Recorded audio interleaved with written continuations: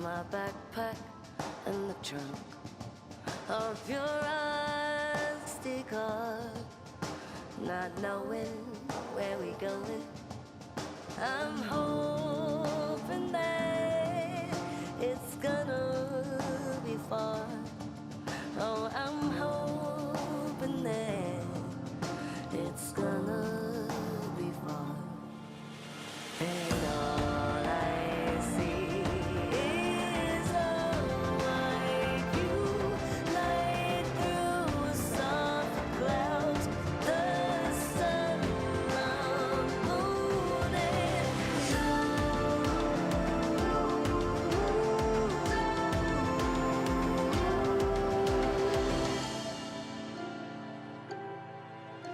we follow our hearts, we see in the signs, led by the stars, not knowing where we're going. Yeah, I'm hoping that it's gonna be far, it's gonna be far. And all I see is a white view light through soft clouds, the sun, the moon, and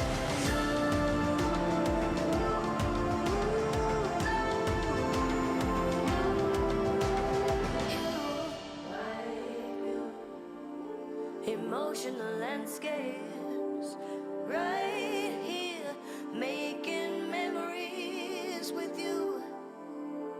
Sun, moon, you.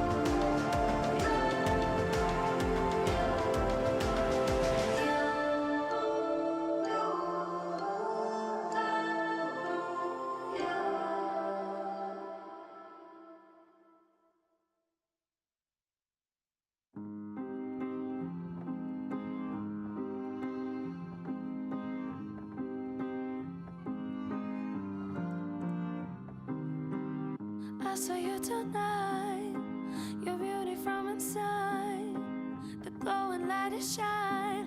I am with you. Oh, close my eyes, sense your vibe, being alive just feels so right. We are flying out of space and time. Sparks spraying between us, colorful clouds of dust. Coincidence might be divine. Wanna sing a melody, sounds like poetry to me. Let your key resonate all through my body. I saw you tonight, your beauty from inside, the glowing light is shine. I am with you. Oh, you saw me tonight, the soul of a child, the chaos of my mind. I am with you.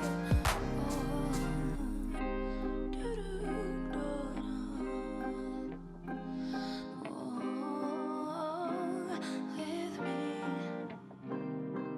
skin to skin, wandering landscapes we're discovering. Whole new world so new and welcoming. And we're dreaming, are we here? Just imagine how it feels. Stop believing that it could be real.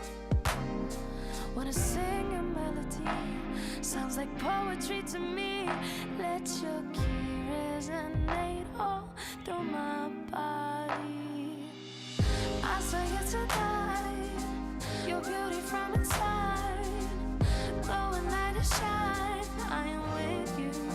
Oh, you saw me tonight, the soul of a child, the chaos of my mind. I am with me.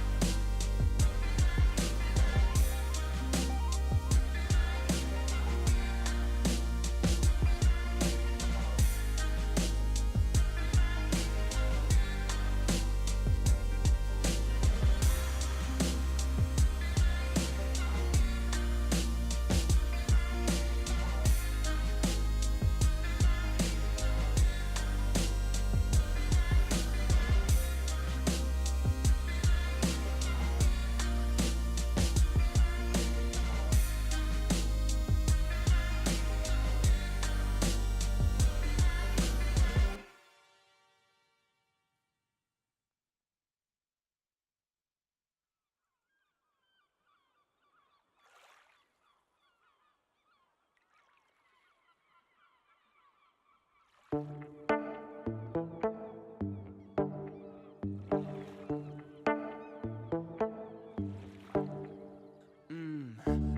a place I wanna go, 15 miles to the coast, where the sun always shines, right down on the borderline.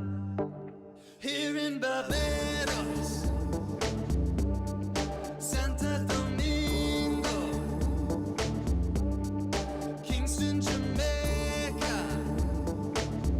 Trinidad and Tobago.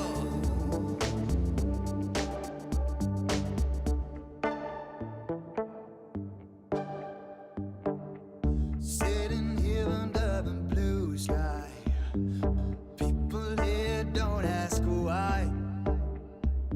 The sun comes down every evening, oh, the sun comes up, we're believing.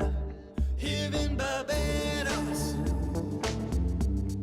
Santa Domingo, Kingston, Jamaica, Trinidad and Tobago. Lazy breeze in a sea of green, slipping on the sunscreen. Lazy breeze in an open sky, never wanna say goodbye. Here in Barbados, Santa Domingo, Kingston, Jamaica, Trinidad and Tobago. Here in Barbados, Santa Domingo, Kingston, Jamaica, Trinidad and Tobago.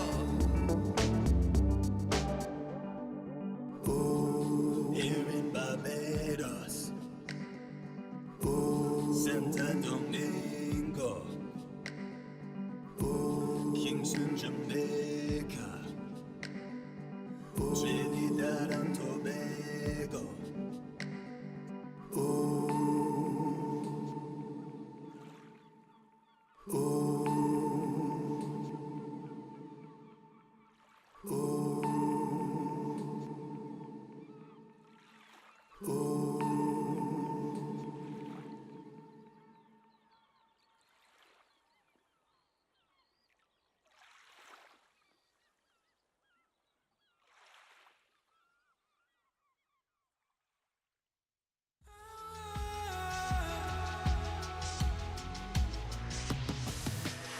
Why do you speak on my name? Why do you treat me so bad? 'Cause I never made you feel like this. Why do you leave me into? Do you love her for real? Do you love her for real? No, no, no, no, no, don't give me that, don't give me that. No, no,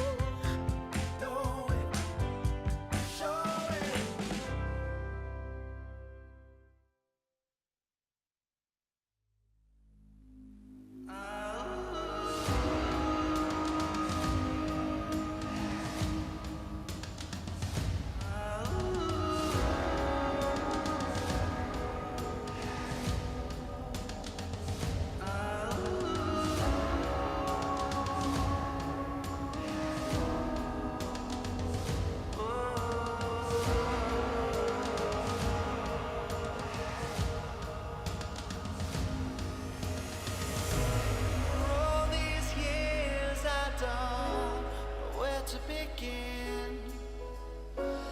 Do I repent this life of sin? Now I've already gone to somewhere I know is waiting for me. Down I go, where the river don't flow.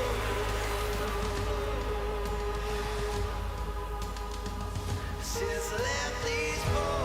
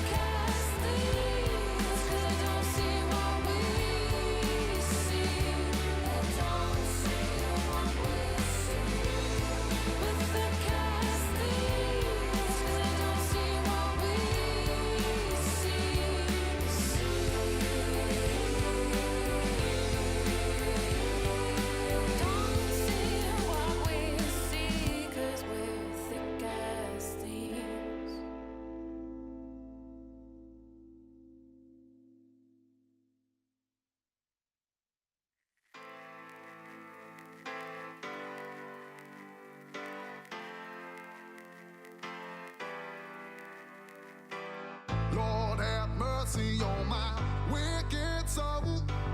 Nobody told me what makes right from wrong. Came from the shadow with an eagle eye, leaving all my thoughts and my fears behind. Yeah, I'm gonna run from here. Run, run, run. Yeah, I'm gonna run from here. Run, run, run. Nobody come from here. So I leave today. Say goodbye to all of the pain. I'm moving on. I'm moving on. I'm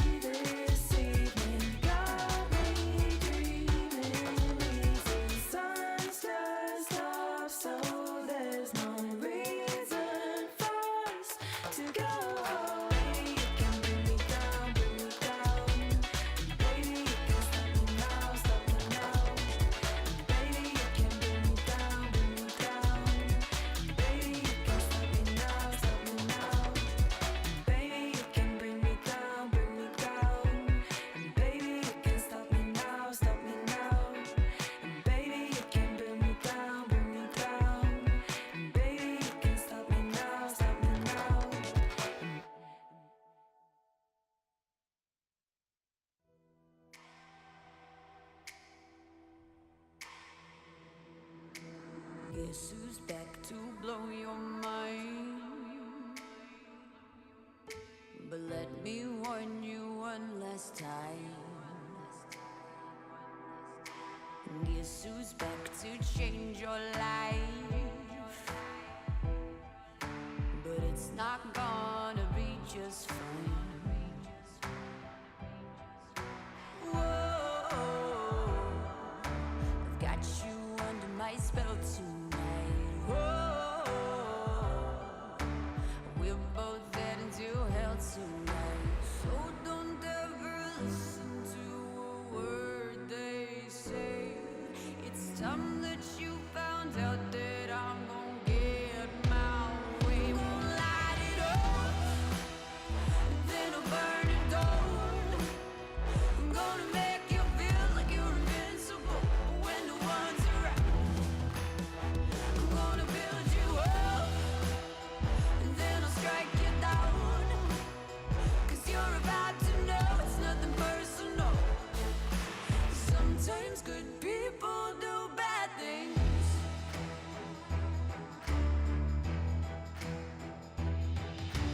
I have always tried to be nice. I've sat right back, I've tried to be quiet. But I can only take so much, and then I just explode. To feel it building inside, then I just need to let go. So don't ever listen to a word they say. It's time that you found out that I'm gonna get my way. Okay, I'm gonna light it up, then I'll burn it down. I'm gonna make you feel like you're invincible when no one's around. I'm gonna build you up, and then I'll strike you down. 'Cause you're about to know it's nothing personal. Sometimes good people do bad things. Oh, oh, oh. Sometimes good people do bad things. Oh, oh, oh. Sometimes good people do bad things.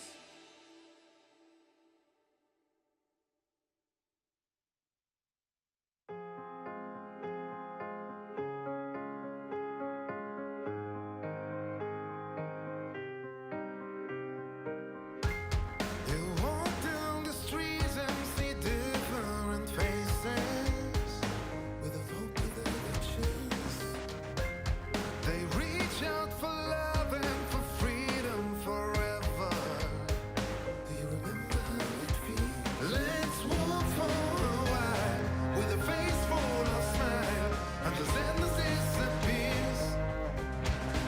When weakness overcomes you, face it, go through, and the kings as they come, it will go further now.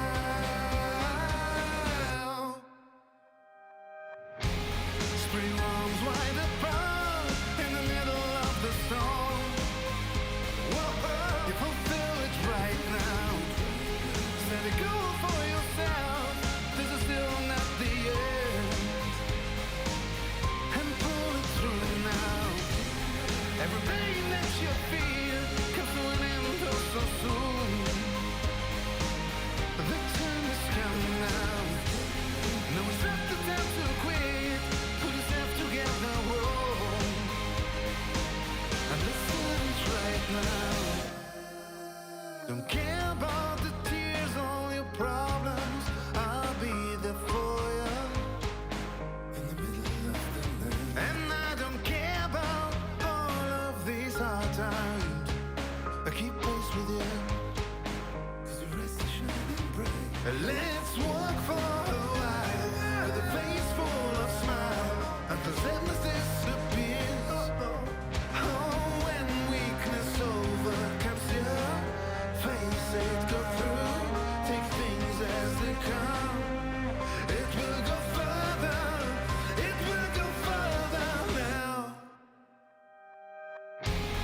Three worlds wide apart in the middle of the storm. Whoa, fulfill it right now. Set a goal for yourself. This is still not the end. And pull it through now.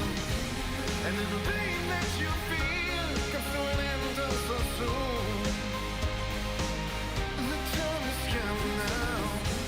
And no step to time to quit. Put yourself together, whoa. And let it start it right now.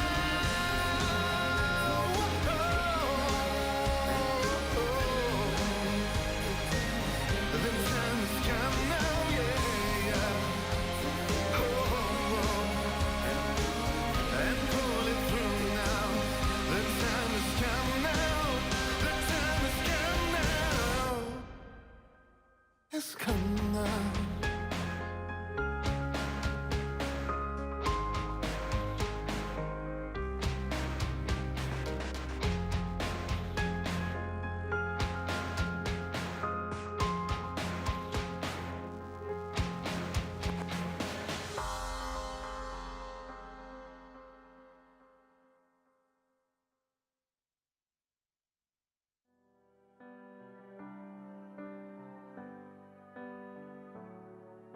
Staring out at an April snow and your taxi in the street, I imagine time has slowed. In sympathy, of packing up my heart to walk away. Still, it's all I want to say, 'cause I learned to love for you. I don't want somebody new. Impossible for me to let it go, let it go. So if it's goodbye, if you're running free, you ought to know, ought to know. You're the reason I learned to love. Learn to love.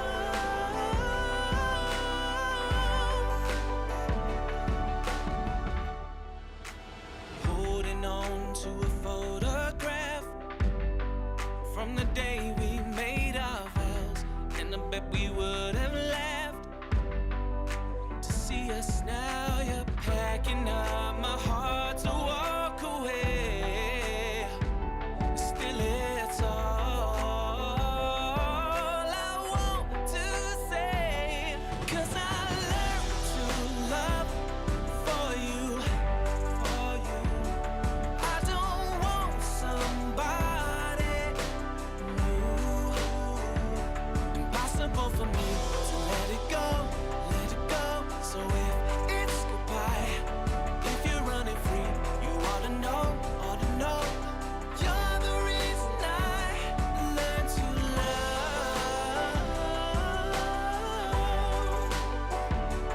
Learn to love.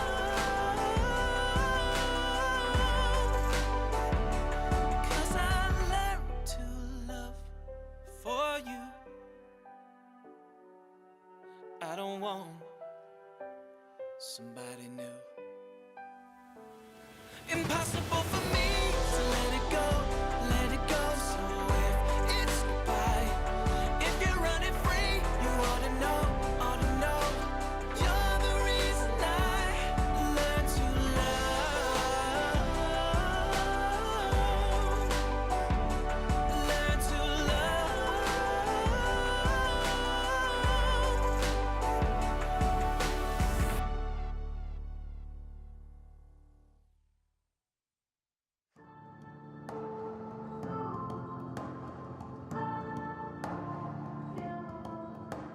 The moment I throw my backpack in the trunk of your rusty car, not knowing where we going, I'm hoping that it's gonna be far.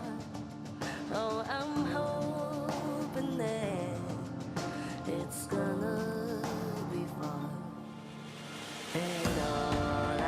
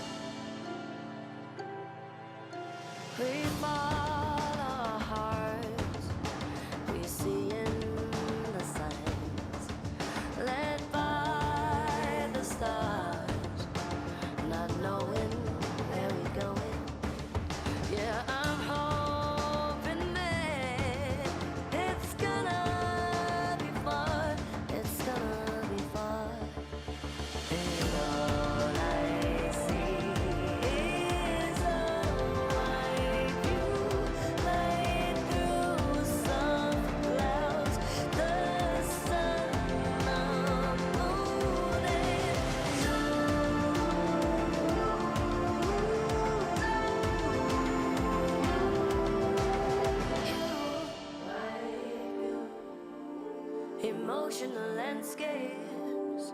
Right here, making memories with you. Sun, moon, you.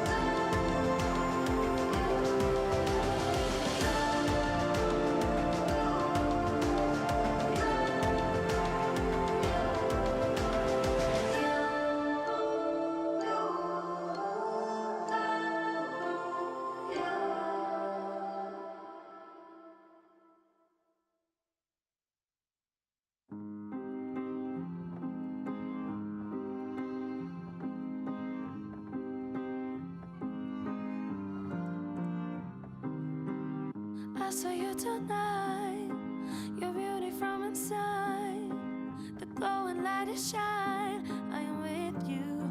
Oh, close my eyes, sense your vibe, being alive just feels so right. We are flying out of space and time. Sparks spray between us, colorful clouds of dust. Coincidence might be divine. Wanna sing your melody, sounds like poetry to me. Let your key resonate all through my body. I saw you tonight, your beauty from inside, the glowing light is shine. I am with you. Oh, you saw me tonight, the soul of a child, the chaos of my mind. I am with you.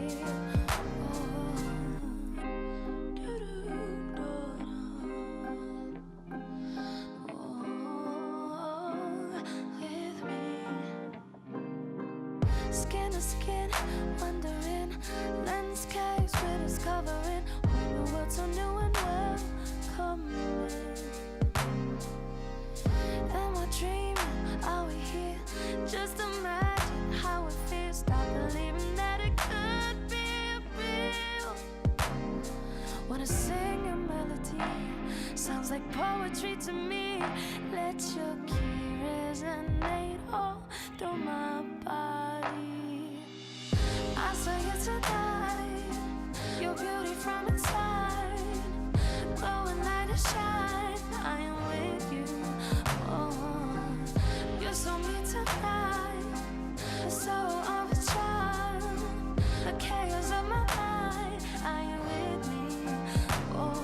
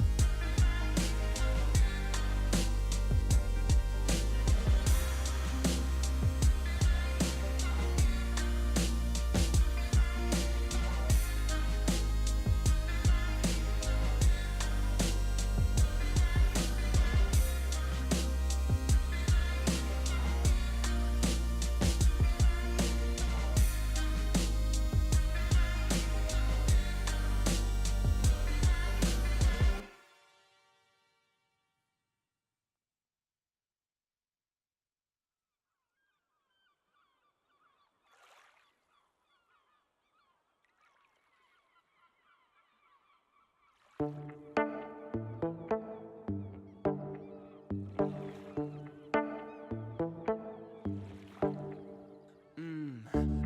a place I wanna go, 15 miles to the coast, where the sun always shines, right down on the borderline. Here in Barbados, Santa Domingo, Kingston, Jamaica, Trinidad and Tobago.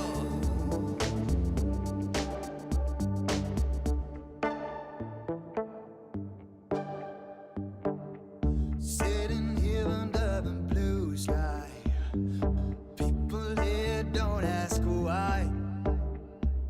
The sun comes down every evening, oh, the sun comes up, we're believing. Here in Barbados,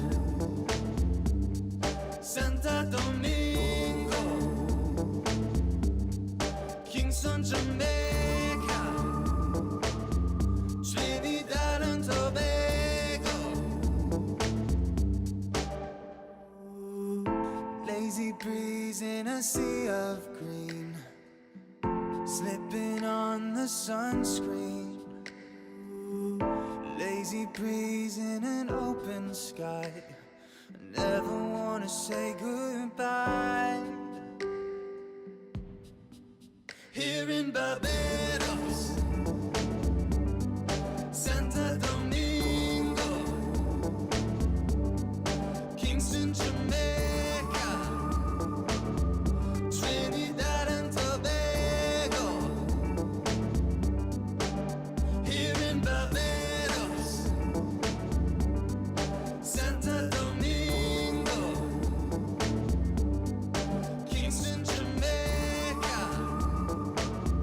Trinidad and Tobago. Oh, here in Barbados, oh, Santa Domingo, oh, Kingston, Jamaica, Trinidad and Tobago. Oh, oh, oh, oh.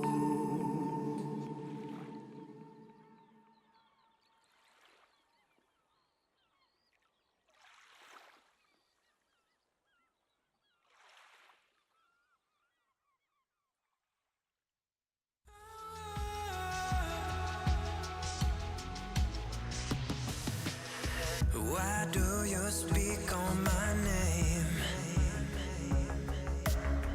Why do you treat me so bad?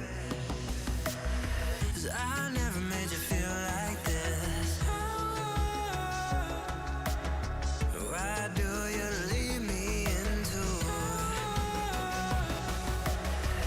Do you love you for real? Do you love you for real? No, no, no, no, no, don't give me that, don't give me that. No, no, no, no, no, don't give me that, don't give me that.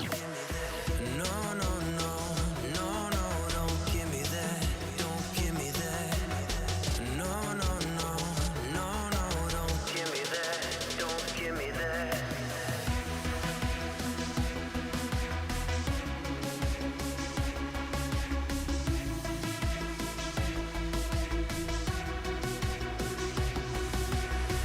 Why do you speak on my name? Do you love you for real? Why do you treat me so bad? Do you love you for real? 'Cause I never made you feel like this. Do you love you for real? Why do you leave me into? Do you love you for real? No, no, no, no, no, don't give me that, don't give me that.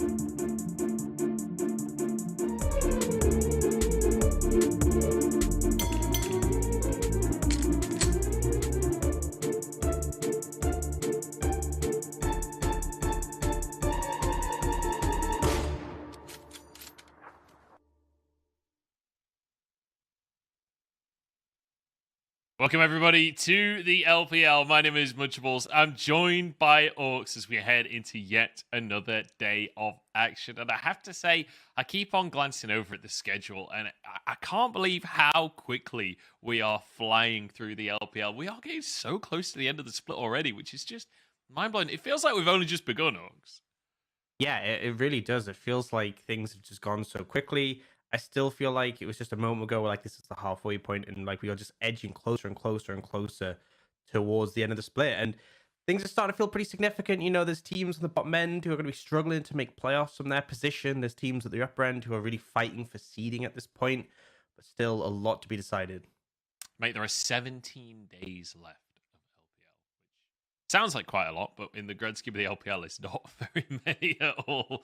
It's 2.5 weeks remaining. But let's take a look at the results from yesterday to kick ourselves off. Let's zoom in a little bit from the grand picture of the entire LPL and instead focus on what's happening right now. 2-0 yesterday in favor of JDG over Ultra Prime. And then a 2-1 win for Top Esports against BLG as well. A relatively close series, but showing some pretty big flaws from BLG, I'd say. Yeah, I think that first series is expected outcome, but Ultra Prime had kind of been on an upswing. So JDG very convincing in the closeout. BLG though, I think Top Esports right 5 win streak now really had a massive resurgence. And as much as BLG has gained some ground, you know, now tied at 7 wins with RNG, LNG, EDG. Still, they are below V5 and Weibo are currently sitting at the top of the table with 9 wins. Yeah, worth mentioning as well that RA also on a 5-win streak. Yeah, I think a team that's kind of been sneaking under the radar, but definitely one to keep your eyes on. But let's look at the matches for today, because there's a lot to be talked about in terms of the standings. A lot of exciting stuff going on there, but today we're going to be seeing EDG up against LGD to start us off. One of the teams that is still currently tied at 7 wins. They've been stuck at that point for about a week and a half now, I think. It's starting to become an issue for EDG. We'll see if they can get themselves that win on the board finally today. But then, Weibo versus RNG. And this should be an incredibly interesting matchup, especially for RNG, who have, similarly to EDG, kind of been stalling out a little bit on that 7-win mark. And they're up against the team with the biggest win streak in the entire league right now. Yeah, it feels like RNG really stagnated quite a bit. And an important win, if they can claim this, they can obviously close the gap quite significantly. Whereas losing this, putting Weibo at 10 wins, obviously makes it very hard to gain ground. But first, we can focus on that initial series. And I feel like, you know, it may seem lopsided on paper, but EDG been struggling a bit so far this just in recent weeks. Yeah, they have. And I mean, it feels rough to talk about their struggles, because in that last series, it felt like they should have had that one, right? It felt like everything was done and dusted between EDG and Top Esports. And that was when they suddenly realized that they'd been mojoed. Top Esports came on through after EDG had the Elder Dragon, had everything in their favor. Top Esports managed to out-mojo them. This was a brutal loss for EDG, and honestly, we can have a look at some of the clips from that third game that was just so crazy in the late game, and it really does just leave you scratching your head on what on earth went wrong. Yeah, especially after seeing this. Like, this game just looked over, right? EDG massively favoring Dragons. You get a huge ult from Viper, just one hitting half of the team. They chased down, managed to kill everyone here but Wayward, and it's like, this just looked like the game was over. It looked like it was done and dusted. Especially, like, you look at the scoreline, Viper 6-1-3 on the Aphelios. That is just like a tick to say, like, the game is done, the game is successful. And then this Baron play, DJ because of the wall, doesn't get the Baron. And then critically, if you look at the composition Top Esports had, you have Viego, you have Vex, you have Jinx. Great champs for resets. And I love this play from Knight. The Flash, Fear, Viper, no cleanse available. Didn't even get a chance to react with the Flash. And that was literally it. This is the end of the game, by the way. EDG have Soul. They lose one fight and it's over. And it's kind of like, it doesn't matter who wins the most fights. It's who wins the last fight. And I think crucially as well, in that fight around Baron where EDG lose it, that did not feel like this calm, coordinated EDG that they got so renowned for being at the World Championship. Remember all of Azale's segments where he was drawing the line, this formation that they would always... That was not what we got to see in that Baron fight against Top Esports. So definitely some work to be done. You know, Flandre didn't play in that series, so a few question marks for EDG coming out of the back of that one. But also... kind of a similar story for LGD in their most recent series, actually managing to pull out a win against IG in a full 3-game series. And that game number 3 was an incredibly messy game. But I think that actually ended up helping LGD out because we've got a lot of very mechanically skilled players on this LGD roster.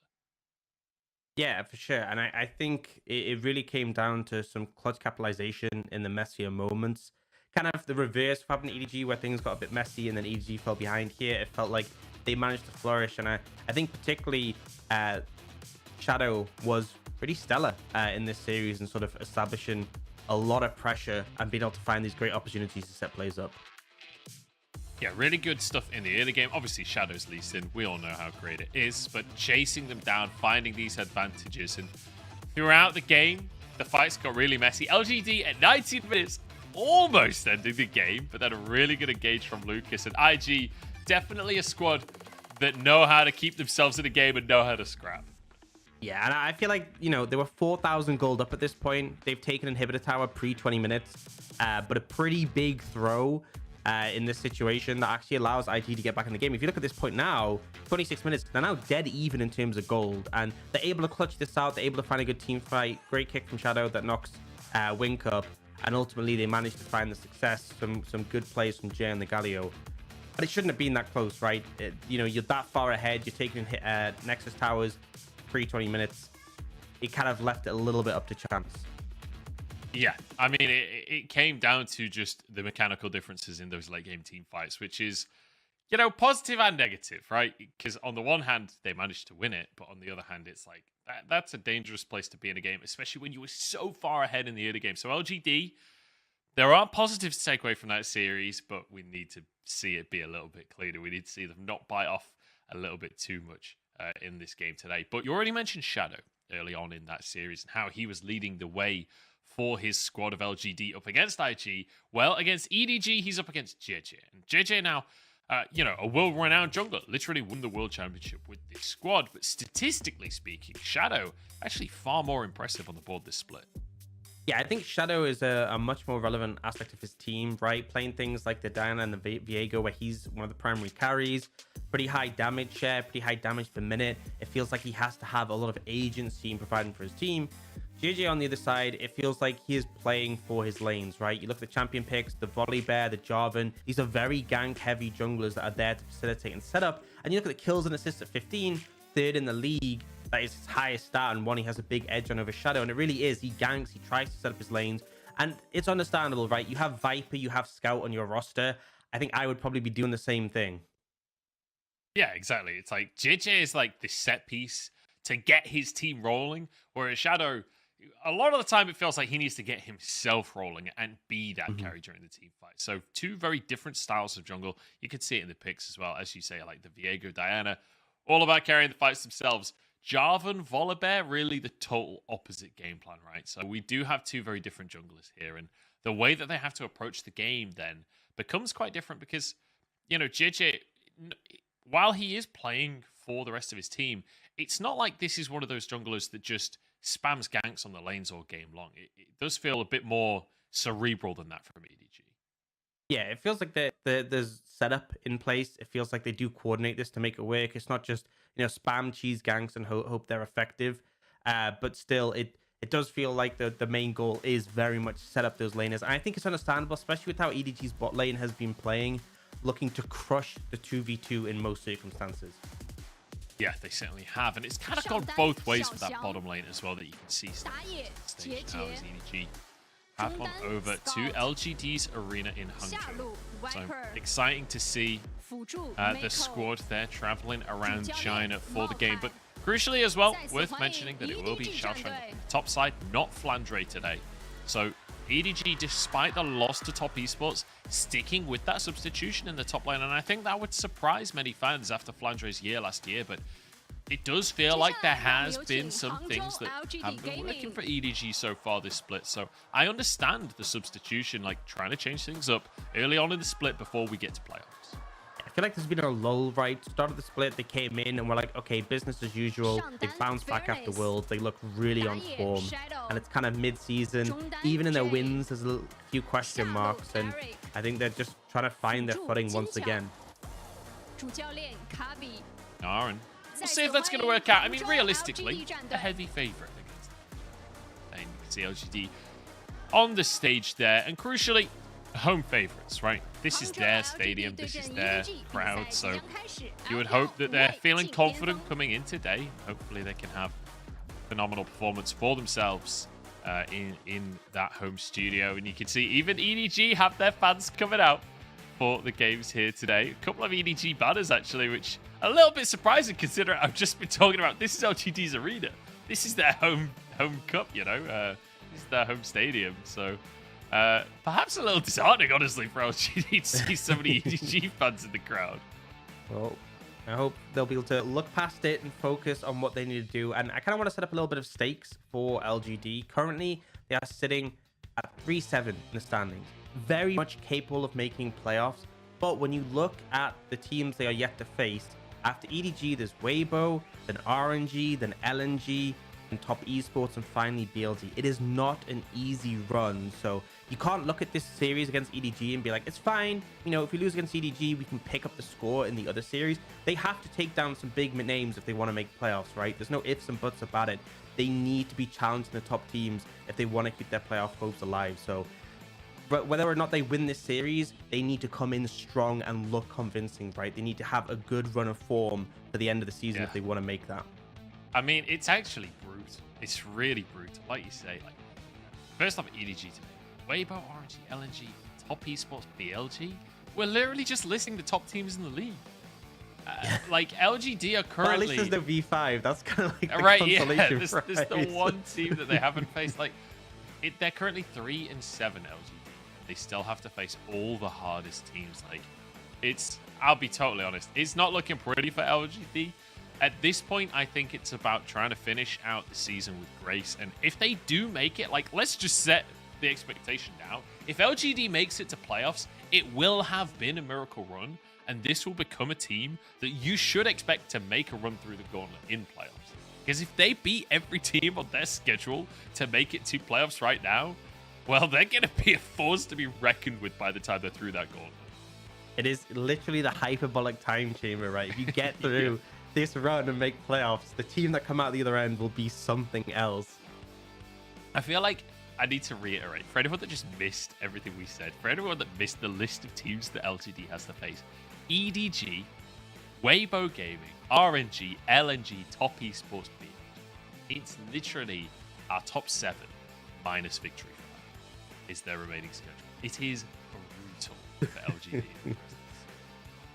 But perhaps the miracle can happen. We'll have to wait and see. EDG, a bit more of a mixed bag in terms of their schedule. I'd say it's about 50-50 between top and lower tier teams. So, but for EDG, I mean, they're pretty much going to be locked for playoffs unless they have a dramatically terrible run. I mean, they are on a 2-loss streak, but realistically, they just almost beat Top Esports, a team that are on a massive win streak right now. So I'm definitely not nervous for EDG about making playoffs. It's much more a question of seeding when it comes to playoffs. And a series against a team like LGD is one that you should expect EDG to be able to get on the board. But we're into Champ Select anyway.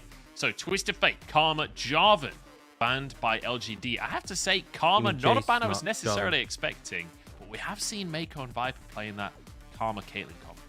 Yeah, Karma Ezreal as well was a big one for them. The Jace, to me, kind of hints that maybe LGD might lean on an early Gwen pickup. So EDG going to ban it away. Very telegraphed. When you see Jace banned, expect Gwen to be high in priority. Now, something to note, we are on 12.4 for those who aren't aware. We did move to 12.4 yesterday. We skipped 12.3. So there'll be a little bit of a shift up due to that. But LGD going to instantly lock in that Zeri. And I like this from EDG looking at the Nautilus, right? I think the big thing with Zeri is if you have skill shots, it can be difficult to land.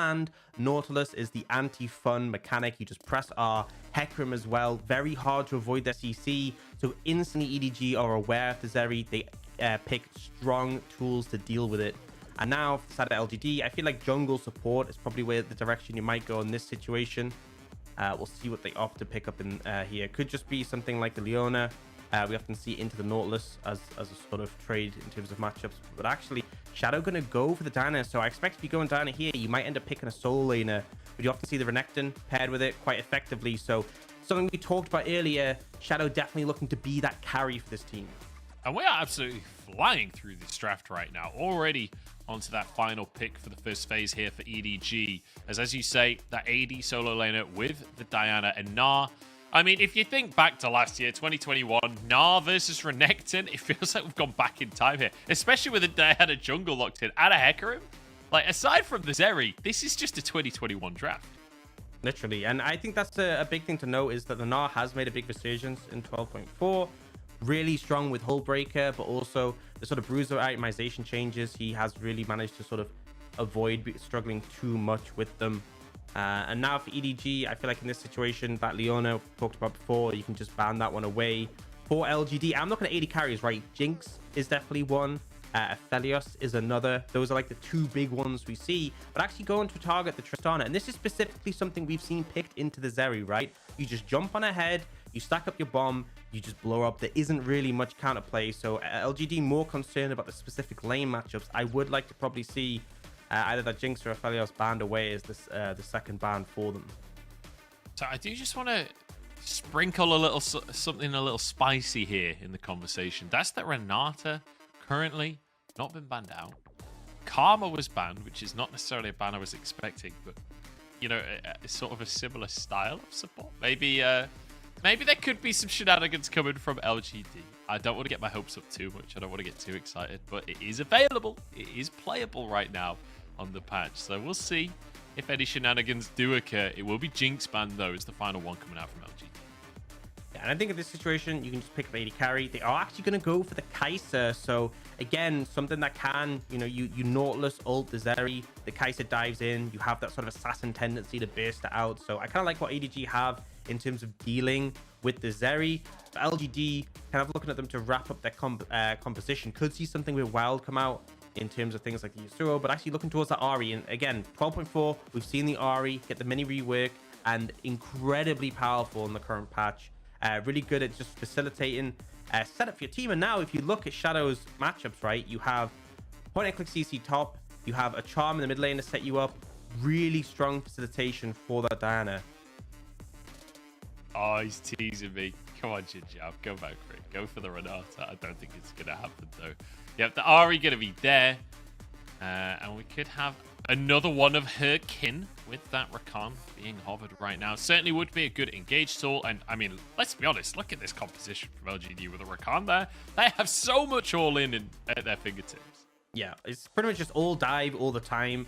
Very much go in. And it's kind of cool because on the other side for EDG, it's kind of the same, right? Both comps are looking just to charge forwards. We will see the Vex come out. I like this in the Ahri. It's the fact that you have essentially an impossible to dodge CC when you do get in range of her with that fear. Not much you can do to outplay that, but also this is such a dive heavy composition for EDG. Both sides very much looking for that all in, and I do feel like EDG have some great tools to deal with the Zeri, which is kind of LGD's late game insurance. So I think LGD, I need to see them find a little bit of early momentum, particularly around Shadow, so that he's like that other force to be reckoned with, right? Because if you're being forced to deal with the threat of Diana, it leaves less tools available for that Zeri and allows a little bit more freedom. Certainly does, but our two compositions are locked in. So, Orcs, I want to hear initial thoughts here. How are we feeling about the two comps? Has either side won the draft? That's a question I don't usually like to ask, but I'm curious on your take here. I don't think either team has sort of outright won the draft. I think both teams have some solid tools. I do feel like LGD, I'm a little bit concerned about the Zeri's freedom in team fights. I also feel like the Renekton Diana is something you want to snowball with, right? Especially if the Renekton does end up falling behind, he becomes fairly, you know, irrelevant sooner rather than later. So I think LGD want to come out running, but I think both teams have great tools to play around with, right? And I think what's really amazing here is that regardless of which team is ahead, sometimes you get these compositions where it's like, okay, enemy team's ahead, we kind of just watch them. But here, like, we will constantly see engages happen. If one team falls behind, their win con to get back into the game is look for someone isolated and just engage. I'm also just excited to see Viper playing on the Kai'Sa. It's such an insanely high skill cap champion. We get to see one of the very best AD carries in the entire world playing that one alongside Moko. And you mentioned before we got into this draft that the EDG bottom lane, they've been going ham in the 2v2. Zeri, notoriously a little bit weak in the early stages of the laning phase, so perhaps a window of opportunity for EDG to make something happen. But already you can see on your screen, there is a big old cluster of players making their way across the map. Orcs, we could have some level 1 shenanigans coming our way. I always hope for level 1 shenanigans, in all honesty. Always makes a lot of fun. Looks like we're not going to see too much yet. But I think a big thing is we can kind of look at sort of what the plan might be for these teams. So both junglers do spike pretty hard at 6. Not really the highest agency before them compared to, like, you know, your typical Xin Zhao's, your Jarvans, your Lee Sins. But in terms of where they want to sort of apply that pressure, with Shadow, it's the top side, right? We talked about the Renekton Diana combo. You have that point and click stun to set up the Diana.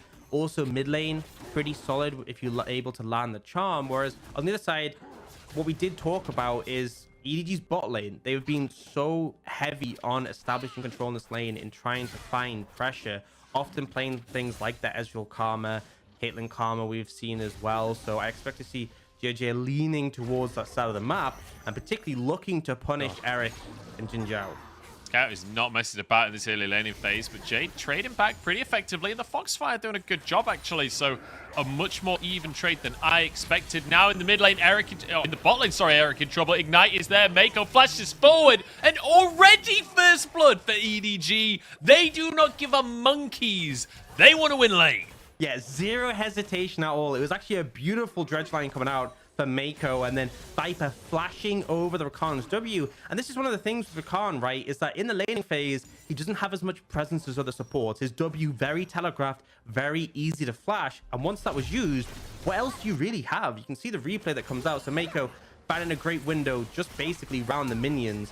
And then, yeah, Jin Zhao does what he can, right? You W in. What other option do you have really available? I guess you could have held the W a bit longer. That maybe could have made a difference. But either way, beautiful engage from EDG and already doing what we expect from them, establishing control in the lane. And the crazy thing is, like, we were talking about, this is a bot lane that likes to be aggressive in the 2v2. I didn't expect it at level 1. I expected them at least to wait for the level 2 spike, you know? Like, yeah, LGD, not ready at all, yeah. Yeah, Eric for sure did not expect it either. Now, Xiang Jin, you know, he won't actually be able to do much to Shadow in this situation, but finding out where he is, having that information, also means he very much should be prepared for any plays towards the top side. We did speak about how the Renekton very much has a lot of setup for the Diana. So, and Fierce actually in trouble. Is in big trouble, yeah. Flash available still. Xiaosheng playing that one safe. He does know that Shadow is nearby, so can't go too aggressive there. But honestly, I feel like maybe could have got a little bit more aggressive on the play. But on the top side, Shadow gets that. Scuttle Crab. JJ will match that down on the bottom side of the map. JJ has a lot of freedom on this bottom side of the map, considering how the bottom lane has been going so far this game. But Shadow, he's toying with the idea of a dive. Looks like he is just going to go for a reset here. Just shadowing to make sure that Fairness can get this wave in. But Mako's going for this one once again. Viper with the Hail of Blades. There's a W in. JJ just going to gallop across the lane and leave out the way he came. Yeah, hard to gank the Rakan when he's the target you end up committing to. Jin Zhao still had flash available, still had his W to make sort of get away from the situation. But similarly, on the top side, we don't see the play being successful for LGD. There was a big stack wave, but Xiaosheng was very close to Mega. And critically, you know, we talked about him going more aggressive before. He didn't. Made sure that he was still pretty healthy, and then as a result, just wasn't a viable dive target. Now, if you look at the wave in the bot side, Fairness in big trouble once again. Xiaosheng having an amazing time on this top lane right now. That's 2 near plays coming out from him. Fairness did still have flash available, but regardless, fantastic start to the lane for him. You see JJ moving up. Scout on the way as well. Orcs, I think we've got a dive on our hands. Fairness knows what's up though. Drops his ward in the tri-brush, and he is backing all the way off. LGD right now, very pleased that they got that early Scuttle Crab. Jay doesn't know that he's been flanked by Scout right here in this play from the EDG 2v2. That is gorgeous. And there's a little ward you can see there just near his mid lane tower that spotted him out in the roam. So great play from EDG. They have the vision of the Ahri moving. They then loop round, and despite not having vision at his exact position, they knew roughly where he was, and they're able to collapse. Great execution. And, you know, despite the fact that they did manage to get the dive up top, it still forced Fearness away into a bit of an uncomfortable position. Really solid play from EDG. And on the other side of the map, we saw Viper and Mako being very, very patient, right? They knew Shadow was going to be on the bot side. Shadow was, well, shadowing, right? Making sure that his bot lane could crash the wave safely. And as a result, we saw them temper their aggression and wait for an opportunity. Now, Scout level 6. This is an easy dive. Yeah, Fearness just TP'd back in, but Shadow is here. Shadow's still level 5 right now. JJ holding the wave. There's the stun. Shadow Surge is going to land. And that's Fearness gone, but it's a 1-for-1 so far. And Jay coming in from the side, only level 5 right now. Flashes and whiffs the charm, and that might just be the end of the play, because without ultis, I don't think there's a way LGD can extend this one. But Jay now hitting level 6 himself, jumps on forward, the Ignite is there, and Scout burned to a crisp.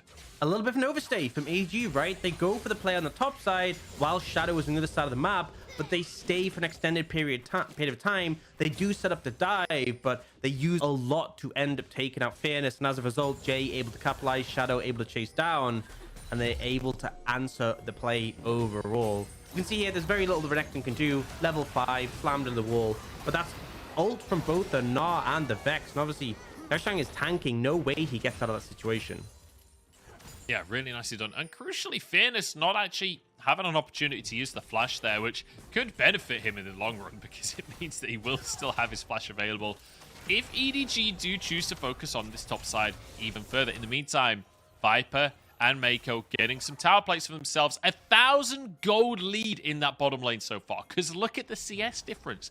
20 CS up for Viper, as well as that turret plate. He is rocketing ahead of the competition right now. When you look across the board, similar story, as we've got another hook in this bottom lane, and Xin Zhao has a grand entrance on out of there. Will survive, but barely. Definitely still showing how much threat there is in this bot lane 2v2, and Eric, as you said, substantially behind already in this matchup, and it feels like EDG just haven't really given them any room to breathe, constantly threatening, constantly looking for opportunities, and they are going to hit that level 6 point soon. The strength of the 2v2 really spikes for the Kai'Sa and the Nautilus when you hit that point. And the thing is as well, for Eric, right, has the cleanse. It doesn't actually offer that much of the 2v2, right? It's very good against Vex. It's very good against the Hecarim, right, who both have CC that you can use it against. But it offers very little against the Nautilus, because if he hooks you and then he pops his ultimate, cleanse will really offer nothing. Yeah, it's a really tough one to try and cleanse your way. I think maybe locking it in for the fear coming out from Scout later on, or I'm not entirely sure, but either way, see if it's going to work out for Eric later on. 0-1-0 so far. Both teams now posturing for the Herald. EDG, they're the ones in the right place at the right time, but a charm sets it up nicely. Mako survives though. There's a Mega Gnar, but no stun. Doesn't matter though, because the Herald is the target right here. Fearness coming in on the flank. They need to burn this right now, but Mako goes in for the fight. There's a Shadow Surge forward. Mako will go down, but it's 1-for-1 so far, and Fearness now being chased away. Eric arrives on the scene, gets his ulti off, and starts building charges. LGD, we said the early skirmishes is where they thrive, and thrive they shall, as EDG are sent running to the hills, and Xiaoshang might not be able to make it to the tower. Jay goes forward. Xiaoshang hops over the minions, though, and will walk away. And the critical thing, right, is we talked about all these tools that EDG had to deal with the Zeri. They burnt them all before the Zeri even arrives. And as much as this is an early Zeri, not super threatening, still able to chase down very effectively, still able to stack up those overcharge in this fight. And you see what ends up coming out, right? The engage comes in. They commit quite a lot of resources here, basically just to take out, well, firstly the ult from the Gnar comes in, and then it's a lot committed in the start of this fight, right? Ult from the Hecarim, ult from the Vex as well. And it's only now that Eric slides in, joins the fight, and they don't have any tools left for Zeri, so just able to free hit basically in this situation. Really nicely done. And I'm loving watching Jay on this Ahri as well. He has had 1 or 2 whiffs on the skill shots, but aside from that, positioning, fantastic. Using the ultimate to great effect as well. Exciting to watch so far this game. But Herald now down to the bottom side as EDG try and bite off a little bit more gold from themselves. Viper will be close enough to get some of those tower plates for himself once again. That means that he is still maintaining that lead despite Eric having a great little team fight there. Viper still 1,000 gold ahead. Yeah, and if you look at the team goal difference, it's basically all the difference between AD carries. So definitely still ADG doing what they want to in terms of this bot lane 2v2. But I have to say that fight being lost for them, a little bit uncomfortable. It is fortunate they got the Herald though and are able to capitalize on it. So not too much of a hit. The team's looking towards this dragon now. Remember, this is, 10 minutes, nearly 11 minutes in the game. Quite a late first dragon here, but I think LGD should just be able to pick this one up fairly freely. Yeah. So I want to revisit the compositions a little bit here because we're 5-5 on the scoreboard. 11 minutes into the game is this Drake. First one of the game will go the way of LGD, sorry. I kind of want to talk about the identity of Ari and how she's going to fit in the game because I think a lot of viewers at home may not have seen Ari in competitive just yet since the rework. So talk to me about scaling. Talk to me about when we should see Jay really having his biggest influence. Yeah, Ari doesn't scale exceptionally simply because of the fact that her damage isn't super relevant in the later stages, right? And it gets to the point where people can pick up itemization to deal with the charms, whether it's Merc Treads or like a QSS for Viper later. But a mid-game is so powerful, right? The charm setup, really effective. You can fish for picks. And her ults, right? The way it works now, for those who aren't familiar, you obviously get the 3 charges when you first pop it. But if you get a takedown, then you actually get an extra charge and you can just extend it over the course of the fight. So very momentum based, right? And if you look at LGD's composition, if they get a big engage, you can dive in with them, land a charm, lay the CC, burst the target, and then you get the resets to allow you to continue the chase as we saw in the last one. So despite the fact she's not the best scaling champion, definitely holds up well in team fights. And you are going up against a Vex. It's not like you're going up against something like an Orion or a Victor who really have exceptional scaling. So I think Jay is going to be pretty comfortable in this one. And it feels like kind of the perfect champion for LGD, right? We've talked about how this team loves to scrap. That's how they managed to get their win against IG. That's how this team has kind of lived and died in their series. And it feels like Ari kind of fits in within that more skirmish heavy as opposed to team fight style that LGD are bringing to the table. We'll see if that's going to work up against EDG, who, in their most recent series against Top Esports, couple of issues in the team fight, certainly in game number 3, but I don't know if we could draw necessarily huge conclusions on the team from that one series itself. Still, yeah, 1,500 gold lead right now in favor of EDG. Does feel like, honestly, so far, the lead is just lane differences, right? EDG are just real good at laning, real good at the 2v2. Xiaoshang having a great job in the 1v1 up top as well, getting himself a whole bunch of tower plates. Feels like that's the significant difference in this game so far. Yeah, and it is going to be a little bit problematic having Viper being strong, being fed, but at the same time, you will see the Zeri ramp up pretty significantly. Already has that Triforce in pocket, and this champion does scale exceptionally into the late stages of the game, especially if we end up having longer fights. The overcharge can stack so heavily. Oh, Xiaoshang, that's a great engage. Gets 2 with the knockup, but that's kind of it. Now Shadow goes in for a little bit more. Big ulti in. Viper exhausted and taken down. And LGD, a beautiful little set piece coming out from them in the bottom lane. EDG want to answer up top, though, as JJ is here, but I don't know if this is diveable necessarily. I guess we'll find out. Mega Gnar about to time out. It's too little too late. Wallop is there, now diving under the tower. Xiaoshang tanking. Fearness gets the heal. JJ now tanking, and Fearness in the 2v1. And as you said, the Mega Gnar times out. That's a significant thing, right? They don't have the extra tools. They don't have the bulkiness that the Mega Gnar offers, the extra damage. And so they aren't able to quickly win, take out Fearness. Great as well, the healing he managed to get from that empowered Q just before he went down. And then as a result, LGD managed to trade on the other side, get that first tower, get a ton of gold for Eric and Shadow. Super significant. Really good stuff coming out from LGD, finding themselves a positive trade across the map, taking the bounty onto Viper as well. And I love this from GG, the decisiveness of just going for this play on the flash. Yeah, super heavy commit. And Viper, he could have flashed the ult initially, but didn't expect this heavy chase. The ult from Shadow as well interrupts his dash. They're able to chase him down. And now, if you actually look, we talked about Viper having this significant lead. Eric is now ahead in gold compared to the Kai'Sa. That's pretty scary to see, pretty scary to go up against, because I feel like this Zeri is such a relevant piece of LGD's late stage of the game, right? It is the driving force in the late game team fight.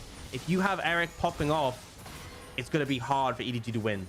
This is a really exciting mid-game now in favor of either team because you've got the bottom lane advantage for LDG, jungle advantage for LGD, but both solo laners ahead for EDG at this stage in the game. And JJ starting this Herald off. LGD trying to get into position, but look at Fairness on the minimap. Miles away, now going to commit the teleport to join in the play. Either Herald available here and JJ gets the smite. So Herald in favor, but Shadow with the 3-man ulti. Mega Gnar into the pit, though. In the meantime, LGD trying to find a way to start this scrap up, but Shadow's already gone down. Scout's in the back line, and he is shredding health bars one by one, finishing them off. EDG, they just make it look easy. 5-0 in that team fight. They absolutely crush it. And credit to Scout, right? We talked about the freedom of this Zeri. If Zeri is unchecked, it's likely going to be a win for LGD. Well, let's just say Eric got checked very quickly by the Vex on the other side. Full-on body checked by Scout as he just flies into the back line. And with a Herald coming down that mid lane as well. That's 2 towers off the back of the play, plus that Drake that just spawned onto the map will go into the pocket of EDG as well. So we were just saying how close these two teams were going into that fight. And yet, EDG now with an almost 5,000 gold. And it's a good engage from Shadow coming out, but look at this ult that comes out from Xiaoshang. Actually just means that Jay and Eric can't really do anything to follow up the engage. And as soon as they do start to rejoin the fight, Scout flies straight in, gets the double fear, kills the Zeri, then follows up on the RE. So I gotta credit the solo laners here for EDG. Beautiful job there just to disrupt the backline of LGD and honestly not even let them play the game. Yeah, beautifully done by Xiaoshang. And you can see why EDG are starting to favor having Xiaoshang in the lineup as Jay is getting a little cheeky with it. Moves into the Tri-Brush here. The rest of his squad nearby. JJ is going to get caught out by himself. Jin Zhao not going to commit the quickness. I thought they were going to pull the trigger. I feel like with the 2 Vestians there, but Jin Zhao actually quickness was on cooldown. So yeah, it would have been difficult to make that one happen. I think the problem as well, since we have that lockout, right? It's half a second between the quickness and then being able to use your W. It's so hard to ever pick a Hecarim because he just ults, right? He sees you use your ult, then he can basically just buffer his ult to dodge the CC. So, you know, there's definitely pick targets on EDG, and I like the fact LGD are fishing, but Hecarim, almost certainly not the target you want to find, especially as he is going that tank Hecarim build, will be very bulky and difficult to take down. I want to take a second here. If I have it, I don't have it. JJ coming down into the bottom side. Jay hit by the bit of a headbutt there from JJ. Shadow is being real sneaky right now. I mean, living up to his name, that is for sure. He's in the shadows of the alcove. Scout has no idea. He lacks critical information right now.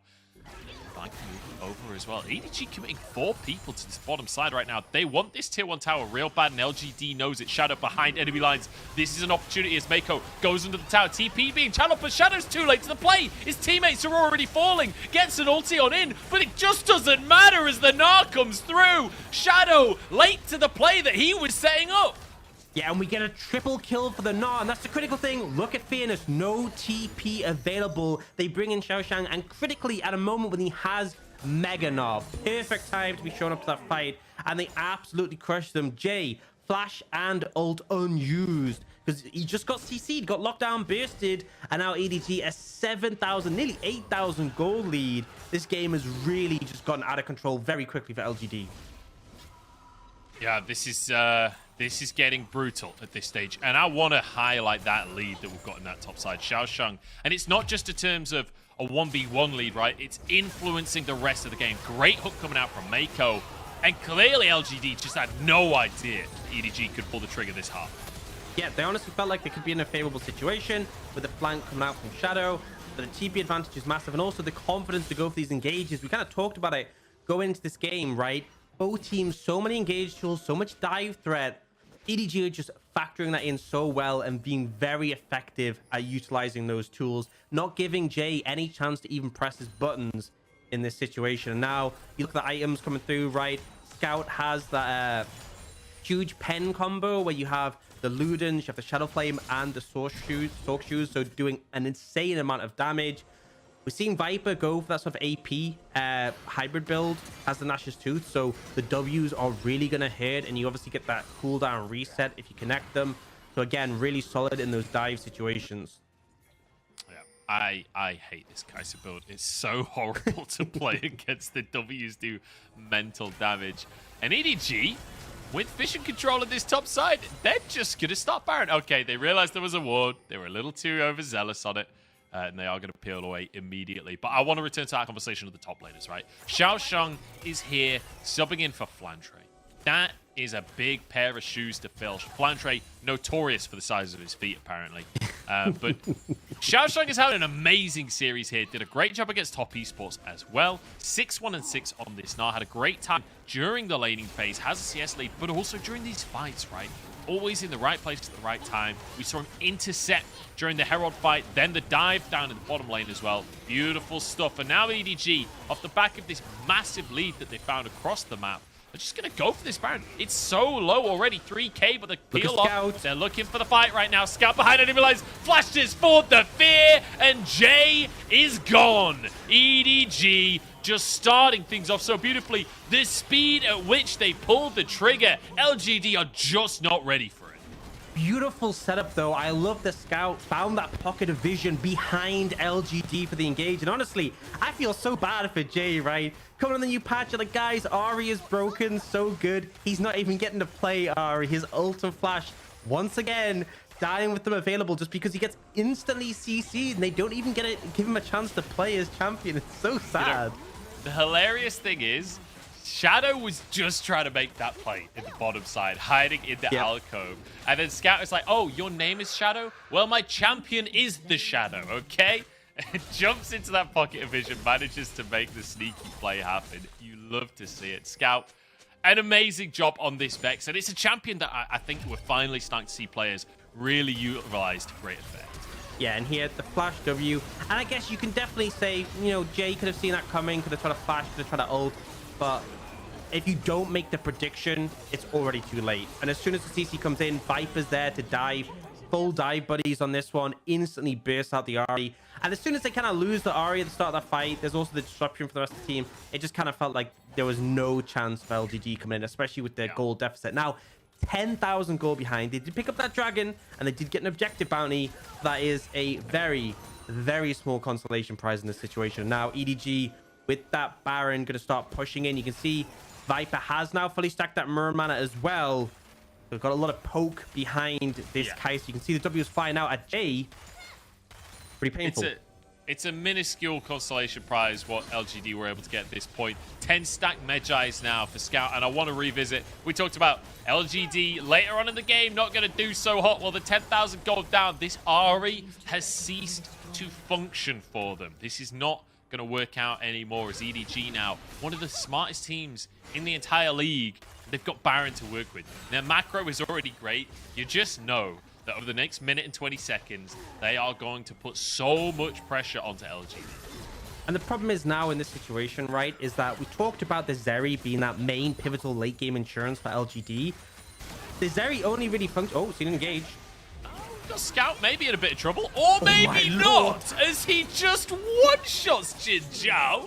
And, well, we said there was going to be pressure coming out from EDG. I didn't expect it to be from Scout alone. Now EDG diving under the towers and finishing everyone off. It's a triple for Viper. You blink and you miss it here as the LGD health bars just evaporate. And I don't understand. Xiaosheng, every time he TPs, it feels like he's just about to go into Mega. Times it perfectly, but beautiful execution from EDG. This game felt close in the early game, but as soon as EDG got that lead, they just completely blew it open, and now should just be able to close this one into a 1-0. Beautiful stuff from EDG. An expected win, that is for sure, but I will say LGD doing a good job in the early game to show up and contest EDG. So while it is a 1-0 to EDG, and while it is a convincing victory for EDG, we're not out of sorts yet for LGD. I still have some faith that we can have a good second game here, and especially that early game. I was impressed by LGD trading across the map. Yeah, I think they did a decent job. It just kind of hit the point where they fell really far behind. The team fighting from EDG was excellent. And especially considering we had that hiccup from them in that game 3 against Top Esports where there was some doubt thrown towards them. This showed, you know, returning to that level we expect in terms of the team fighting excellence. constant 5-0s, even when they were close in gold. Just the execution was so sharp. And I think the problem that sort of came, I was talking a bit about the composition for LGD.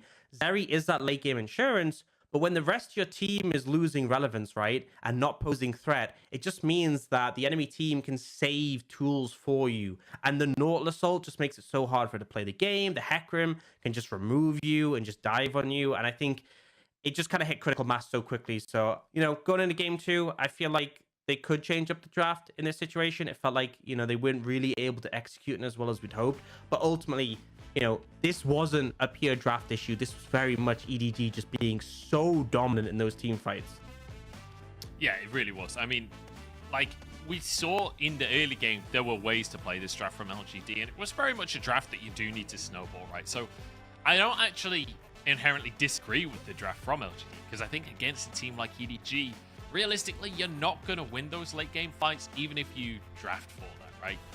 I like that LGD were leaning into the fact that they want to scrap, they want to skirmish, but then fighting 5v5 for Herald, that's not a skirmish, that's just an early game team fight. So perhaps maybe the way that they were approaching the game needs to change as opposed to the drafters. For sure, because I mean, you know, bot lane as well, losing the 2v2 at level 1, right? A little bit rough. And we obviously did see Eric come back into it. The team managed to funnel some resources into him, but Viper was so relevant throughout this game. You can see the damage difference between the two just absolutely stark. And I think that's the thing, you know, we've seen a lot of these lanes coming out from Viper and Mako where they are looking to, you know, harass, poke down with things like the Ezreal Karma, showing they very much still how to play and still know how to play those kill lanes where they just crush you as soon as they get a chance. Yeah, definitely. I mean, the level 1 kill is just that's something else. That's an EDG special right there. We'll see if they can rinse and repeat in game number 2. But I think LGD have got more in the tank. I think we've got more coming after the break.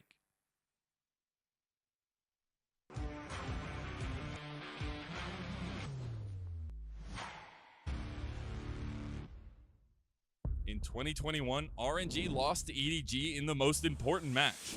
Oh, that's gonna miss. He's got to ward hop away to stay alive with a flash to find the knockup. Jeje is perfect, and he finds the kill.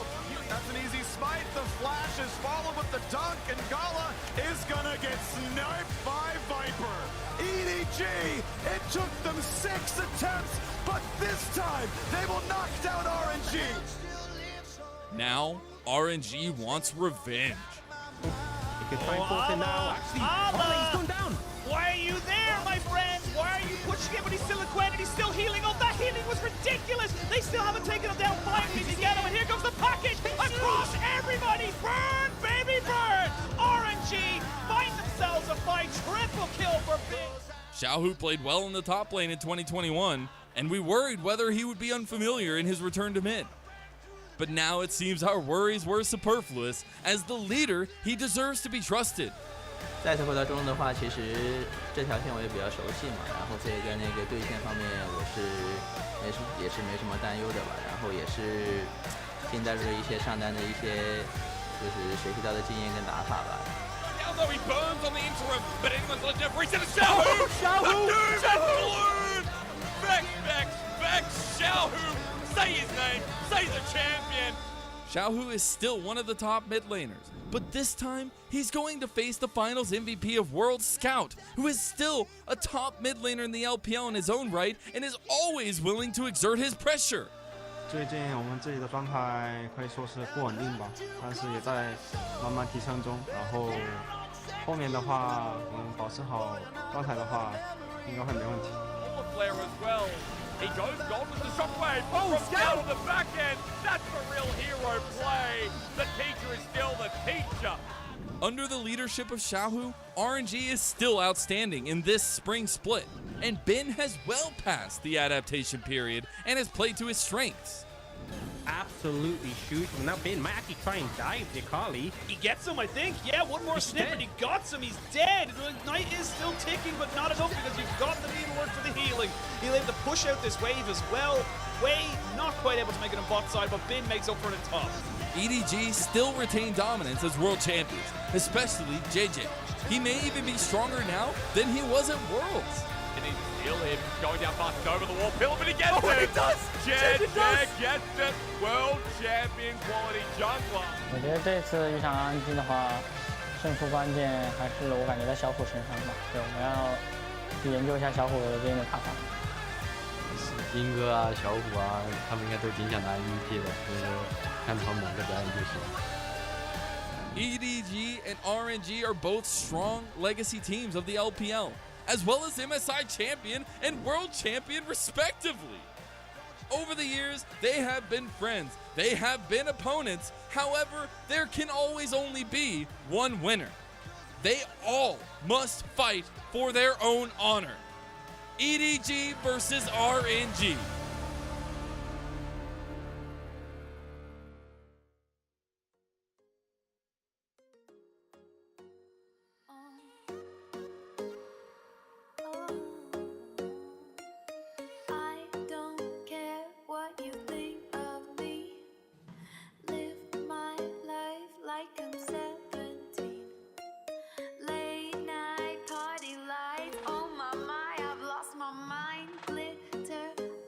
Watch me do my thing, and I know what you came here for. Eyes down, staring at the floor. You might say go, but your body resists. Your feet start moving to the sound of Prince. Don't say no, no, don't lose this. You gotta give it up, baby.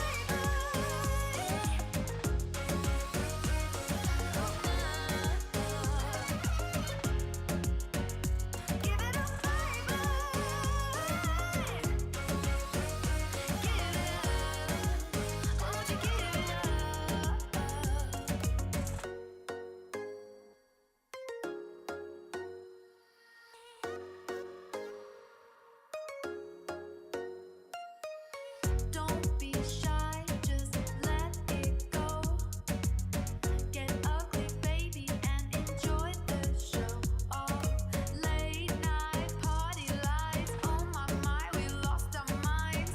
Tonight we're getting physical, and I know what you came here for. Eyes down, staring at the floor. You might say go, but your body resists. Your feet start moving to the sound of Prince. Don't say no, no, don't lose this. You gotta give it up, baby.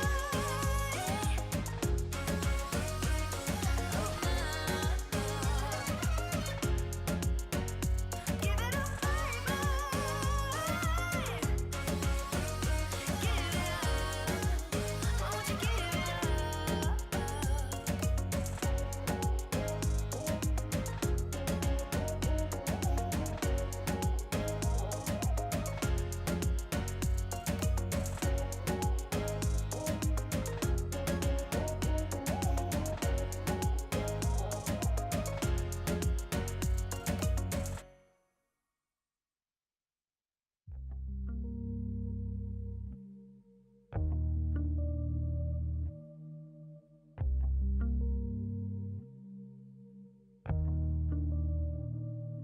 I just wanna love somebody, someone who gon' love my body the way that I want my body to be loved.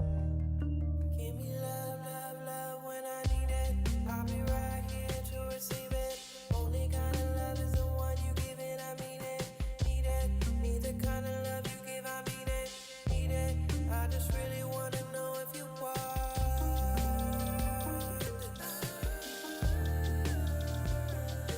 Are you that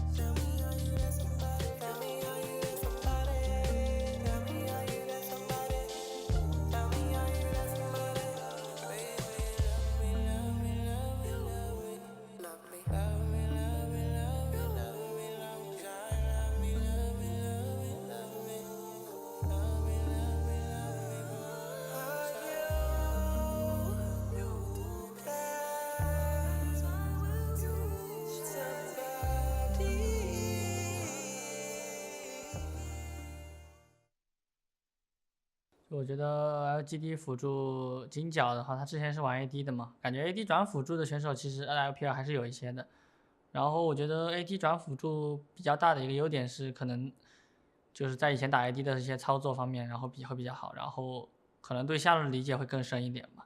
对这两干爹，可能我们现在也不是特别富吧，所以说可能截不到我们这里。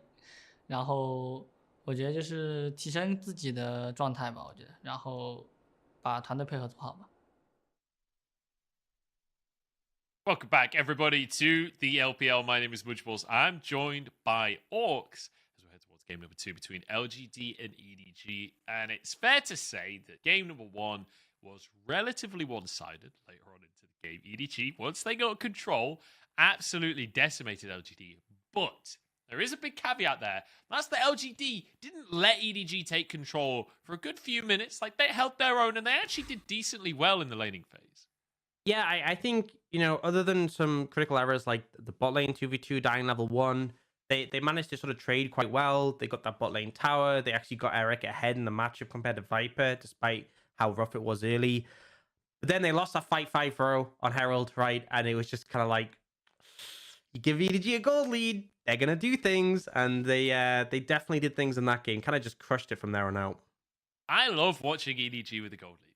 They just don't stop. And Scout going to be the one to grab MVP after some of his secret agent shenanigans. And he was one of the reasons that they could just keep plowing forwards, right? Every single fight, he was doing so much damage, but also so much CC in that back line. It felt like every single fight, he was finding a fear onto Jay, onto the AD carry as well. Like, it felt like every single fight, he would find an enemy carry and he would just straight 1v1. For sure. It really felt like the RNG going to play the game, constantly just getting CC locked and bursted down. Just great coordination for the whole team. But yeah, Scout specifically finding those great angles. And we are going to the draft again.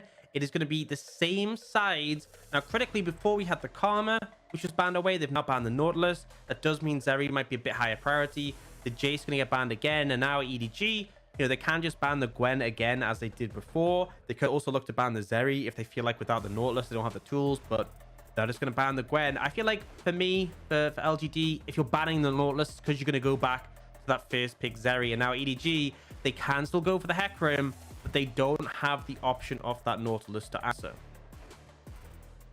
Yeah, so the Nautilus off the table. I don't think Mako will mind too much, though. Let's be honest, there's plenty of other supports that do a similar thing, like the Leona available. You could even go for the Thresh, which Mako has been somewhat of a specialist in over the years, but that Leona, it's just too tempting, isn't it? Instantly locked in, and then LGD now have to decide if they want to go for a similar strategy. Looks like changing things up, still aggressive, right? This time the Xin Zhao there. Last time it was the Diana and the Renekton at this point in the draft, and I think LGD might change things up, go for a support here. Yeah, they could look for support if they want to secure a decent matchup.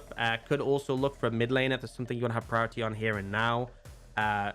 We'll see. I do think the one difference, you know, with the Leona compared to the Nautilus is the effectiveness of Cleanse. Eric taking Cleanse is going to really... Oh, okay. Forget everything I'm talking about. We get the Renata lock-in. And honestly, you know, EDG have already got Hecarim. They've already got Leona. This is pretty heavy dive. I think that Renata is one of the strongest anti-dive champions in the late game. So easy just to throw that ult down. And when the enemy team are, like, diving towards you, you just make them all attack each other.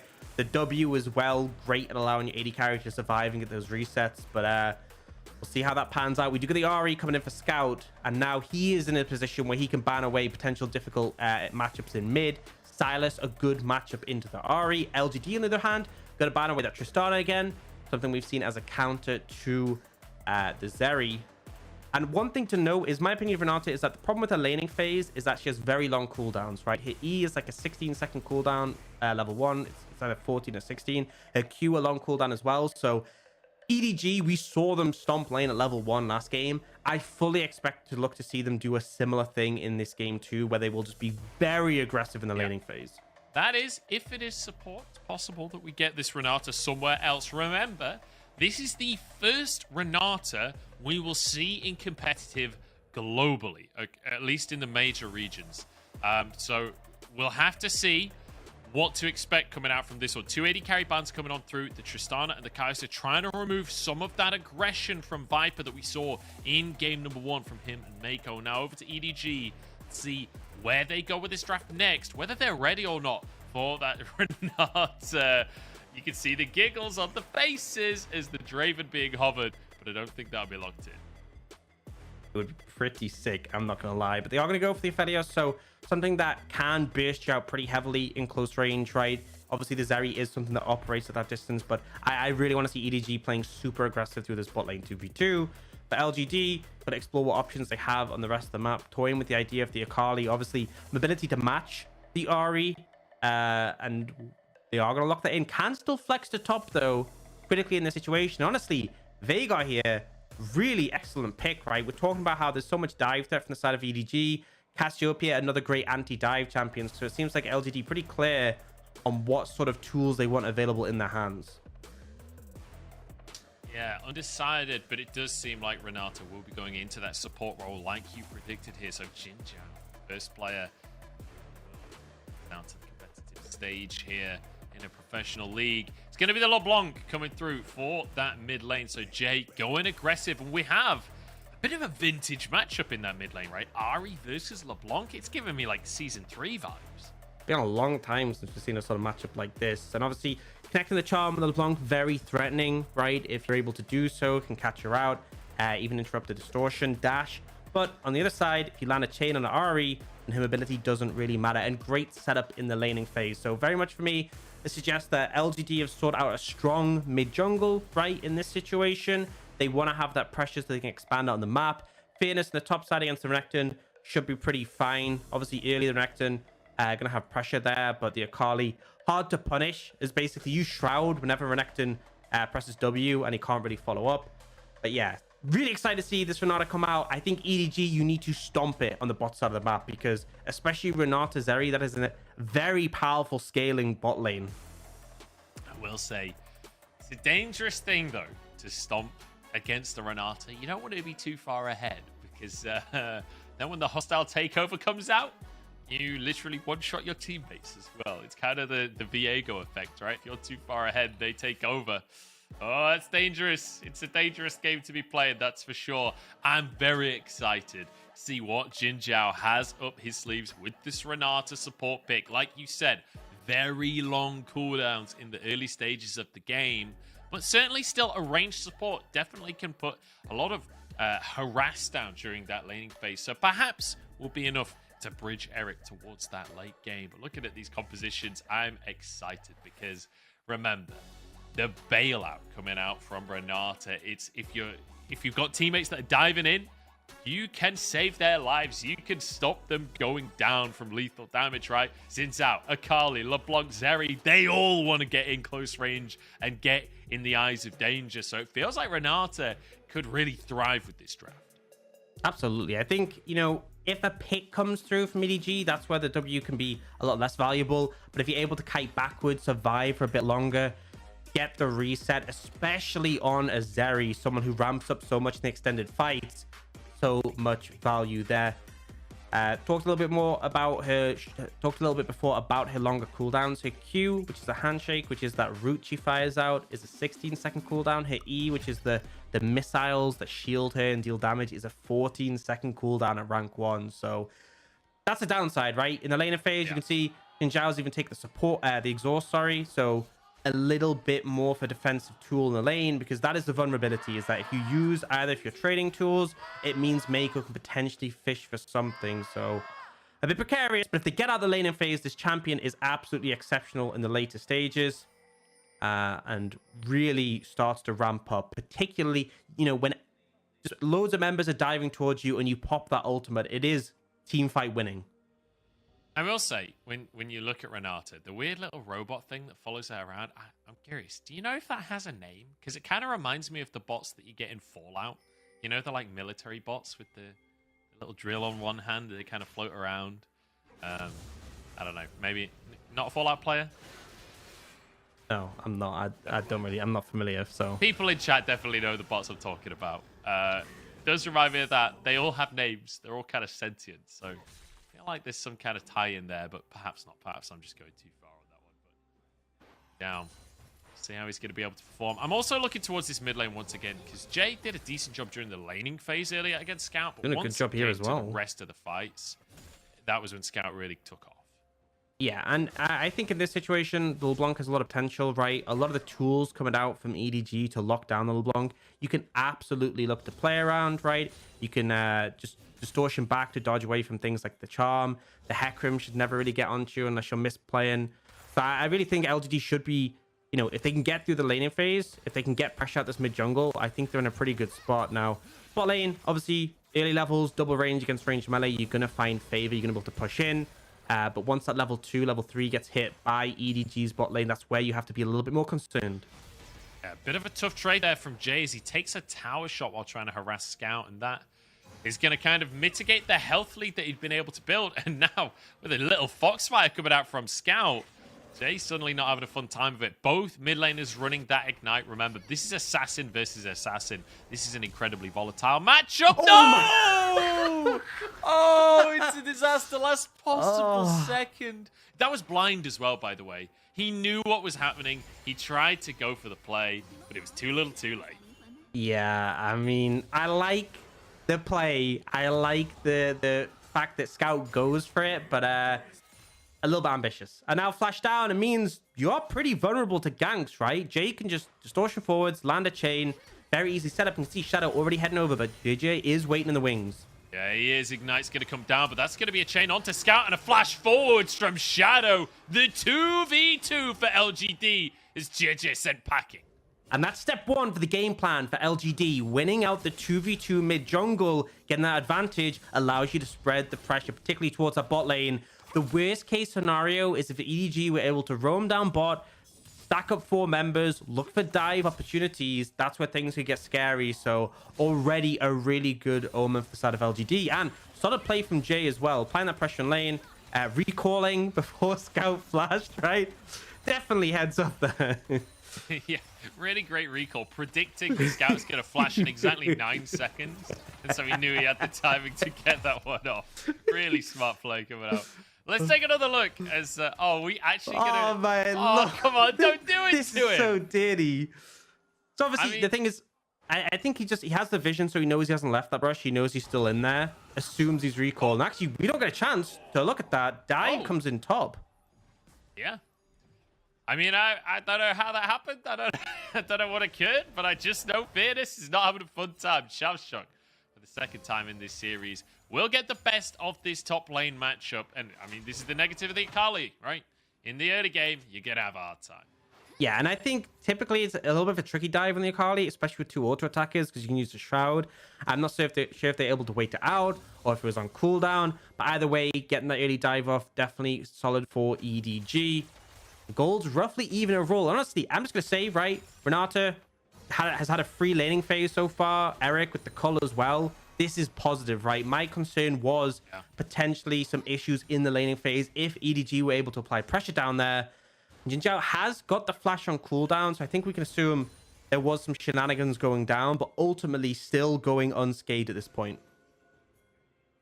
Yeah, we'll see if LGD can keep getting away with just scaling up on that bottom side. But in the top side, they're not even that worried about scaling. This 2v2 from Jay and Shadow looking magnificent off the back of that early play. And remember how we set up LGD today, right? This is a team that wants to be skirmishing. Well, those little skirmishers, they're going to benefit them massively. But also, these champions are perfect for that style, right? LeBlanc's in Zhao. What an exceptionally strong 2v2 to draft for yourselves. Yeah, it really is. And especially you land the CC, and Zhao gets a free W to connect, can dash in, basically such a long distance away. So we do have JJ, though, closing up on that level 6, and Scout also with that level 6. Oh, great charm. Oh, Jay just gets outplayed by Scout, gets dived with the Spirit Rush. But I don't think the damage is quite there. Shadow trying to get onto Xiaosheng up in the top side, but Xiaosheng with the Dominus and with a Horsey coming on over as well. He's not so afraid. We'll have to back away in the end. But Jay sticking around here. This is bold. Dangerous. Scout also very low HP. Jay will commit to this one. Mako has Ignite. Might just flash for the Ignite here. Won't commit to that one, but I honestly would have loved to see Mako just flash Ignite that one. Be a pretty Chad move. Don't think he was quite in range, and obviously with Distortion being available to the LeBlanc, can't do it, but heavy all in coming out mid. Scout finding a great charm, but just not quite able to close out the kill. But you can see that's the potential, right? Is if you land that charm on the LeBlanc, not only do you stop the distortion mid-track so the damage isn't there, but easy potential just to follow up and potentially fish for kills. So despite the fact that we said Jay, you know, should have a decent time in this game, able to play around the CC tools, if you do make a mistake, if you do misstep, you will get locked down and likely bursted out. Yeah, I have to say, so far this game, I'm a little disappointed that we've seen literally no Renata gameplay so far. I think I've seen her cast one ability on the screen. Just wait, dude. Level 6, minutes in.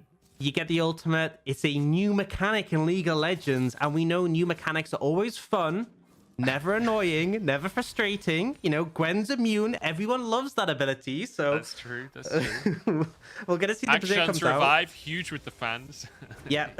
The Chem Soul. Remember when that came in? People just yeah, people loved big fans. But yeah, I think the thing as well. There's some interesting interactions with the Renata ultimate. So first and foremost, if Leona has her Q activated and you ult her, she will just stun her ally, right? Same with Hecarim, if he has his charge activated, will like charge into his ally. But my favorite one, seen an all in here. Hang on, all in on the top side. Shadow's moving up as well as Fairness.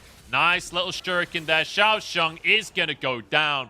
Shadow grabs himself the kill. I feel like you should have gifted that one over to Fairness. He did all of the work after all. But regardless, another great pick for LGD. Even gold ahead in kills right now. But we are going to see some Renata gameplay.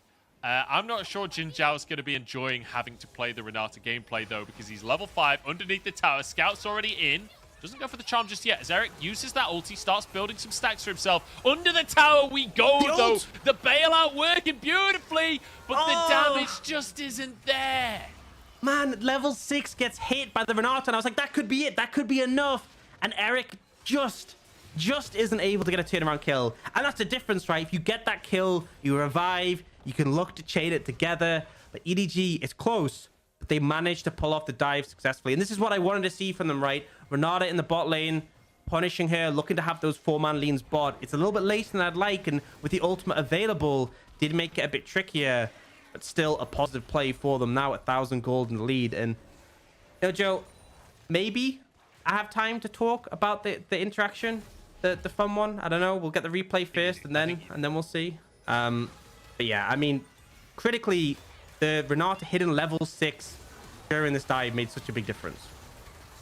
You see the ulti coming on out. They start hitting each other instead of Eric. But again, the damage so close to being there. But Scout getting that heal out at the last possible second keeps him alive. And it means that Eric goes down. The bailout doesn't work out. Remember, for bailout, you have to get a kill, or the health bar just slowly evaporates. Mako getting tagged up underneath this Drake. But okay, I think we've got a reprieve here. Orcs, talk to me about some Renata interactions. Okay, so you know the white gun for Felios when he can place down the turret? If you ult, the turret will kill him. It'll actually just kill him. And also, if you have the white gun and the green gun, then you know how obviously like the green gun shoots you, and then if you auto and do a lot, he will do that to himself. He will actually just shoot himself. It's so funny. Has to use his toe to pull the trigger on the caliber. Full on World War II style. Yeah, that's an interesting one. So Viper needs to be a little bit cautious with his trigger finger across the course of these fights. Scout moving into the river here. Drake on the map, and this will be the second game in a row where Drake not taken for the first 10 minutes, I believe. Game number 1, it was an 11-minute Drake to start us off, and we're looking at a similar sort of time as EDG do seem to be grouped on the bottom side, but seemingly not willing to commit to anything. And I can see the logic, right? They do have an Aphelios, so scaling will certainly be an option. But with Ari and Renekton, I'm not sure how much scaling is going to help them. Yeah, I feel like especially into the Zeri as well. Zeri and Renard just seems like such an insane lane later on. Like the scaling available to both of them pretty significant. So, you know, I think regardless, though, we've seen EDG not put too much of a priority on the Dragons so far in that game 1 either. Oh, Charm comes in. Flash from Scout. There's an Ignite as well. That's just going to be a solo kill. JJ, come on, man. That was Scout's solo kill in the mid lane.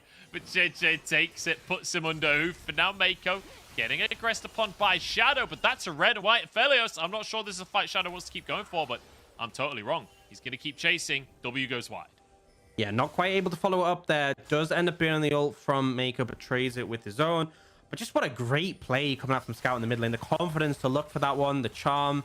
JJ just end up stealing it in the end, but still showing that really there's so much skill available in this matchup between the Ahri and the LeBlanc. So much opportunity for outplay, and it is found. Now, LGD will put some pressure down onto this tower. Should be able to get 2 plates here, but you can see on the other side, EDG was similarly doing a lot of work. And critically, this is a whole breaker Renekton. Bit of a pain for the Akali, right? Clearing out that cannon, not exactly the most fun for an Akali in general, especially with the increased resistances. Tough one, but look at this. Scout just flashes. I think he hit Charm before Flash as well to be able to guarantee that one. Yeah. And then JJ just ruins everything and steals the kill away from him. So 2 Scout pro views so far this game. One of them very positive, one of them not so much. Yeah, and I think that's the thing in this matchup is that as the LeBlanc, if he is going for the Charm Flash into you, you have to flash, right? Because the Distortion there, it's obviously slower than just flashing. And then if you get hit by the Charm, it cancels it. So ends up going down. Obviously, we praised this mid-jungle from LGD in the early game. So far, it feels like EDG have gained a lot of momentum in return.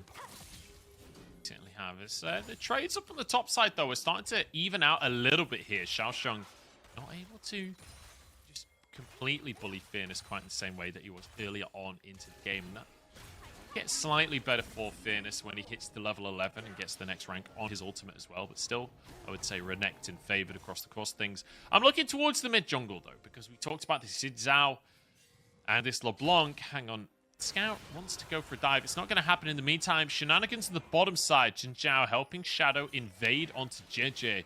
That natural weakness of the Hecarim being exploited here by LGD. Help from Jin Zhao to make that happen. And I will say, Jin Zhao's bailout, incredibly potent on this Xin Zhao. So Jin Zhao helping Xin Zhao will certainly... Say that 3 times fast. I know. Oh god, it's not getting any easier, is it? Definitely not, but...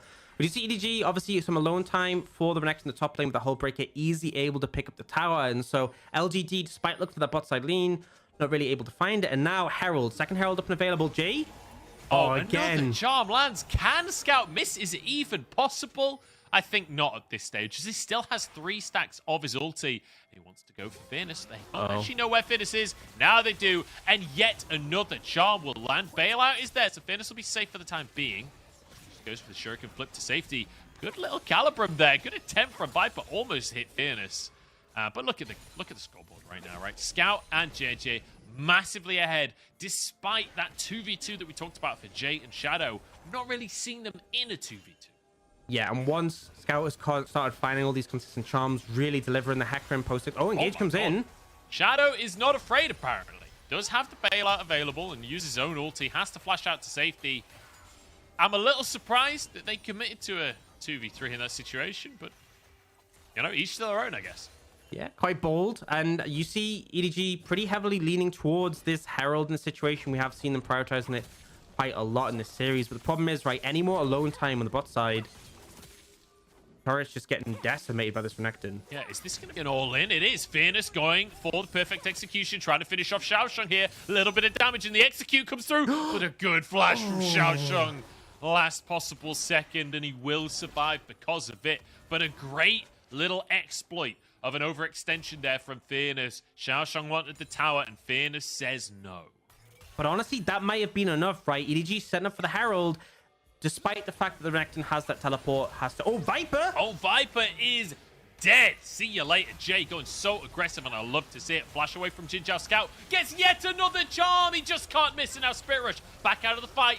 Going to be a hostile takeover across the team, but EDG walking away or galloping away as JJ, his Shadow, keeps the fight going, trying to get underneath the tower here. Scout over the wall, charm will find onto Shadow, and the ignite will finish him off. No, the shield comes out. Is it enough? I think it is. Shadow survives.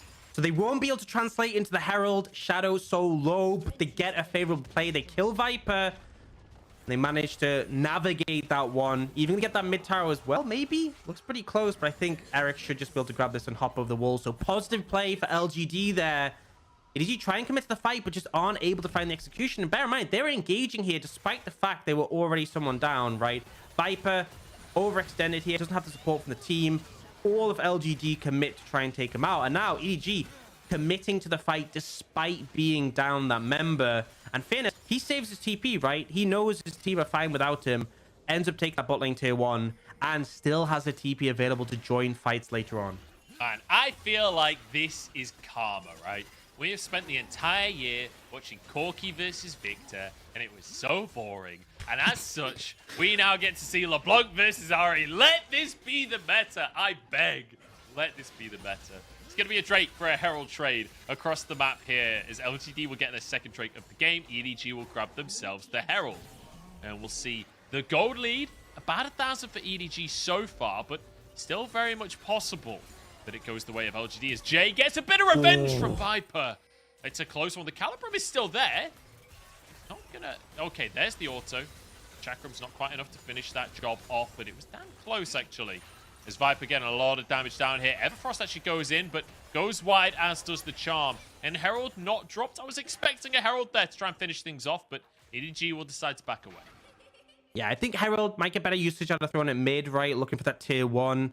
Because, you know, as much as there's a lot of engaged tools on the side of EDG, a little bit risky to be stepping up. We saw what happened before the Viper when he just existed, and Jay wasn't really keen on that. So I think cracking that tier 1 tower would make a fair bit of difference, especially as having more control over the map really favorable when you have picks like the Ahri, like the Hecarim, really good at finding those opportunities to pick off targets. Yeah, Jay is like the Steve Irwin of LGD, right? He sees a snake and he deals with it. Just immediately putting down the dangerous animal. Fairness gonna try and defend the tower in this bottom side. I'm not sure he can against Hullbreaker here, but maybe he can. Xiaoshang really wants to step up, but perhaps won't get the chance to. Herald in the mid lane in the meantime. That will be the tier 1 going down. There we go. Hullbreaker working out in that bottom lane as well as Xiaoshang moves forward. So EDG now starting to tick some boxes here and just pick up the standing gold around the map. 2,000 is their gold lead. Is LGD trying to fight for vision control of their own jungle, but it's not a fight that they seem to be winning right now. EDG posturing aggressively here. They're in a 2 and a 3 though. LGD could find an advantage, but it looks like they won't pull the trigger. Yeah, and I think EDG, right, you know, they're not really going to be able to apply pressure to that tier 2 bot. The wave's been cleared out. There's only one camp left of the jungle. There's not really too much they're getting out of fighting here, so they will just back away. And you have to be a bit cautious about fighting in these chokes when you're up against Zeri. Oh, looking for an engage. No caution here. They're just going to go for a fight here. Hostile takeover. Already used JJ low on HP, but now Xiaoshang can tank on that front line, and he is damn tanky. Solar Flare goes slightly wide. Scout into the frame, but there's an Infernum as well. As Viper finds one for himself. TP coming on through. Time for the cleanup from Fairness. Perfect execution at the ready, but not even needed just yet. Now chases down on Xiaoshang, but the Shuriken won't land. Eric doesn't care, though, as he just dives under the tower himself. And guess what? Baron just came onto the map. Maybe a chance for LGD, but Scout is playing distraction. He's in the wrong side of the map. He's in enemy lines right now. Needs to find a charm. Needs to find some kind of magic here.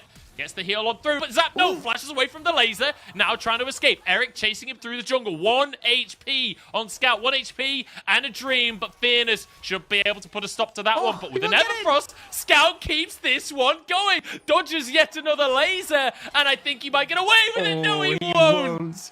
The rocket belt comes through from Fairness. But it critically bought a lot of time for his team to respawn and get back on the map. They are going to be down him for 30 seconds, but not really anything that can be taken. But kind of seeing the value of the Renata there. The ultimate doesn't actually connect on the backline, but critically, watch the positioning of Viper and Scout. So the ult comes down. Viper and Scout, look how far they back away. They can't follow up. And as a result, Xin Zhao survives. They manage to extend the fight. Yes, there still comes this later engage where Viper gets a huge amount of burst, but this whole time, Eric has been ramping up. And then we get a TP from the Akali coming in.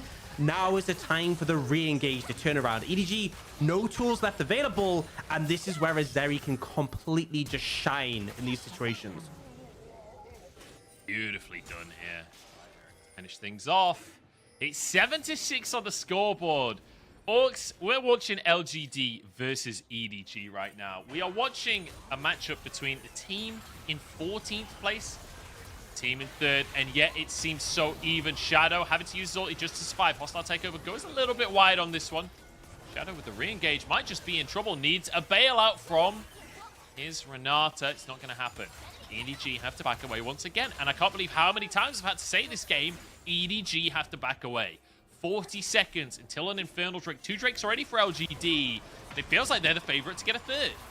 Critically though, big ults on cooldown for both Eric and Jin Zhao here, so definitely lose a bit of power from that. But realistically, I think they've got control of the area. EDG might have to just give this one over.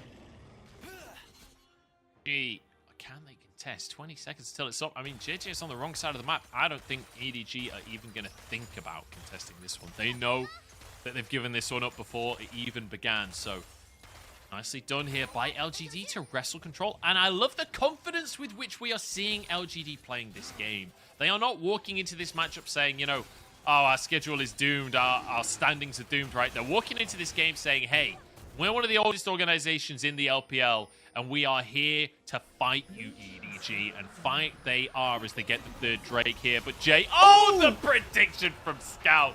It's so gorgeous to witness, but he's run out of charges on his ulti, and Jay will actually flash out to safety.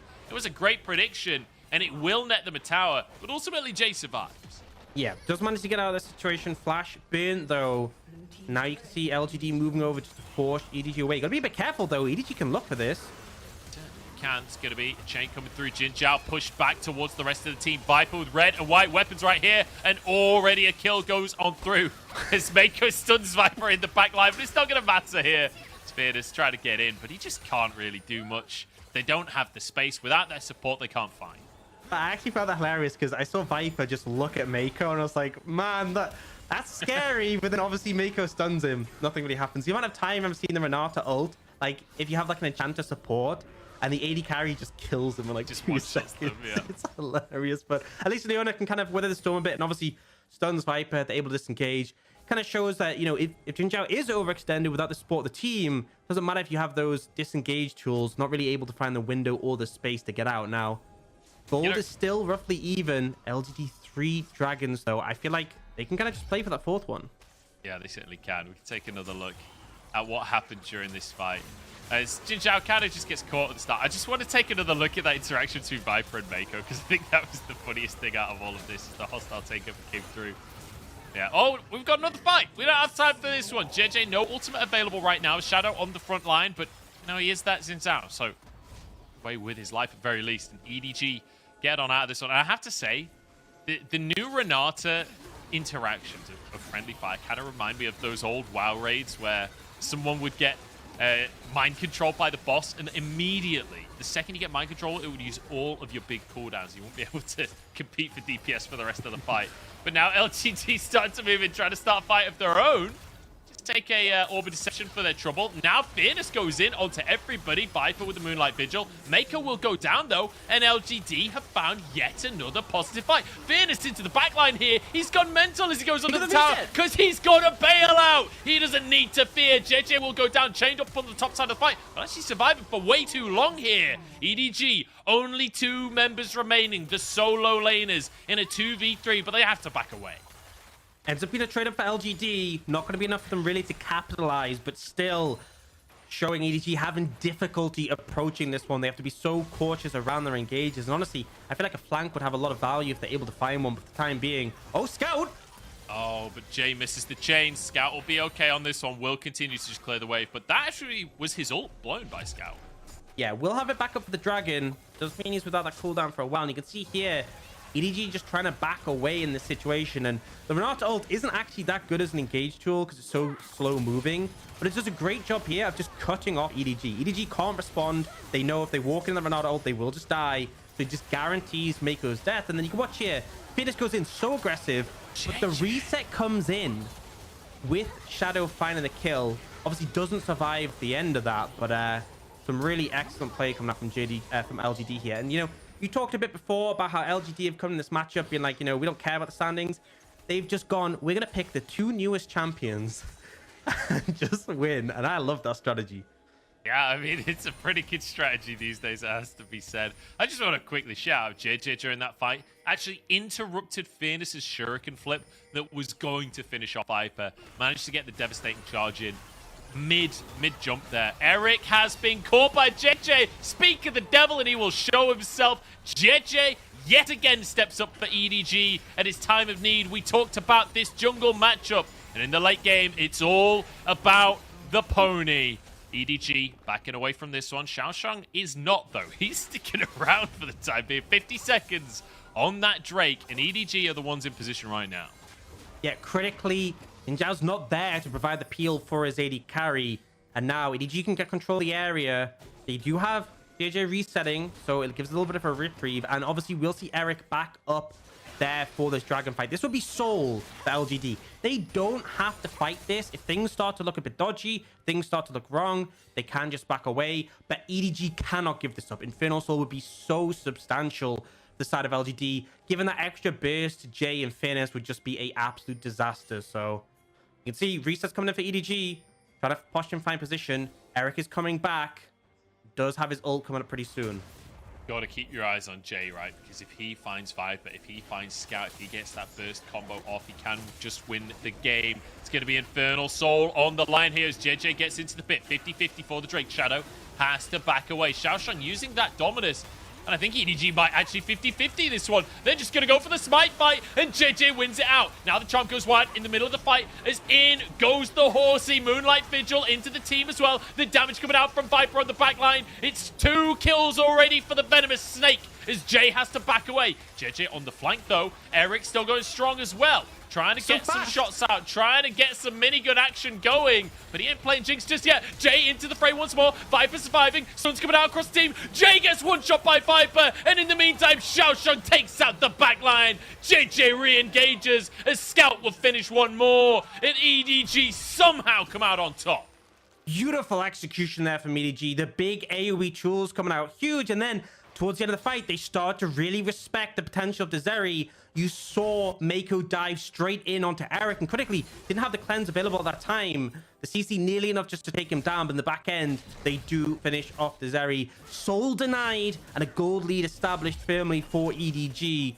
Gonna see the replay off that one. So, like, big ult coming in here. So, JJ secures the dragon, and then instantly off the back of it, just flies in and gets this massive AoE fear. You can see the ult from Renata, not really too impactful there as well, but this followed by the ult from Viper, able to get a ton of damage off from the back end, just kill Fairness out, and starts to get a little bit scary here. Eric ramping up, getting the movement speed, but EDG know they have a numbers advantage, and Mako just fully commits to deal with this Zeri. Yeah, I was getting real scared about this Zeri from Eric, just started to ramp up, but Jay goes in. Watch the damage from Viper onto Jay as well. He jumps into the backline, tries to finish him, and it's like point blank executes him the coup de grace. And Jin Zhao suddenly left alone in the world, finished off, cut down by the Horsey himself. And now EDG a little bit more control, but nowhere near as much as they had in game number 1, right? Still on the cusp of Soul point, or on the cusp of Soul, sorry, for LGD. It's a 3,000 gold lead in favor of EDG, almost 4,000.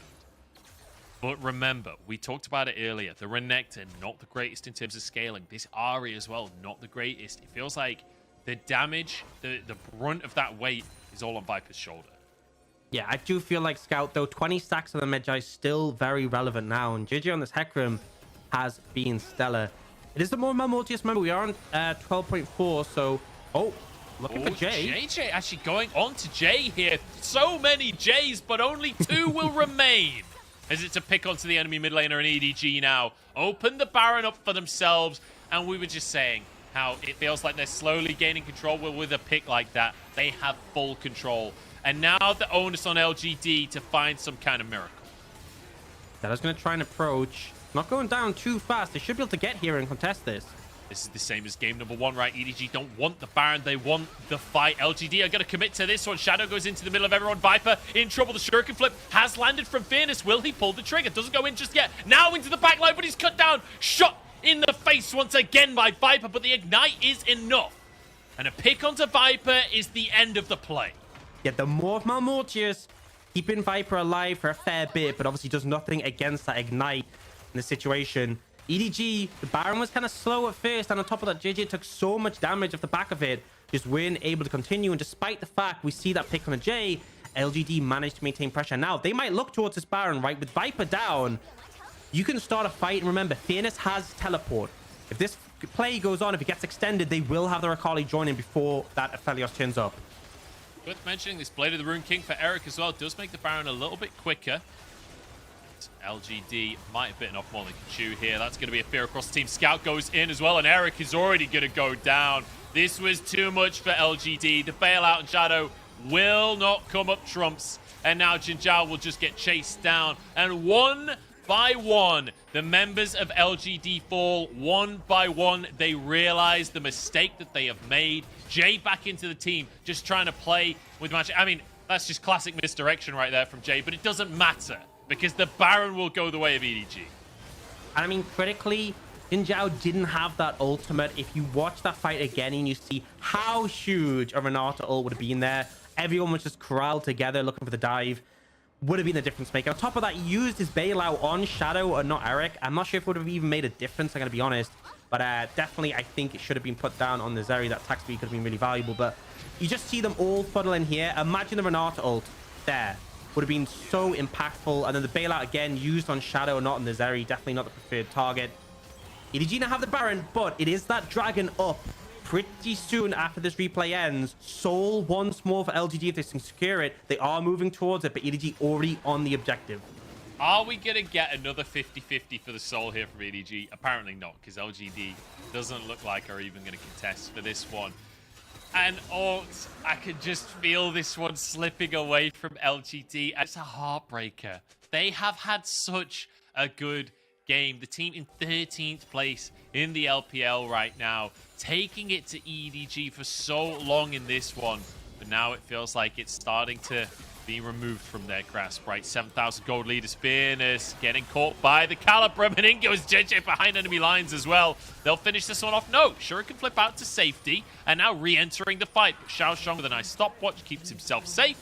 And EDG, slowly but surely, pushing forwards with the Baron here, trying to break open the base of LGD. And this is where it's difficult. Limited wave clear available to LGD. No Runans there yet for Eric. They will be able to deal with these frontline minions, but the cannons, he's trying to get some more damage. It looks like EDG, though, trying to work with that mid lane wave instead and will rotate over. And honestly, LGD holding up pretty okay so far and clearing out the threat of these minions. A minute 24 left on that Baron. Yeah. And honestly, I kind of like the decision that LGD had not to contest the Dragon, right? As we said, they have 3. EDG just picked up their 2nd. It's not a massive cause for concern yet, and it means they can just play defensive and not throw the game away on one potential fight. Yeah, I mean, the next fight could decide a whole lot. If it's one-sided in either direction, could be LGD's way back in, or it could be the end of the game as EDG just blast open the front door here. Flash forward from Scout. I swear, Scout has been taking lessons from Hung, because the way he is flashing this game, I am loving it. He just goes full. That's the thing with the Ari, right? The charm flash, right, leaves very little opportunity to counter play. Doesn't connect there, but hard to react to. And the thing is, because you have your ultimate, you're not actually that much of a liability. There's a lot of champions, you burn your flash, you end up being so much weaker in team fights. Scout can just afford to look for these picks. Currently, by the way, 25 stacks on that Medjai. A whopping amount of damage on the back of that. Yeah, Scout is massive. 9, 2, and 10. Like, we were, you know, I've been talking about the scaling, and Ari might fall off in the late game. With the lead that he has, he's like a full item up, right? He's not even a full item up. He's a full Medjai up. Like, that's more than an item. It feels like he's a long way away from falling off in this game in particular. And now, with the mid lane supers, they should be able to continue this siege all day long. And now trying to pressure multiple lanes, but we've got a bit of a flank coming out from LGD. Perhaps Shadow has found a way to make it happen. Didn't work in game 1 in the alcove. Will it work in game number 2? Ooh. Apparently so. As Mako just walks into enemy lines. Viper's got a bit of damage to work with. Gale forces in. Viper wants a win for himself. Has to flash away from the play. 1 HP in a dream, but he will survive. Xiaoshong sacrifices himself to save EDG's AD carry. I mean, Viper, I respect the confidence, but what was that? Yeah, I mean, very disrespectful if I'm being honest. You lose your support. Mako goes in. Remember, this isn't an Aftershock Leona. Fairly squishy, especially this late in the game. But then Viper, you know, you're a man down. You really don't want to be taking a fight. Just commits in, and now both summoners unavailable for this next dragon fight. Look at the replay. Mako, they fishing for this pick on a Fairness, but it's an Akali. Not exactly an easy target to take down. The charm connects, but because Fairness gets the shroud down in time, can't follow up with stun, and then look how quickly Mako just gets eviscerated. Then Viper, you know, he sees the big damage numbers. He's like, I'm ready to go in. I'm ready to look for this. Shadow nearly just solo kills him in this situation. Yeah, I mean, that's his ins out. I don't know what Viper was expecting on this one. That's like the worst possible target to Gale Force into melee range for against the enemy team. Bit of an interesting one. Bit of an interesting one from Viper. But you know what? With all of the clips we've seen recently of Viper just annihilating people on Aphelios, I think we give him a pass on the occasional... I'd say mess up. I don't think it was a mess up. I'm pretty sure that was fully intentional. He knew what he was doing. He was limit testing right there is what he was doing. And now we have the setup for this dragon in 45 seconds. Critically, Cleanse not available for Eric, but he has bought the QSS. Viper, no summoners. A lot of beers traded back and forth. Yeah. LGD have control the area. That was one auto from Viper onto Jay, and it was a quarter, if not more, of the HP. But as you say, LGD with control of the river on the bottom side. Remember, it'd be Infernal Soul. Imagine if this Aphelios gets Infernal Soul. My God, the damage. As a hostile take-up goes through, but it doesn't matter. Nobody falls. And now Scout getting the resets, charging through the enemy team. And LGD, once again, we've gotten to the late game. Or maybe not. Fairness. Can he make the match? No, he can't. The answer is no. The bailout is going to do nothing. 25-16. And it is destruction in the fight from EDG. Only Mako to fall. And Orcs, I think that might just be game. I think that might just be it. They don't really manage to make the Renata Zeri combo work. Teamfighting prowess wasn't there. And EDG, you know, it's really what they are excellent at. Crushing these team fights. The target selection. They know exactly what they need to do to shut down the opposition. And they will manage to close this out 2-0. We got our first Renata game. 0% win rate so far. Yeah, Renata, not so hot for Jinjiao in this one. Kind of disappointing. But that's okay. EDG, a phenomenal way to start things off today, right? Like, we saw 2 games in a row. The first one, EDG managing to control for the vast majority of the game. This second one, though, LGD showing some positives, right? Managing to get Soul Point. But it felt like EDG, especially in that later game, playing with their food a little bit, like Viper Gale forcing to see if he could just 1v5, like flipping the Infernal Soul as well on Dragon number 4. It felt like EDG, you know, using this game to flex a little bit and build some confidence within the team, build a bit of momentum, because remember, they have been on a loss streak. So I think this is a happy win for EDG, right? This is the one that's going to flip that momentum with their thing. I think it was needed as well, right? I think we'd seen them sort of stall out a little bit. That 7-win mark, we're talking about a bunch of teams being locked there, and really V5 and Weibo were the ones pulling above. So an expected outcome, as you said, but definitely one they wanted to secure. And for LGD, it's rough, and you can definitely look at this and be like, you know, EDG is a hard opponent, but we talked about earlier their schedule coming up, right? They are facing every single team in the top 7 apart from V5. That is the rest of their schedule. It is rough for them. So losing any series, it doesn't matter who you're against at this point for LGD. Losing any series is just putting you further and further away from making that playoffs point. And the sad thing is, I think, you know, they had some good plays in that game 1. I think they had moments in that game 2. I like the fact that they went for this Renata Zeri into a dive-heavy composition. Just the execution, I think, is the main thing that was missing out there. Yeah, generally speaking, 9 losses is going to pretty much be the point where you're guaranteed not to make it.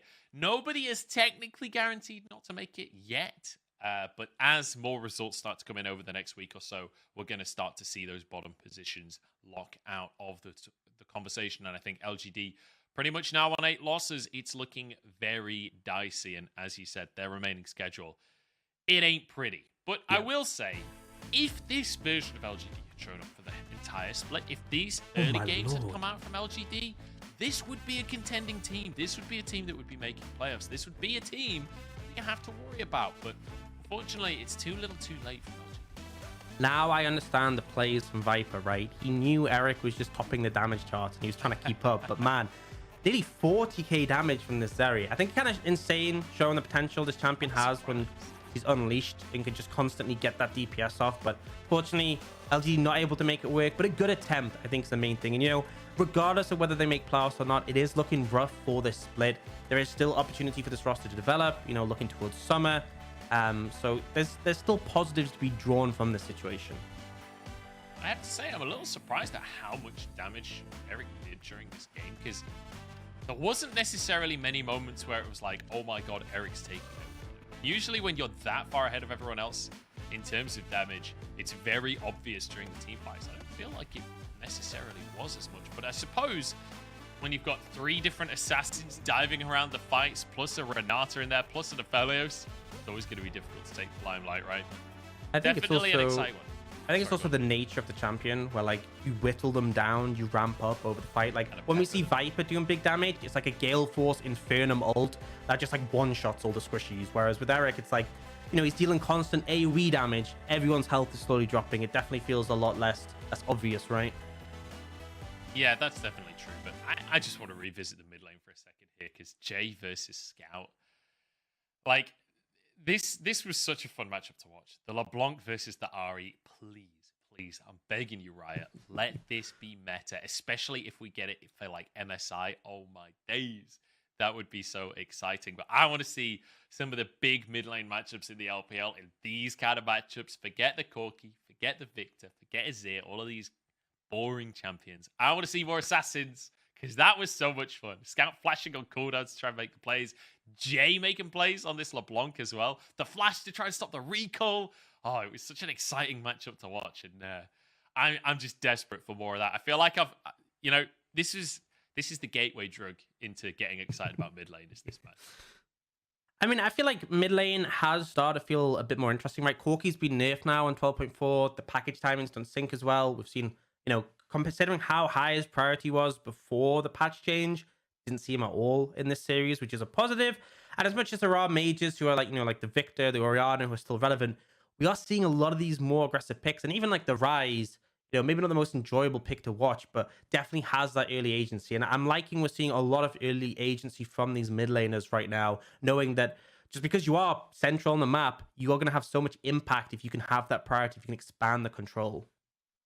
Yeah, definitely. It feels like roaming mid lane is definitely powerful, but if this series is anything to go off of, then just skirmishing mid laners could be an answer as well. But I'm certainly finally excited about the potential meta in the mid lane, which is the first time I've been able to say that all year so far. So excited about the expansions that are happening in that lane in specific, but also worth talking about Xiaosheng for a second up in that top side, because, you know, not the toughest of opponents in fairness today, but Xiaosheng, generally speaking, having a decent series.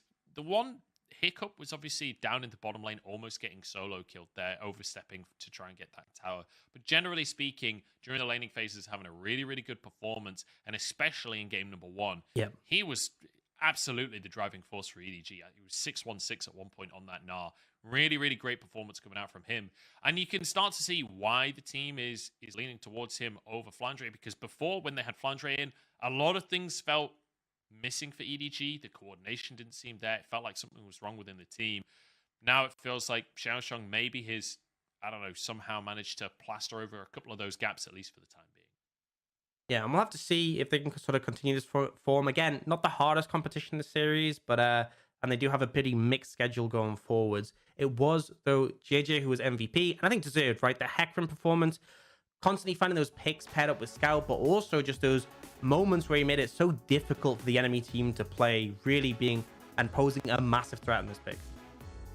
Yeah, beautiful stuff during the team fights, and I just want to reiterate that devastating charge that happened onto the mid-shuriken flip Fairness that was flying towards his AD carry. Like, JJ, that was beautiful. Really, really well played on that one. But across these team fights, multiple really fantastic pairs. We get a replay of the end of that dive, but I feel like this one was a scout clip that JJ kind of took. Good job, JJ. Well done. Really solid. Yeah. Oh, yeah. Great job here as well. Really, really great.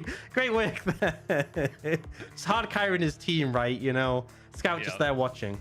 That one was a good clip from JJ. This one here, great stuff, JJ. But yeah, definitely later on into the game, some amazing moments from JJ. And some of these ults across the team fights, really nicely. Yeah, and I think kind of showing...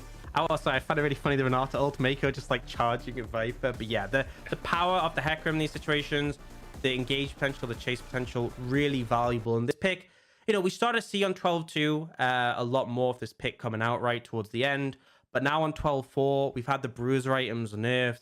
Chem tank has sort of risen in priority relative to that, and also got some changes to make it a bit better for tank junglers. And this tank Hecarim build, Yes, the damage does fall off later on, but the engage potential very much still there. And still, considering it is a full tank build, you still do a fair bit of damage. The chem tank and powered auto, pretty threatening. Yeah, it's not too shabby. It's definitely not too shabby, but that's going to be the end of our first series already. I feel like that's gone by in the blink of an eye, honestly. That was such a fast series between the two teams. But it means it's time to move over to our second series of the day. This one's going to be over in Shanghai. And it's going to be a bit of a doozy. We have one of our two top teams here in Weibo going up against RNG, and crucially, Bin, after moving over to RNG, now has to face his old team. We'll see how that's all going to go down right after the break.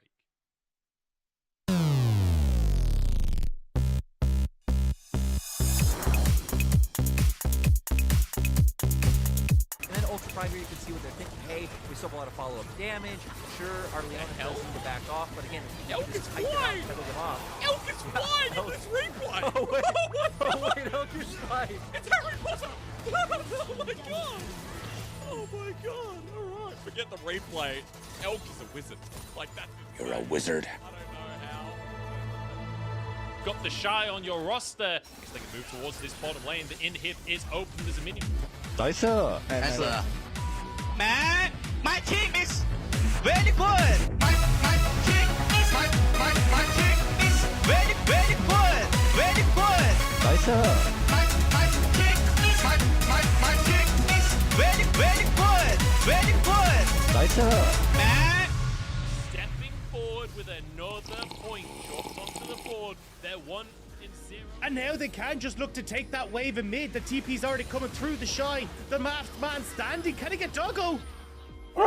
How is Doggo on this side of the tower? Oh my What happened for Doggo to be there? He's so far from home. He doesn't even have a collar. He's got Battlestar, but still gets the kill. And now the chase down is on. Invincible has to block for his team as the curtain call sends V5 away. The team. I mean, let's be honest. If you want a team with Mojo, this is your team. They know what's up. Oh, the ulti comes in. Cole's now going to be the target, but that's just the support. Southwind has been left behind. Wait, did Cole think the Jinx was on the enemy team, I wonder? And WE find a consolation prize at the end. V5 need to stop this. Dragon is in 20 seconds. V5 Wait, are what trying are to these stop them wards? from How are you resetting. missing? And wow, Super Mega Death Rocket with an absolute big one. Strive on the chase, the needlework. It's just a little tip. Tarzan, the what? Strive is a madman. That target selection lyric, that was insane. That wave out, and it feels like they're trying to get pressure on that bottom side while they can. 2.5 minutes until that Baron comes up, so they don't need to worry about getting caught on the wrong side of the map. This is 9. He's found us. It was at this moment he knew. He f***ed up. He must have gone past that control wall to get there. Goes for the slice of Maelstrom anyway, but Viper flashes away.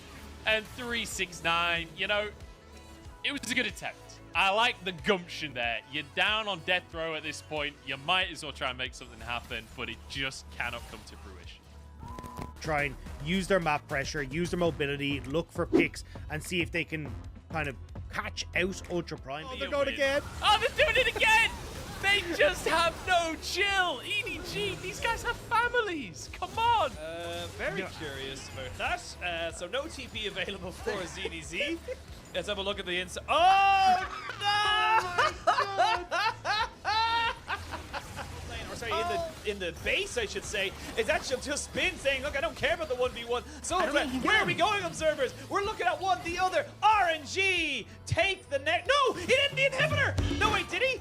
Wait, no, the inhibitor respawn. We haven't finished. Go back to the game. Go back to the game. Go back to the game. Observers, please. Go back. Thank you. Okay, they're gonna end it. They got it. They got it.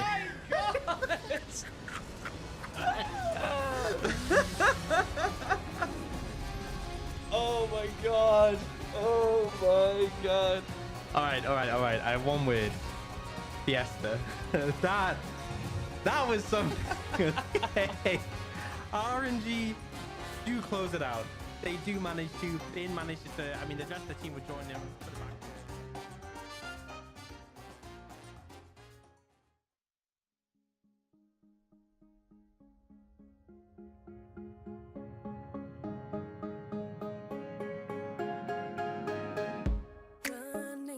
in circles, waiting for the moment to come.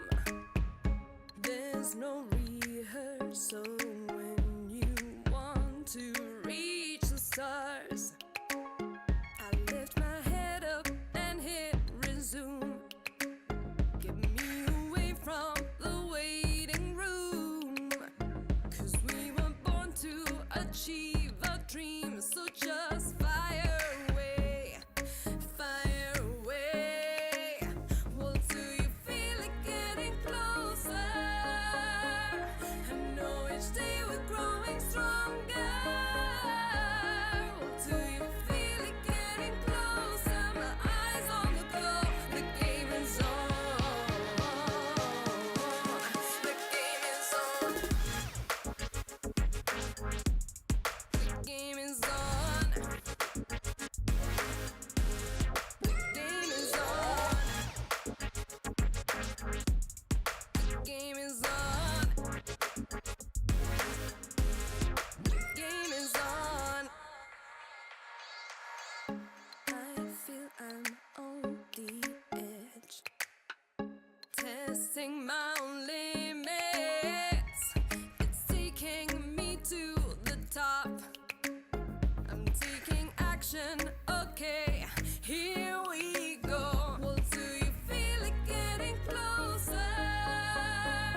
I know each day we're growing stronger.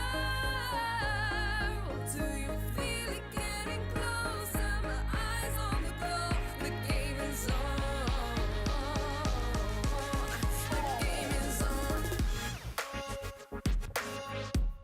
The game is on. The game is on. The game is on.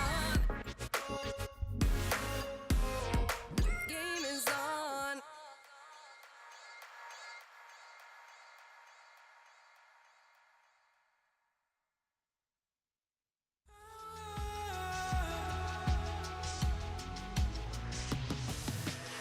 Why do you speak on my name?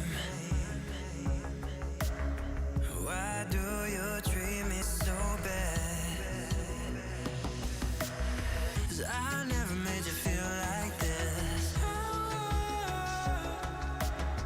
Why do you leave me into? Do you love are you for real? Do you love are you for real? No, no, no, no, no, don't give me that, don't give me that. No, no, no, no, no, don't give me that, don't give me that. No, no, no, no, no, don't give me that, don't give me that. No, no, no, no, no, don't give me that, don't give me that.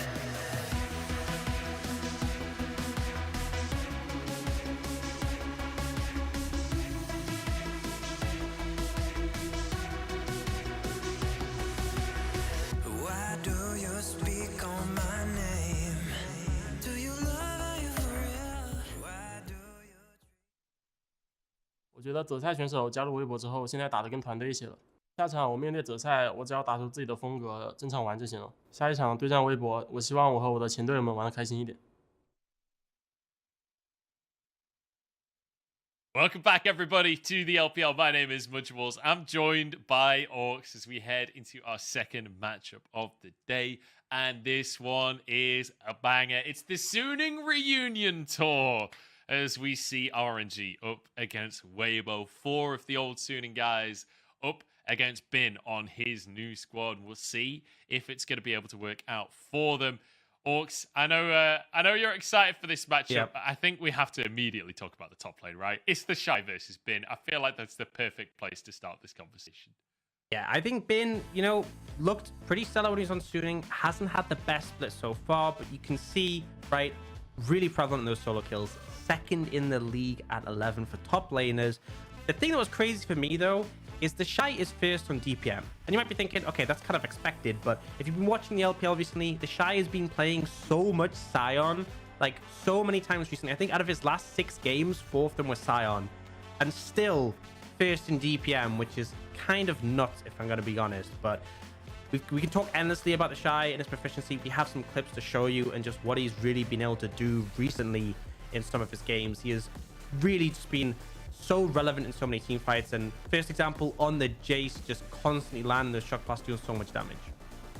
Yeah, the Shy has been an absolute monster as of late, and it feels good to see him back on form, right? Because this is a player that has been heavily criticized for the last year or two, but definitely feels like he is back and firing on all cylinders. And that will be necessary against Bin as well, because we have 2 players here that are both pretty lane focused, right? Both of them building reputations by dominating their laning phases. So it feels like a very exciting matchup, because it's 2 players that also notoriously don't necessarily respect the enemy junglers. Yeah, I think that the Shy, very much a bit of a limit tester. Even seeing that here, all 5 members of the enemy team, and still won't step up. But I think this clip as well, like I said, he's been playing a lot of Scion recently, but it feels like even when he's on the champion, still fishing for those big plays, these big opportunities. On the other side, Bin, this matchup against LNG, this Gwen performance, especially considering how much Ale pops off in this fight, and then it's literally a scenario where he single-handedly turns this fight around with a triple kill. Yeah, I mean, so beautiful to see Bin just working with this Gwen. And Bin's team fighting has always been exceptional. Again, on this Camille, doing mental damage. It looks like his team is going to lose the fight, that he slides in and just almost one-shots breathe. If you take a look here, as he manages to jump on the back. It's like, where did he go? Very balanced. What is that damage out from the Camille? But that's the late game Camille. That's what you can bring to the table with that kind of pick. But honestly, we're looking at these clips from the late game fights. I'm more looking towards the laning phase when it comes to these 2. Both known for domination. Bin currently number 2 in the league for solo kills in that top lane with 11 solo kills so far. So you just know it's going to be a banger. But we also have to talk about the other solo lane, because one of the biggest weaknesses we've seen so far for RNG this year is, let's be honest, Xiaohu not having agency. RNG, we need this to be a no Corki zone. We've seen RNG first picking Corki, only to not be able to do anything during the early phase. Feels like Xiaohu needs to be the carry for this team. We're sick of the Corki. Let's have more of what we saw in series number 1 today. Yeah, and this is 12.4, right? So Corki's dropped in priority, but it's not even just the pick itself. It's giving Xiaohu picks where he doesn't have agency in the lane. Because I remember first series of the split, going up against Gory, Victor into Corki, getting a solo kill. And Xiaohu's been stellar when he's been given the tools to really pop off. And I think that's the reason, really, where they struggled up against RA. 2 Corki games in a row, Strive on the Victor, favoring that matchup, really punished him. And when Xiaohu's given the opportunity to roam, to find these windows, is just completely stellar. And then, yes, you know, Corki's obviously super relevant late, but even when he's not in the Corki, moments like this, he finds such big plays in team fights. Yeah, he certainly does. I mean, this is his Vex clip from earlier on in the split as well. And the thing is, we're showing you clips from earlier on in the split where Xiaohu is able to take over the game. The reason that these are kind of older clips is because, exactly to the point, we haven't been seeing Xiaohu put on these picks where he can have that level of agency in the team fights and can be the carry for his team. So we'll have to wait and see how RNG are going to draft today. Obviously, there is the bonus of the fact that we've changed patches now. 12.4, Corki not as potent of a pick. So hopefully that will nudge RNG in the right direction. We get to see a bit more of a volatile mid matchup where Xiaohu can kind of flex his muscles a little bit. But one of the things that's always going to influence both of these solo lanes is the junglers. And for Weibo, SOFM has been stepping up big time this year. A player that was massively criticized last year for his jungle performances, but this year so far, he has been the super smurfer. SOFM in the jungle has looked exceptional. Yeah, and I think especially when Wei has been at times a bit hit or miss, SOFM going to graphic, by the way. It's so good. I think particularly in this matchup, SOFM has an opportunity to take over the game. And we've seen him consistently not just finding success in the early laning phase, not just finding successful ganks, but really being a driving force and remaining relevant throughout. In particular, his Lee Sin. I mean, this is just a great example where burns Light's flash by going in, redirects it onto the Jace for Ola, gets 2 summoners, and that's the play we saw earlier where it allows the Shy to follow up on the back end and get that double kill. But just really excellent play coming out of SOFM, and he has been such a relevant factor in Weibo's success at moments like this, making those solo individual plays. Shield from the Eclipse, not necessarily factored in, but it's okay. He has a Gore Drinker. But SOFM, multiple solo kills. This dive was completely insane from SOFM. This play is like one of my favorite Lee Sin plays of the entire year so far. And we get a lot of them in the LPL, so that's saying a lot. But just so on top of absolutely everything that's going on in such a chaotic fight as well. It's just a pleasure to win. And especially against LNG, right? Everyone praising Tarzan and Doinby, this mid jungle being so strong. SOFM standing up to them. And here again, another solo play, gets a solo kill on Doinby. It just feels like wherever he goes, he finds success right now. And I think he is going to be a super relevant aspect if they are able to find the win in this series. And I do have one other point to bring up, something I'm wondering about. And it's a little bit about you, Joe. How many times will you call Weibo Suning throughout the series? Because, you know, watching some of the casts where you've been covering Weibo, there's so many times you're like, Suning, sorry, Weibo, like constantly throughout it. Someone should make a timer, someone should count actually how many times you do it. Well, I will do my utmost for that to be a big fat 0. My concern is that I might even call RNG Suning, because Bin is on RNG as well. Everyone's there's a lot of Suning power in this game right now. But I do want to bring that conversation back up towards that top lane. And on that point, right, Bin is up against his own team here. So not only is A, this a massively volatile top lane matchup anyway, but B, SOFM knows how Bin plays. SOFM has been on the receiving end of both Bin's insane pop-offs in the top lane and Bin's insane sprinting in the top lane, right? SOFM knows all about this player. And SOFM's an intelligent jungler. It would not surprise me at all if SOFM spends a massive amount of time sitting in that top lane alongside the Shy across this series. And I think it really depends what we see from them in terms of draft. Because I think the thing with the Shy is, you know, the expectation could see a carry versus carry matchup, super volatile. We see junglers showing up there, making things happen. But the Shy has just been picking Sion a lot in the recent games. And it might kind of deflate the matchup a bit, but he's still, like, I remember there was specifically a Sion Jace matchup where he was just completely bullying out the opposition. I think that was against LNG, right, into Arla. Just like winning trades as Sion and just not letting the Jace do anything. But it'll be interesting to see if they do put him onto something that's a bit less resource intensive, where you can kind of just leave him to do his own thing, or if they will commit to taking the matchup. One thing I will say is that I don't think Gwen should be left open by either side. Both have shown that they are extremely proficient with that champion. And also, I think we've established at this point, I think everyone can agree globally that champion is just bonkers broken. Yeah, I'm kind of amazed that we've gone to 12.4 and she's still actually barely been touched, right? Like, I feel like she was very problematic before these patches. They've nerfed other things, right? They nerfed the Bruce Rhymerization, so she's doing better. I guess Hullbreaker coming in has kind of mixed things up, but I don't think Gwen cares that much about Hullbreaker compared to some other picks, right? It's not like a Gragas where you're really struggling to kill like the cannon minion, and also she scales exceptionally. But just to let you know, we're obviously on 12.4. There are some nerfs coming on the next patch, so you know, hopefully we get to see those sooner rather than later, because she is still a menace. And I think there is one thing to be said with Corki moving down in priority, a bit more space to devote a ban to that Gwen in the first 3. The Weibo, I nearly said Suning there, nearly, but I didn't, I held it. Weibo getting ready for the games there on your screen, and RNG doing the same. I am curious how this one's going to go down. The mid lane matchup as well is quite an exciting one, right? Because we already talked about Xiao, who, like, if you give him a champion with agency, he will be able to pop off. But when we look at the solo lanes for Weibo, there is a ton of flexibility. Like, these guys love a counter pick. And Angel, I think, one of, if not the widest champion pool in the entire mid lane for the entire league, right? So definitely the kind of player that will have an answer to whatever Xiaohu brings out in that mid lane. I am curious which side is going to be going for blind picks in which solo lane, right? Because even if you're on that red side, quite often you can end up only getting the counter pick for one of the solo lanes, not necessarily both. So we'll have to see how the draft is going to pan out, and whether or not that's going to mix things up. But also down in the bottom lane, it feels like all 3 of these lanes are pretty volatile. Like, it's not that hard to believe that we see a 2v2 kill across the course of this series.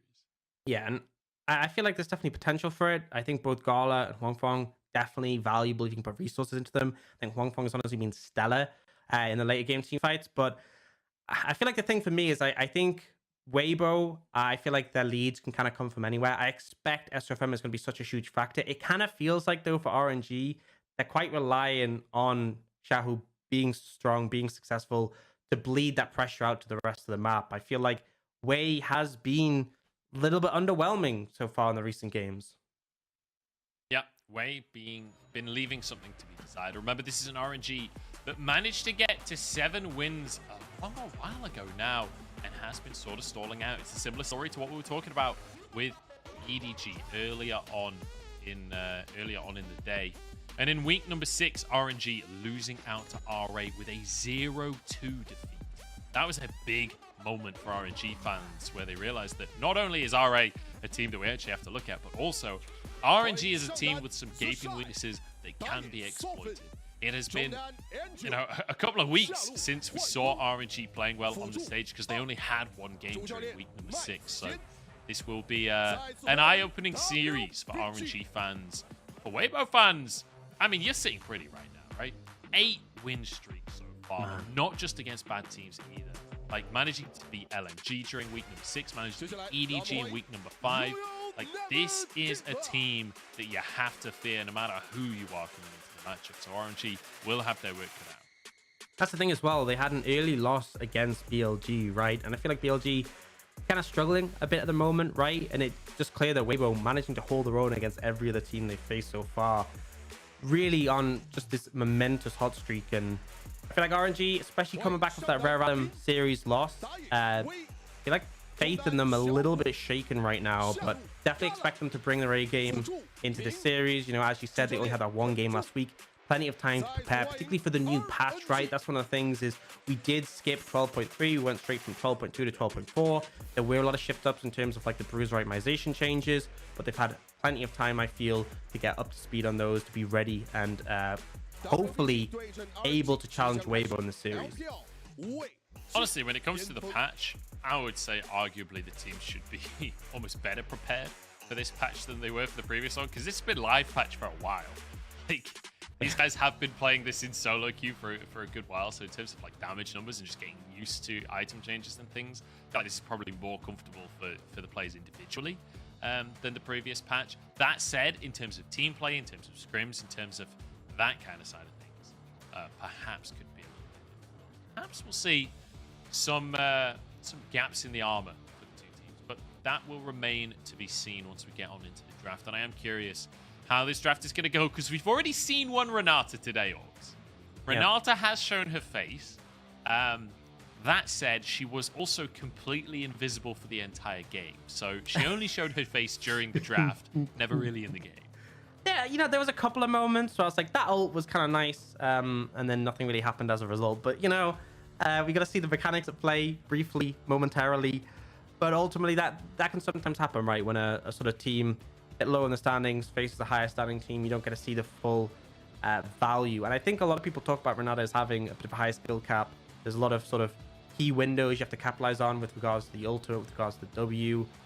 And obviously vulnerable in lane. It'll be interesting to see if we get it coming out here. I feel like one of the things is with these picks, he has quite a heavy power budget. We've seen in solo queue her win rate incredibly high considering how new she is and considering the skill cap. And obviously it'll be a treat to see some of the best supports in the league, see what they can do with her. But ultimately, it's kind of not been the meta in the LPL, right, to lean on these scaling supports as much. It has been more about things like the Nautilus and Leona. And I feel like having your support on that reliable engage has been such a massive factor for these teams.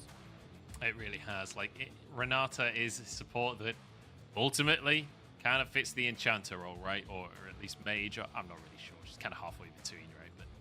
But not necessarily the style of support that a lot of our teams particularly like to lean into. But we do see them lean into it. Not necessarily a support style that works that well in the LPL. So we'll have to wait and see. I expect some experimentation from a few teams, but whether or not it sticks, that's the real question when it comes to that pickup. And, you know, there's always space for shenanigans. I mean, the Shy is in this series.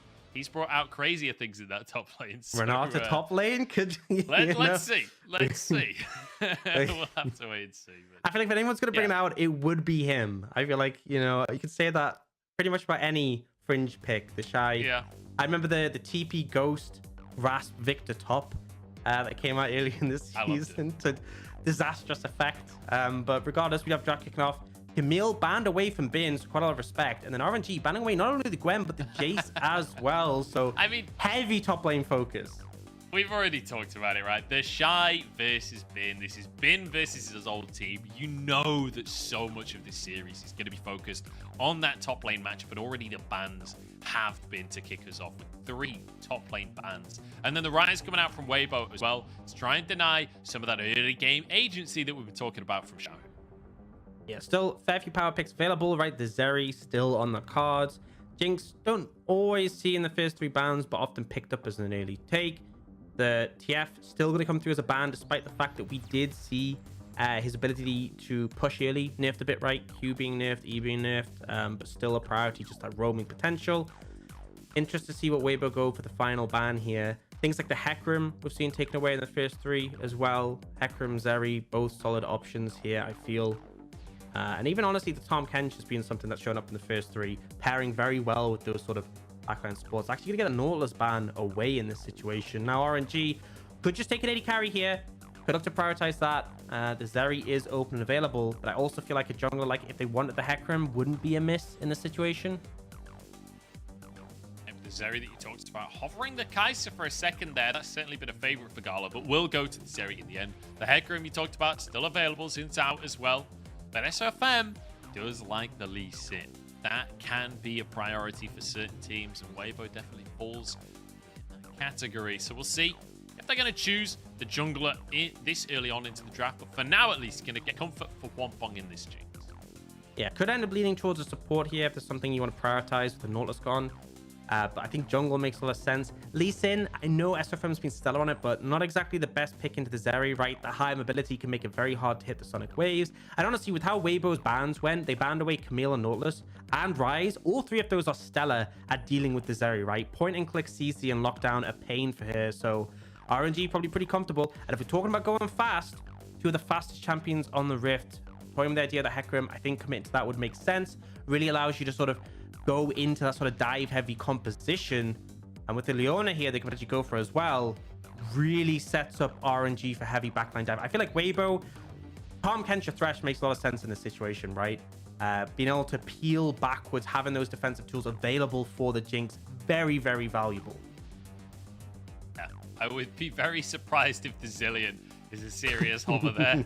But, you know, I'm ready for it. I'm down if they're going to go. Look, we've been talking about this new champion with a revive. On brings it old school and goes for the Zillion instead. No, it is going to be the Tahm Kench that you talked about here, locked in to keep Wampong safe down in that bottom side.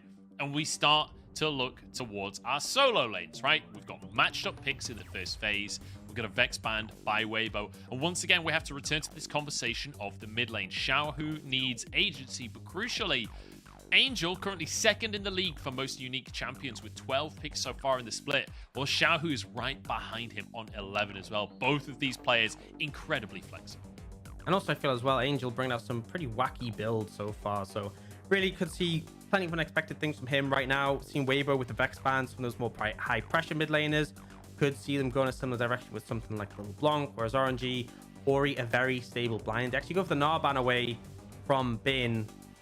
We'll see what RNG up for the final one. I expect Weibo will probably pick their mid laner up here, go for a stable blind in this situation, but they could also lean into the Shy, taking like a Scion or something like that. But against Bin, always some concern. You could pick something that just scales excellently into it. We'll see how it pans out, but obviously Weibo have that potential counter pick to play with. Yeah, we'll see if it's going to work out with the Gragas, I should say. Certainly expecting here the Scion, as you say, available if Weibo should choose to blind pick for the top lane. But I would anticipate a blind pick for the mid lane. Oh, Ari instantly locked in. No hesitation here from Weibo. Yeah, and I think it's a solid pick, right? A lot of mobility, and particularly when you have the Tahm Kench, you can save the Jinx. You kind of want a mid laner who can be self-sufficient in the situation. We'll see what RNG on. I want something with a bit of pressure in the mid lane for Xiaohu. Obviously, we've seen like the LeBlanc into it. Again. Syndra, a bit of a favorite for Xiaohu as well, that we could see. Obviously, able to contest that priority early, can land that stun, and it might be, you might get your hopes. Oh my days. Is going to be that matchup we saw in the previous game. Super scared expressive, super hype. Now for Bin, I love it. This is a super heavy dive composition. You can definitely pick something on theme to carry through with this. See what they opt to go for. It will be blind. And I think as well, the Shy, we'll see if he wants to potentially pick something that can sort of counter this. Specifically, the Kennen would really be on theme for the composition and make things extremely rough for that backline. The Shy is just waiting to see what RNG lock in so he can pick Sion anyway. He just wants to know what he's playing Sion into. That's the only considerations going on here. The Tristana locked in. The Shy starting to hover 80 carries. That would be very on theme for the Shy up the top side. But man, I'm just so excited that this Ari versus LeBlanc is happening once again. Don't do it. Come on now. God, I really hope he locks it now. It's just like we have counter pick, leave it till the rest of the draft. It's the Shy Wildrenal top laner, Sion. That would just make it for me. I mean, to be fair, he plays Sion as a carry, but it will be the Graves as the final lock in here. So relatively volatile matchup up in that top side, both all-in potential, but you can play it fairly safe on either side as well, right? Both range top laners, both disengaged tools. Yeah, I think the big thing is the hull breaker for Graves makes it very difficult for the cannon to clear away those cannons. You can pick up lots of early plates early, obviously. Scale up exceptionally on the Graves, and importantly enough, providing an extra damage threat in the team fights, because that's the thing is that, you know, Ari does tend to fall off late in the game in terms of damage output. Having the Graves as like a second big later scaling carry on top of Wong Fong, definitely valuable now. I feel like, honestly, RNG, pretty favorable their composition, right? I think they've got a lot of strong tools. I don't think there are fantastic answers for the Zeri. A lot of skill shots, right? In terms of Sonic Wave, in terms of the Charm from the Ari, definite opportunity for Gala to outplay those. And I love Hecarim LeBlanc as a combo. A lot of dive threat the Kennen as well. I think Weibo definitely have tools. We've seen SOFM pop off on the Lee Sin. I feel like if RNG go and check, those team fights are going to be spectacular. And I feel like that mid lane is actually going to be the key to a lot of this, right? Because SOFM has the advantage early on in the jungle matchup. We've seen plenty of times Hecarim getting invaded by things like the Xin and the Lee Sin, right? Angel, if he can get out of that mid lane, if he can help SOFM and try and find an advantage in that jungle matchup, that could be the difference maker in a lot of these fights. But down in that bottom lane as well, we're talking about the Zeri and how hard that'll be for Weibo to shut down. But Wonfong has his Jinx. We've got on that Tom Kench as well to keep Wonfong safe. And we all have seen what Wonfong can do in a late game team fight when he has a carry like Jinx. But enough about the individuals. Let's talk matchup here, because it's Weibo versus RNG here. Game number 1. It's Bin versus his old team, the team that he made it all the way to World Finals with. A big one as well for him on the Kennen. Not the greatest opportunities in lane, right? And gonna struggle once the Graves gets that hull breaker, but the team fight is where he will absolutely shine. I feel like Weibo playing through the strong lanes, definitely something they can do, right? They have set up mid, not the best onto the LeBlanc, but you can definitely roam with it to allow the Sonic Wave to connect. And that's the thing, right? Weibo have a strong mid jungle and then scaling side lanes to play for, they can lean towards. Definitely a lot of power in going for that. And I want to see them do so, because I think if it gets that level 6 point and nothing's really happened, right? Wei gets a big power spike on the Hecarim. Right? You pick Lee Sin because at level 3, super strong. Pick Hecarim to sort of weather the storm a bit and get to that point where you have that ultimate for the extra power in the engages. Yeah. So opposite starts here for the two jungles. SOFM going to be panicking. Top lane potentially getting involved between the Shy and Bin, which you already know. But Ming actually starting off not in the lane at all, playing defensively, trying to make sure that there is no late invade, making sure that no camps are going to be taken away from Wei right off of the bat. I'm certainly going to be looking towards Wei in the jungle and see what kind of influence he can have on the Hecarim, because he can be a little aggressive as already. Aggressive trades in that mid lane. Electrocute for electrocute. You know, it's a vintage matchup, and we've both got Thunderlords to take to the table as well, so definitely going to be an exciting one. Yeah, and we saw in the previous game when we had Scout going up against Jay, the sort of skill expression in the matchup, finding those charms, being able to interrupt distortion into Shahu. But also, you know, in the early levels pre-6, Shahu has better setup than the Ari, right? Because you can distortion in, land the chains. Ari doesn't have the mobility tool to play around with and use. Now, ward on those Raptors, placed down early by Shahu as he has priority in lane. They know where SOFM is. Really important that they're just aware of his presence on the map. You can see what he's looking to do. And honestly, Wei happy just full clearing in this situation and just trying to ramp up until he's more relevant. it's a disaster. Mid-diff already. Over? Game over? Go next? 100 maybe? gold lead off the back of that cat. Yeah, perhaps I'm slightly over-exaggerating, but still kind of It's the sucks to miss mental the edge, first cannon. right? Yeah. First one of the game as well. On is going to get caught up here by Ming. A bit of a spike at level 2, but too much as On will be able to regen some of that health from his Grey Health passive. But nice little bit of pressure coming out from RNG's bottom lane. Yeah, and critically remember that the Tahm Kench, compared to old Tahm Kench, where like he completely shut down aggressive lanes, which the Devour was available. But wait, they're actually looking for a dive. Dive? Ming wants to go for this one. Flash is forward. Great flash from On, though. And now tanking the tower is Ming. One more shot he can take as On gets back underneath the tower himself. Will survive. Wei is about to go down to one Fong. Needs to reset, but he can't quite finish the kill. Gala takes a tower shot. Weibo's bottom lane somehow alive here as Gala gets the laser over the wall. Dives underneath for the double kill. Gala popping off already. And the shutdown goes over to the Tahm as well. So Gala winning out massively. Man, that was such a sketchy dive. Let's be real. Critically On hitting level 3 as they went for it. Honestly, felt like they could have just backfired massively, but they managed to juggle the aggro, and then Gala finding the big play in the end.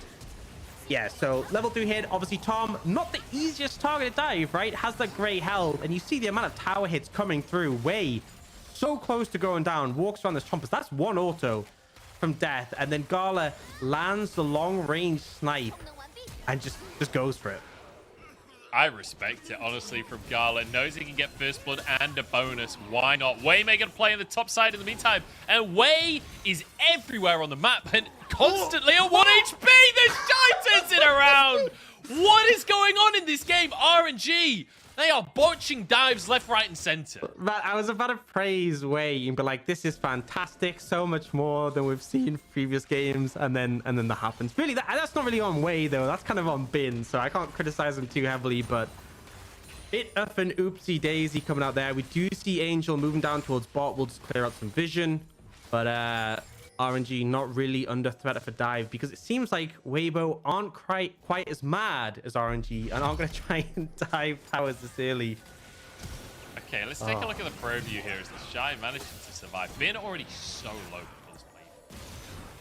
A tough one. The fleet footwork paying dividends here for the Shy. I can't believe he gets a kill. And it's just going to honestly just get him closer to the hole breaker, which is kind of the point where the matchup gets painful for the Kennen, right? Big thing with the Kennen is you kind of can't really deal with those split pushes who can just sustain up against you. On top of that, you really want to look for all-in pressure, but if he has the hull breaker, the Grave just becomes so tanky, so hard to 100-0. We do see RNG will sort of continue the momentum and look for this dragon on the bottom side of the map. So I'm just going to reset, and it won't really be a contest on this one.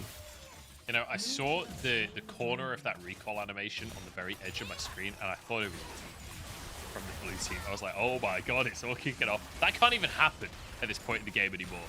That's just my brain is trained at this point. That's conditioning. How many years of being used to early TPs have we had, right? I think you can get a pass on that one. You know, it's not quite as bad as calling Weibo sooning or anything.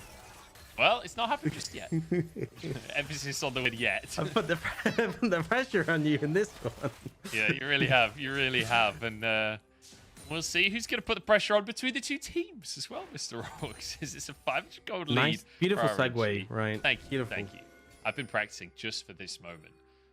But I want to return the conversation to that mid lane, right? Because we do have this incredibly volatile matchup. And already we've seen Angel trying to roam down to the bottom lane. Didn't quite find the window that he was looking for. But I feel like it's inevitable, right? That eventually one of these mid laners will find a play either in that mid lane or elsewhere on the map. And as soon as you find a lead on either side of this matchup, you know that you can snowball like crazy. Yeah, and especially Angel with the level 6 now available, the extra mobility granted by the ultimate, the skirmishing power as well. SFM, pretty subdued early game, but has been able to farm up to that point where he's level 6.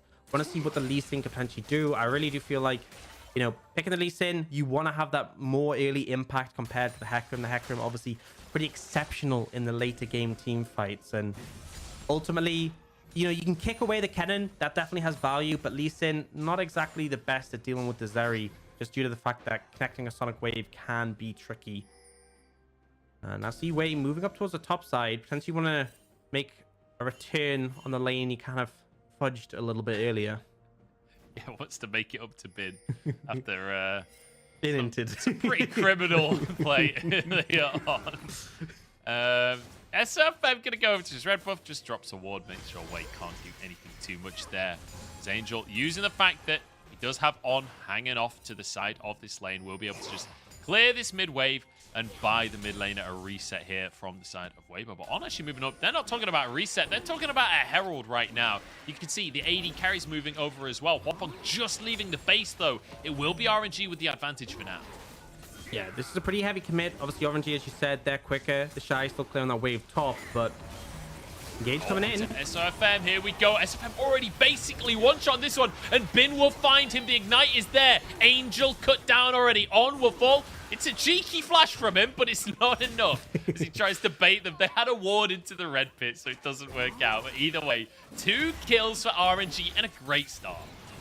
And it feels like Weibo were just super hesitant there, right? They didn't bring the Shy over. Huanfeng very slow to approach. And this is the thing, RNG, we talked about how they have this dive-heavy composition. They have the tools to instantly pull the trigger. Ming looks for SOFM. You get this dual engage where SOFM does flash it, but it leaves Angel in an uncomfortable position. And critically, On doesn't have the ult, the get out of jail free card, and also goes down himself. So just really solid play coming out from RNG, just very quick to pull the trigger. And I feel like you need to be with a composition like this. We saw that in the previous series where it was Scout with the Vex permanently just jumping on the enemy Ahri, not giving any room to play around that mobility. And it's kind of a similar thing we saw there, right? Angel didn't really get much outplay potential. They've actually picked up the Merc Treads now, try and limit the effectiveness of some of that CC.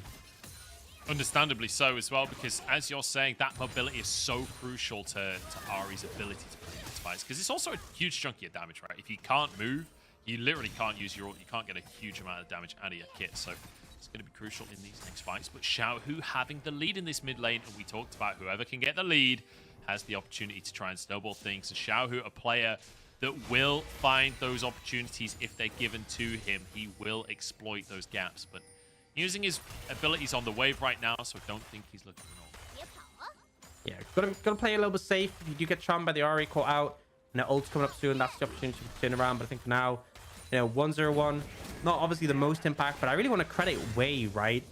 Big aspect of that initial engager on the Herald fight. Yes, the gank top went a bit amiss, but finding these opportunities. And I came into this thinking, based on current form, SOFM had this jungle matchup in spades, but really, we've seen Wei able to be more proactive, and especially considering it's a Lee Sin, 0-0-0 at 10 minutes, not really what you're looking for out of the pick. No, certainly not. You expect him to have a much bigger impact. A 10 CS lead is all he's got, but, you know, being, as you say, 1-0-3 on the Hecarim, 10 CS not really going to do all too much for you. The sweeper coming out from Wei, but then suddenly he realizes that ain't no sweeper. That's Shelly. How did this Rift Herald get in my pocket? This happens way too often, I swear, in the LPL. I've seen this like 3 times in the past week or something like that. Either way, it's still mid, it's still fine. They're going to look for a dive, though. Angel's in trouble. Spirit Rush going to come on through, and SOFM is here to try and help. The charm goes awry. That's just going to be the ulti used by Angel. Traded for basically nothing out of RNG, realistically. Didn't actually commit anything to the play. Yeah, so I think RNG fine with that. They get 2 plates down mid, which is, if you're just going to take 2 plates, it should be in the mid lane, right? Because of the value of the mid lane tower on it just offering control of the map. But and they burn Angel's ult, which means he's obviously not going to be able to be as impactful for the next minute or so. The problem is the top lane right now. The Shy has that hull breaker, and Bin is not having fun. He just TP back up to try and defend. But look how low the tower's getting already. This is just the Shy. Yeah. The pressure the hull breaker offers, and now SFM looking for potential dive. Oh, but it's going to be Bin making the all-in happen on the top side. He wants the solo kill against his replacement, and he'll find it. SOFM has to try and avenge his top laner, but that's all he can do. Bin trying to escape. Up on the other side, the emotes coming out from the old teammates, kicked under the tower and finished off by SOFM. But Bin, he's already won.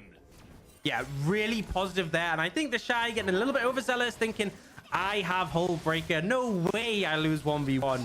Bit disrespectful, takes a tower hit. And now, RNG looking for more. Oh, Huanfeng in all kinds of trouble, but the Devour into the leap. Huanfeng will escape with his life thanks to the heroism from On. It's still a pick from RNG, but On, that was kind of nice to watch. Gotta salute him there. Goes down, but saves his AD carry.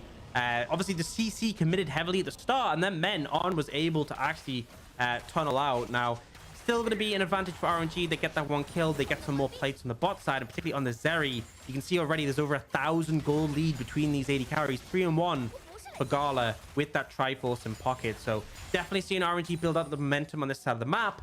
But On doing a decent job to make sure it was only a 1-0 and not a 2-0. Yeah, doing a really good job there as not deterred after that fight, that most recent play. The Shy back under the tower once again, trying to finish off these plates. Will be able to get a 4th plate for himself. And in 30 seconds, those plates will go down. So that will be all she wrote in terms of the plate gold. But despite that kill that Bin got onto the Shy, look at the gold difference. Yeah. 1.2 thousand in favor of the Shy. Already with the Hull Breaker. Has his Merc Treads. Almost finished stacking a Cull as well.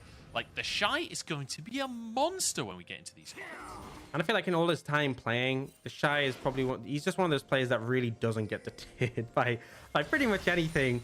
And the thing is, in this matchup, you know, yes, it was a hiccup. Yes, you ended up getting solo killed in that situation, but you're still going to have so much pressure in the side lane, be able to scale up and be that relevant force, just because the Kennen really not going to be able to handle you effectively. And it's going to come down to a situation where, you know, Bid is trapped in the side lane dealing with this threat. And RNG will be wanting to force fights, because the longer this matchup carries on between the Shy and Bin, the worse it is for RNG. You can see SFM fishing around for a potential play here. I think Shy is probably just going to take this turret. I just want to point something out on the map here. RNG just got the first tower of the game pretty much for free. I don't really like to say the term for free in League of Legends, because usually it's a trade around the map, right? But there was basically no contest in the bottom lane. Gala just finishes that tower off, and Weibo have done pretty much nothing about it. As you said, SFM moved up to this top side, but not been able to finish the tower. And now Ming is here, Wei galloping up the river as well. The Shy, you're in all kinds of trouble, but Angel moving in to try and protect the other solo laner. Ming with a great prediction on the solar flare.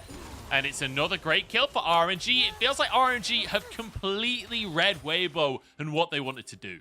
That predict was so slick, honestly. The E gets the ult afterwards perfectly. The Shy, you know, with ult, with flash, with his dash, felt like he could maybe escape from that situation. But RNG, not only do they get the bot side turret, they defend their top tier 1, give a bit of a reprieve for Bin, and are able to instantly translate that into that Herald. I expect we'll either see, well, the Herald can go mid if they just want to secure that tier 1. A lot of teams would see value in that. You could look to put it top if you want to try and get 2 towers there. But honestly, I'm kind of favored towards taking that mid one. And we get the replay.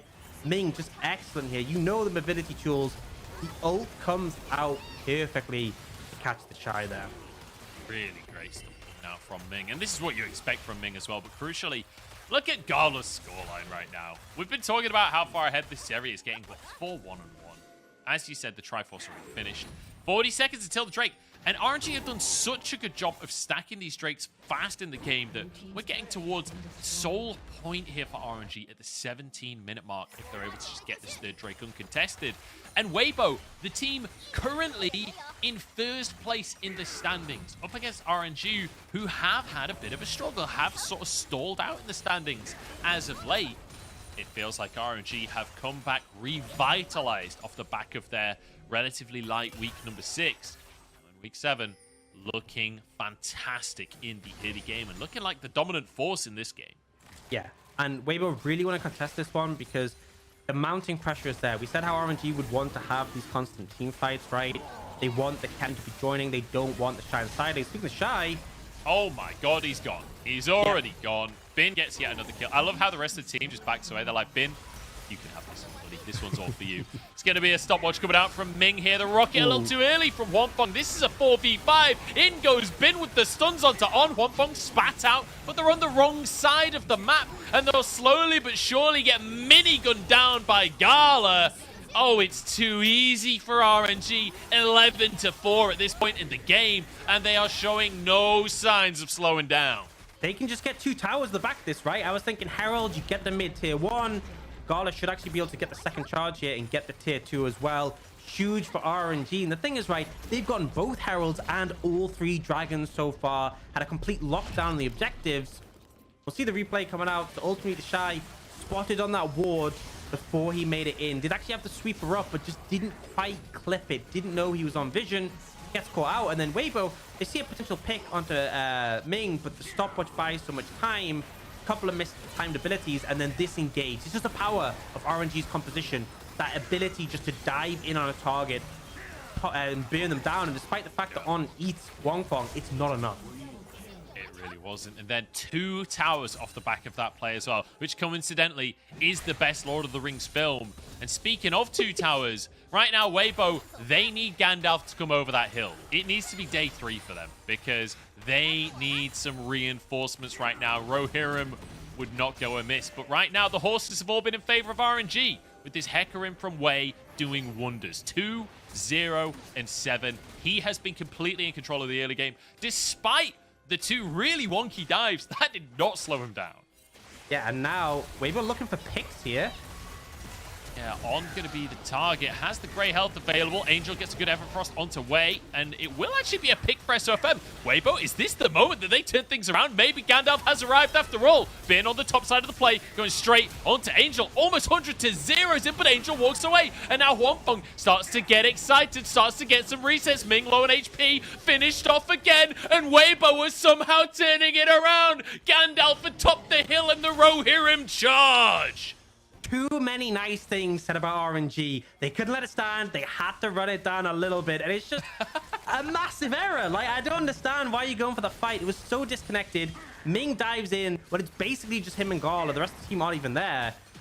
Heavily commit. And the thing is, we talked about the engaged tools from RNG, how on eating a target wasn't enough. But when it's so scattered, so sort of one after a time like that, he doesn't even have to burn the ult. Like, Ming going in here, Wei, yes, he's fast, but like the rest of the team are just miles away. And it just feels like a heavy overcommit. Gala gets deleted by getting caught out by the traps. And now Bin's like, well, I'm here. I guess I should go in. Bear in mind, right, On doesn't even use... Actually, his eat wasn't available there, but obviously doesn't use it there on Angel, and still Angel survives. And then Huangfeng starts to get the resets. A lot of gold given over to this Jinx as well. And the hilarious thing is, because of that reset, Ming's ult misses as well. Because Huangfeng gets that burst of movement speed, so manages to dodge away from the solar flare. And that ends up being the reason that Ming goes down. So kind of a series of unfortunate events there for RNG. And now, even in gold just about, as the fourth Drake, will be coming up in a minute and a half. Baron onto the map as well. The Shy starting to get a lot of pressure off in that side lane, finished 2 items at this stage. But Orcs, I feel like we need to revisit our win conditions here. Weibo equalizing the goal, but still with 3 Drakes down. I feel like the onus is on them to make the magic happen. Yeah, it really felt like Weibo wanted the early momentum. They wanted the Shy to be stellar in the side lane, and he has built up a CS lead. He is a problem. But the problem is, because all the dragons were stacked by RNG, Weibo are forced into these critical fights, right? They can't give up any dragons at this point of the game, particularly not the next one. So now the pressure is on them to perform in these team fights. I still feel like RNG I favor there. Huangfeng has to absolutely pop off if we want to see Weibo coming out ahead in these team fights despite even gold, because I think the engaged tools available, right? Bin with the slicing maelstrom, Wei on that Hecarim, Gala on the Zeri are hard to deal with. And that's the thing. I don't think they have great tools to deal with the Zeri. Gala just flubbed that last fight, but in most situations, you don't have those point and click abilities. You don't have a Nautilus you can just press R, right? The best tool is if SOFM can close the gap to ult him, but with no flash available, it's going to be pretty hard. And RNG are moving over. They have control of the area, fishing for some potential damage there, and it's on Weibo to move in and contest this one. Well, they're going to have to try and do it as a group. Angel over the wall, Everfrost onto Ming, who doesn't have a stopwatch, remember. Low on HP, but Wei blocks the rocket. Charm available in a second from Angel, so keep your eyes on the Weibo mid laner. But a lot used here by Weibo, the Spirit Rush, the ult from the Jinx as well. Not going to be available. And Bin behind enemy lines once more. He wants that flank. He has his flash available here. SOFM's 1 HP because of Xiaohu doing some work on the other side. That's going to be Soul going the way of RNG here. And now the Shy desperate to make something happen, but it's too little too late. A great fear and a pushback coming through from Wei as well. And now over the wall goes Gala. He's got the lightning from his minigun, and he wants to take some names into the back line as Angel will fall. It's a double for Bin, a double for Gala, and a Baron surely for the side of Weibo. And there's that team fighting strength. The thing is, Weibo, they chunk out Ming, but a beautiful block from Wei keeps him alive. And critically, They burn so much. And just the, honestly, Angel's ultimate is such a critical team fighting tool. Burning that to chunk the support not really worth. And then when the fight comes out, Xiaohu, excellent on the LeBlanc chunk and SFM. Enough to secure that lead. And now, Soul in pocket, Baron in hand. Yes, we saw a mistake from RNG, but they have solidified things. We're going to look at that replay. So, Xiaohu, didn't get to see this the first time around. It was off to the side, but nearly just one shot SOFM there. Yeah, Xiao doing so much work before the fight ever begins. Destruction here. And RNG just managing to outposition. And as you say, the team fight, it's just not fair. In terms of compositions, it's all in the way of RNG. And it means that Weibo now forced away. And it's a difficult situation, right? It's the point where you need to find picks. You need to get creative with your play. If Weibo are ever to win this game, keep themselves even in the series, they need to find some kind of miracle. But as we said that last time, Weibo managed to find a miracle fight, right? There was that moment in this game already. Let's say it louder then. It's not completely out of imagination. Let's say it really, like, RNG definitely can't here we lose. go.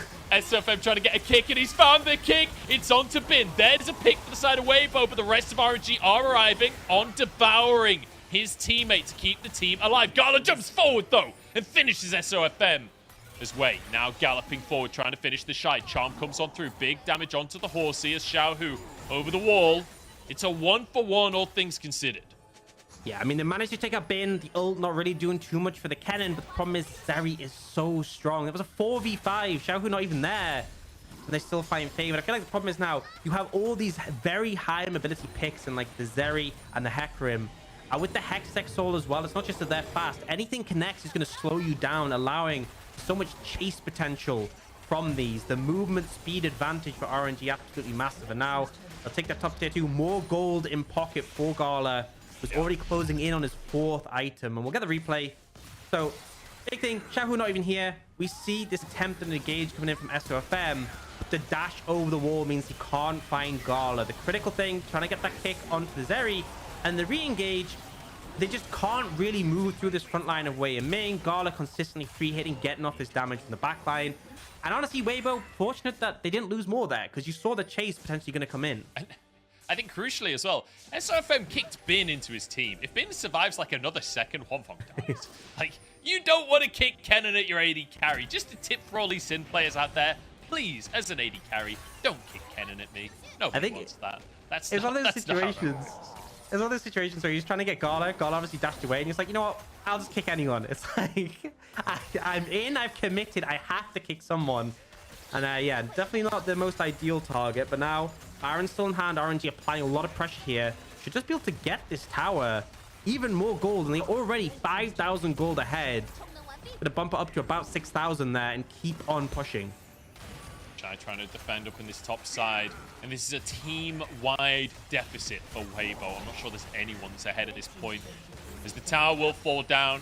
SFM kind of sort of threatening off on the side, but realistically, I'm not sure there's anything he can do, even if he gets it onto the backline here. It's 16-8 on the scoreboard, almost a kill a minute in this game, and it feels like this has been a fast-paced game, right? Even when there hasn't been kills happening from a lot of the plays, it feels like Wei, especially across the course of this one, has never let off the accelerator. This entire time, we were talking about SOFM, how hard he had been smurfing during early games.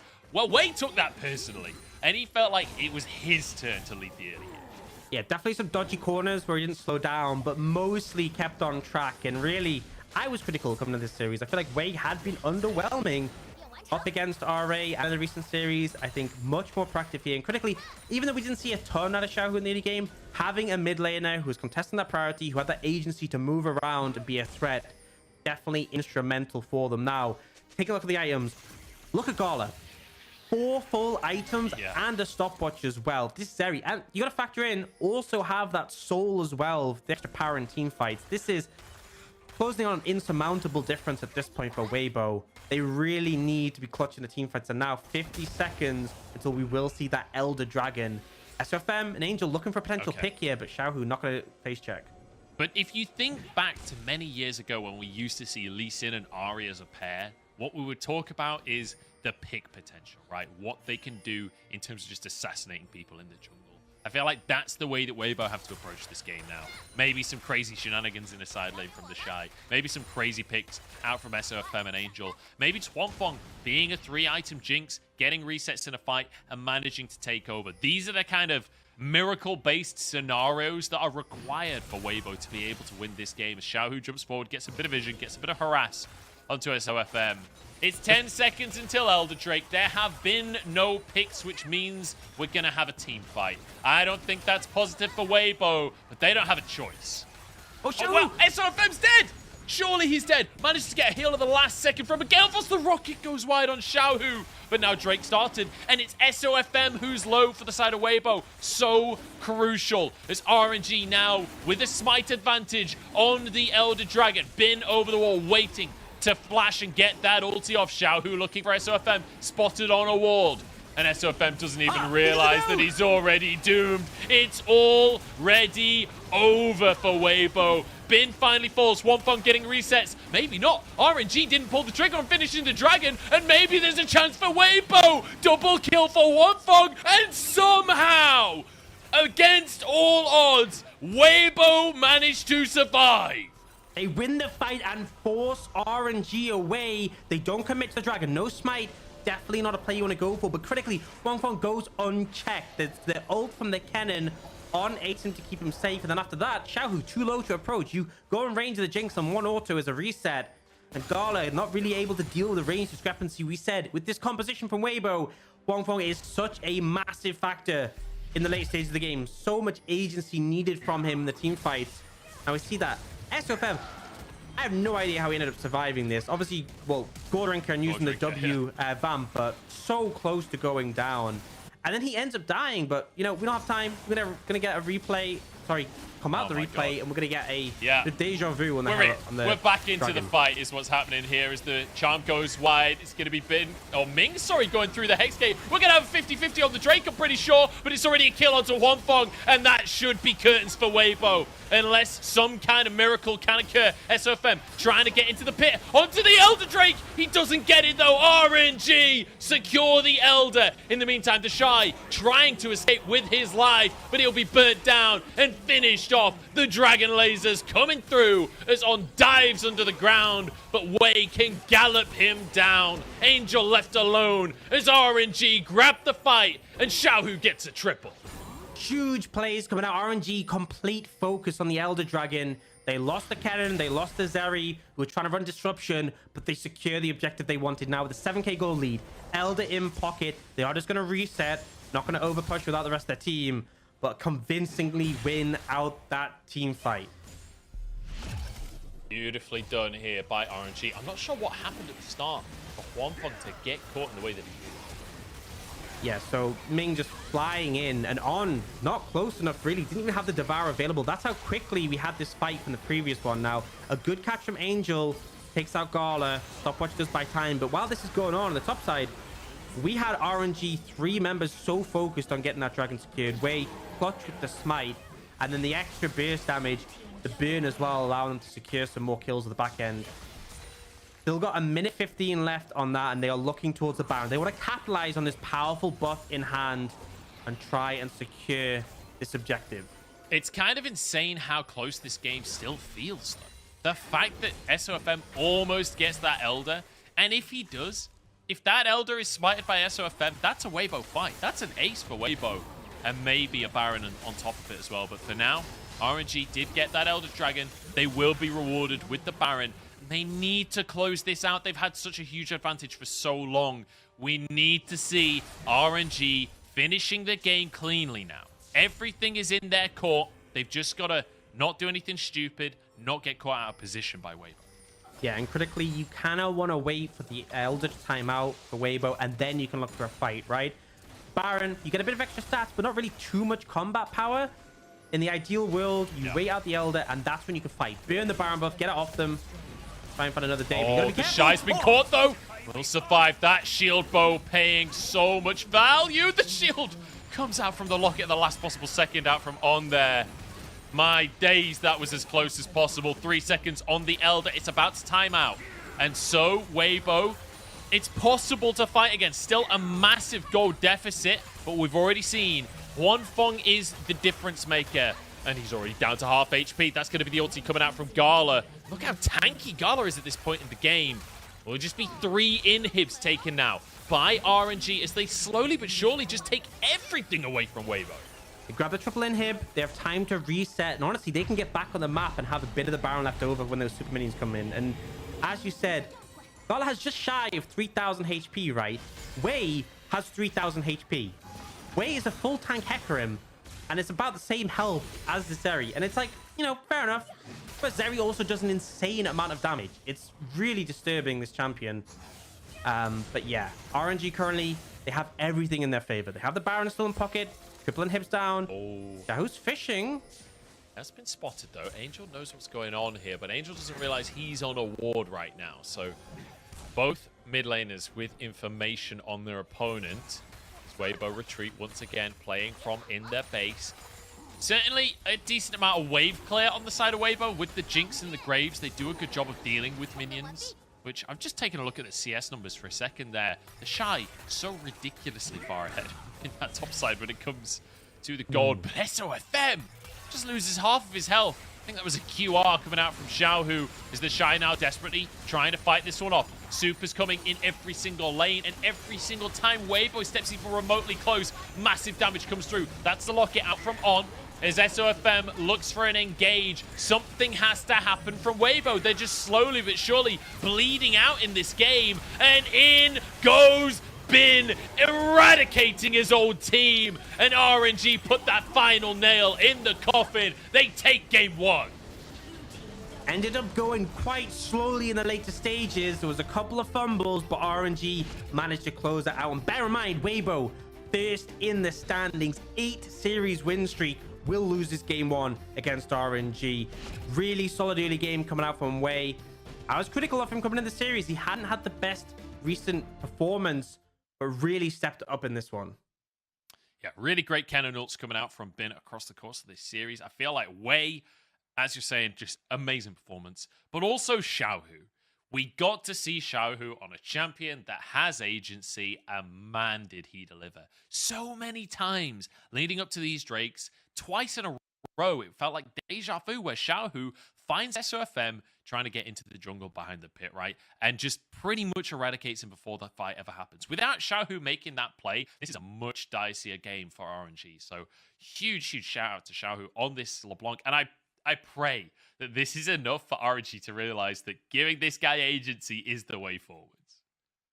For sure. I mean, we haven't seen much Corki priority at all today since the nerfs, but man, night and day when he's on a champion that honestly has that early agency, and also in team fights able to do a lot more than just sit back and fire off a couple of rockets. Yes, the damage was huge, but finding those key critical windows to punish and apply pressure onto Weibo, really just excellent. And Gala as well, so much confidence in that early dive kills. You can see the goal grab, that massive dip where nearly Weibo was able to bring it back. But honestly, I think that comp kind of hit them, right? Team fights just weren't that stellar. Yes, Huanfeng was a massive threat, but the Shy wanted to see him be that massive side lane threat. Didn't really come to fruition because RNG won bot so hard. SOFM found some windows later, but his early game was very subdued. I feel like the cohesion just wasn't quite as relevant as RNG's, right? Wasn't even really there compared to RNG's, who very much had this strong team fight dive composition that they just piloted pretty effectively.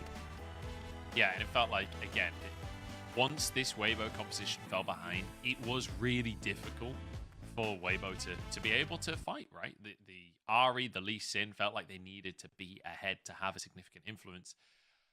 The one thing I will say, not necessarily in favor of Weibo, more in negative for RNG, there were a lot of opportunities for Weibo this game. There were so many fights that Weibo either went even in or managed to win that realistically they should not have been given those opportunities. So RNG still plenty of weaknesses that they need to fix up. But moving forwards, hey, they're 1-0 up in the series. We'll see if they can finish it off right after the break.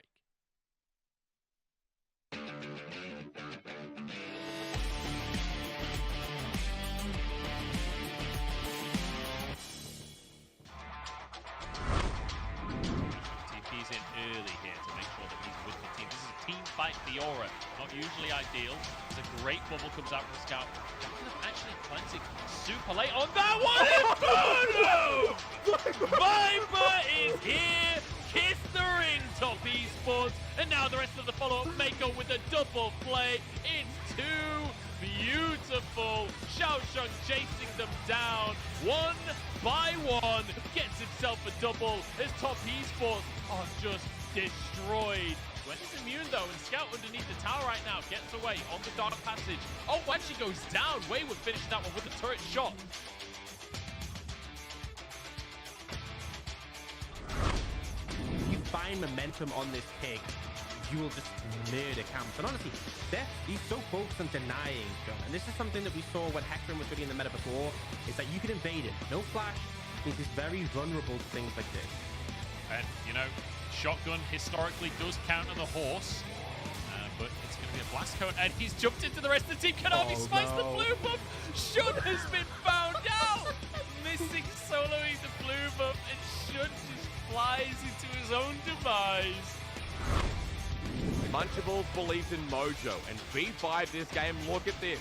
Pure Mojo as Jin Jiao gets knocked up Dredgeline. He flies through the sky, but with the movements with Poetic in the range, another auto attack needed. Now turning for Eric, but Shadow shows up. No one else from B5 is going to be a 2v3, but it might not matter. Eric getting auto attack to death, and Poetic now launched on by Shadow. 3 Talon Strike with Wind becomes Lightning, and Audacious Charge to turn it around. They jump on Poetic, but he gets the support. Eaten up by PP God. This 2v2, PP God and Poetic. I see a triple P, and I absolutely love it. Top esports approach, they can look to turn. They have to be really cautious though. They lost the last 50-50 in the previous game.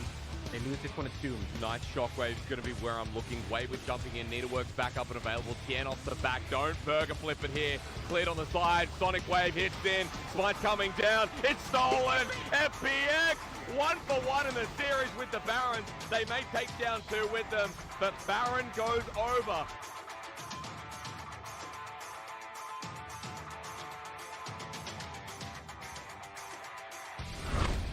This is a really desperate situation for LG. Can they take the Elder? It's smited away by Karsa, and now the executes are going to be coming through.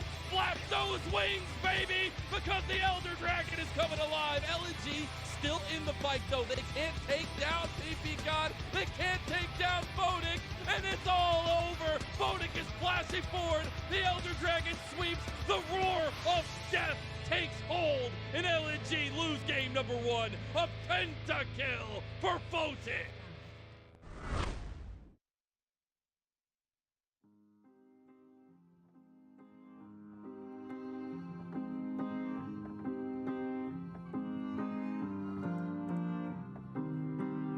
I saw you tonight, your beauty from inside, the glowing light is shine. I am with you. Oh, close my eyes, sense your vibe, being alive just feels so right. We are flying out of space and time. Sparks spraying between us, colorful clouds of dust. Coincidence might be divine. Wanna sing a melody, sounds like poetry to me. Let your key resonate all through my body. I saw you tonight, your beauty from inside, the glowing light is shine. I am with you. Oh, you saw me tonight, the soul of a child, the chaos of my mind. I am with you.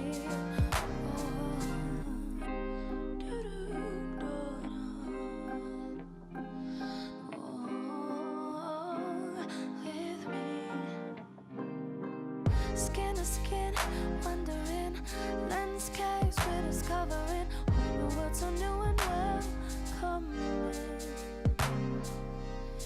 Am I dreaming? Are we here? Just imagine how it feels. Stop believing that it could be real. Wanna sing a melody, sounds like poetry to me. Let your key resonate all through my body. I saw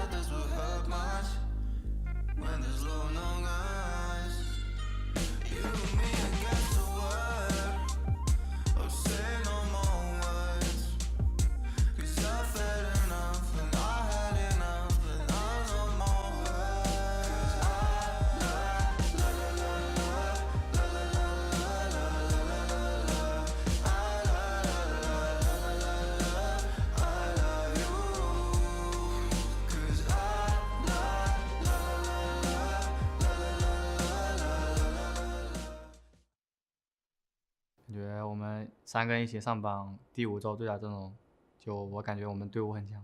下场对上 RNG， 我想对兵说，让他好好打，因为我们2个都是想让观众看有意思的比赛。It feels almost sad in a way to hear Huanfeng talking about when they were buddies on Suning back in the day. Now Weibo, a different team, a different top laner, but exciting to see them going against each other. Both their flank aficionados back in the day. Wei was our MVP though for game number 1 as RNG managed to make game number 1 a story entirely about them. Wei 2-0-18 by the way. What an insane scoreline to finish a game. And a return to form. This is what we expected from Wei, right? Earlier in the season, had some solid performances, but then just really fell off. I think the recent series have been rough on his end, and this one, so proactive in the early game. Not every play was successful, but definitely trying to make as much happen as possible. And when you're up against SOFM, who we praised heavily for his early proactivity, especially on the Lee Sin, just outmatched. Yeah, this was something special coming out from Wei. Multiple dives very early in the game. The goal was minimize the laning phase, right? Get into those side lanes and stop the Weibo players being able to operate the way that they wanted to. Really nicely done. This prediction, by the way, from Ming, just gorgeous. Really good stuff to see Wei leading the charge, but even later on in the game as well, winning all of the smite fights, managing to make it happen for his team. Yeah, and the smite as well, a big one. That Elder Dragon that we did end up seeing between them was a bit of a 50-50, and against the Lee Sin, they tend to be favored towards him if he can get the execute, so credit to Wei securing those objectives. I will say, I feel like everyone on RNG really had a solid performance. I think Bin was the only exception. I think he had a bit of a rough game. Sometimes a bit of a position with the cannon ultimate, but at the end of the day, managed to close it out, right? And still able to be a force to be reckoned with in those team fights. Yeah. I think now, going to the second game, I think Weibo could improve their draft. I feel like there wasn't as much cohesion compared to what RNG had. I also feel like, you know, they had the Lee Sin Ahri, never really came to fruition. And bear in mind that RNG made a fair few mistakes. I think Weibo should be able to answer back in this game, but it really comes down to their execution and also critically how they handle the draft phase. Because I think, like, one thing is the Zeri, they just didn't have the tools to deal with it, right? Like, we sometimes talk about these compositions where they have a limited pool of tools. So if you burn them early, the Zeri can go unchecked. There was really, like, nothing that was that effective, right? There was no, like, point-and-click abilities just to lock it down. The only time we really saw Gala getting checked was when he either made mistakes or Huanfeng was just in his face slamming big rocket autos at him. Yeah, we'll see if Weibo will have a better answer, deciding to go to the red side once more, though. So, obviously, thinking that the way things started last time was not the issue because they've gone for that Camille ban once again. It's going to be the Gwen and the Jace ban, the Rise. So it is literally a rinse and repeat so far, at least in the bans. Yep. TF was the ban here for RNG. I think Weibo, no point banning the Nautilus. If you leave the Nautilus open and then you have a better answer to the Zeri. We'll see though. Maybe they thought that wasn't necessarily the issue. For now though, this third ban is where I potentially see things changing, and they do ban the Zeri instead in this situation. So now for RNG, they could prioritize the Jinx, right? You know, I think in terms of the AD carry tiers, I think it kind of goes like Zeri is the premier, but then Jinx and then Aphelios. It does leave Weibo potentially go in that direction, but we have seen Weibo opt into the Xayah for Huanfeng, a little bit of a different thing with him playing the lethality. Could leave that till later, but either way, likely going to see the jungle in this rotation as well. Often see the jungle in that 1-2 for red side. Weibo pretty much the team that is playing this Xayah, and you call it Orcs immediately. That Xayah is locked in. This has been a pocket pick for Huanfeng, and they get the Rakan alongside it, which in my mind, alongside Thresh, is On's premium champion. I love to watch this guy play Rakan. Yeah, and it's a strong duo, right? Not quite at sort of the old levels where we saw just dominate everything in the 1v1, but a lot of power in those team fights, a lot of safety for the Xayah, a lot of CC power for the Rakan and the Hecarim. Wei had a great game on it, right? I don't fault him picking up here, and actually may not even go for it, may go in a different direction, because one of the things is when you're diving into a Xayah, you're going to have a harder time, right? We saw Wei pretty much go unchecked in a lot of scenarios.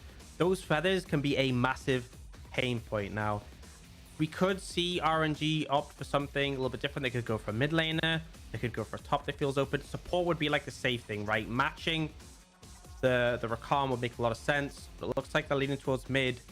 Ari has the extra die potential. Orianna very good with the Jinx and the Hecarim. Leaning towards a team fight composition here with that Orianna locked in, and now over to Weibo to see how they want to finish things out. Wouldn't be surprised at all to see a jungler here, but I want to quickly just mention some statistics here. I want to throw some stats at you, Orcs, in regards to this Xayah and Rakan. I just want to also point out, this would be triple Vastaya, so a little bit of TFT-based synergy there. Although, I don't know if we've ever had a Vastaya synergy in TFT. I digress. It's going to be the Ahri locked in. 100% win rate so far in this split for both Hwangfeng Xayah with 5 games and a 7.1 KDA. And also, On's Rakan, he has played it 7 times with 100% win rate so far. This bottom lane for Weibo, this is the combo. This is how they win.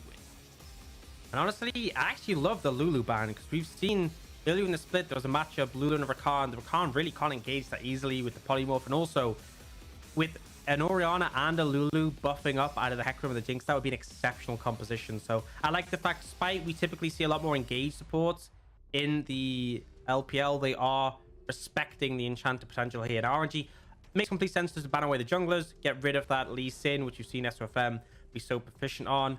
Could, in this situation, go in a variety of directions in terms of banning out junglers. Could even just go for a ban towards the Shy in the top lane. Like the Gnar, the Gragas could be things we saw banned away in the previous one. But just going to go for the Xin Zhao here. It will just be that Xin Zhao ban, so removing some more early presence. And I can understand why, but guess what? It's Viego that's actually been the second most played by SOFM across the year. 83% win rate over 6 games so far. Definitely a comfort champion for SOFM. Feels like a lot of comfort across the board here for Weibo, aside from obviously this Ahri, which very recently reworked. I don't think it's comfort for anyone necessarily.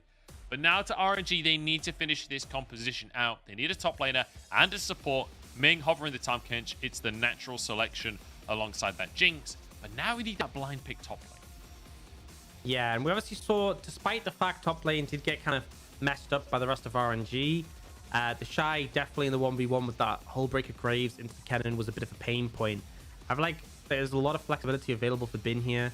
Gnar, pretty stable blind in most situations. There are definitely picks that can punish it, but I'm not sure they're going to any that we're going to see the Shy go into. Could just end up with him playing something pretty safe just to farm up. Even the Graves potentially could come out again. We will see that Gnar locked in, so again, incredibly strong team fight coming out from RNG, but I feel like Weibo have more tools already. I really like the Ahri Viego combo, all about those resets, that ability sort of to chain kills in skirmishes, in team fights. And now the Shy toying with the idea of the Akshan. A lot of options available. Yeah, you're being baited, Ox. You're being baited. It's exactly what they did in the first draft as well. Let's see before it's locked in. It is locked in. The Akshan comes out here for the Shy in the top lane. Well, boy, do we have a spicy matchup. And boy, does Bin have his work cut out for him right now.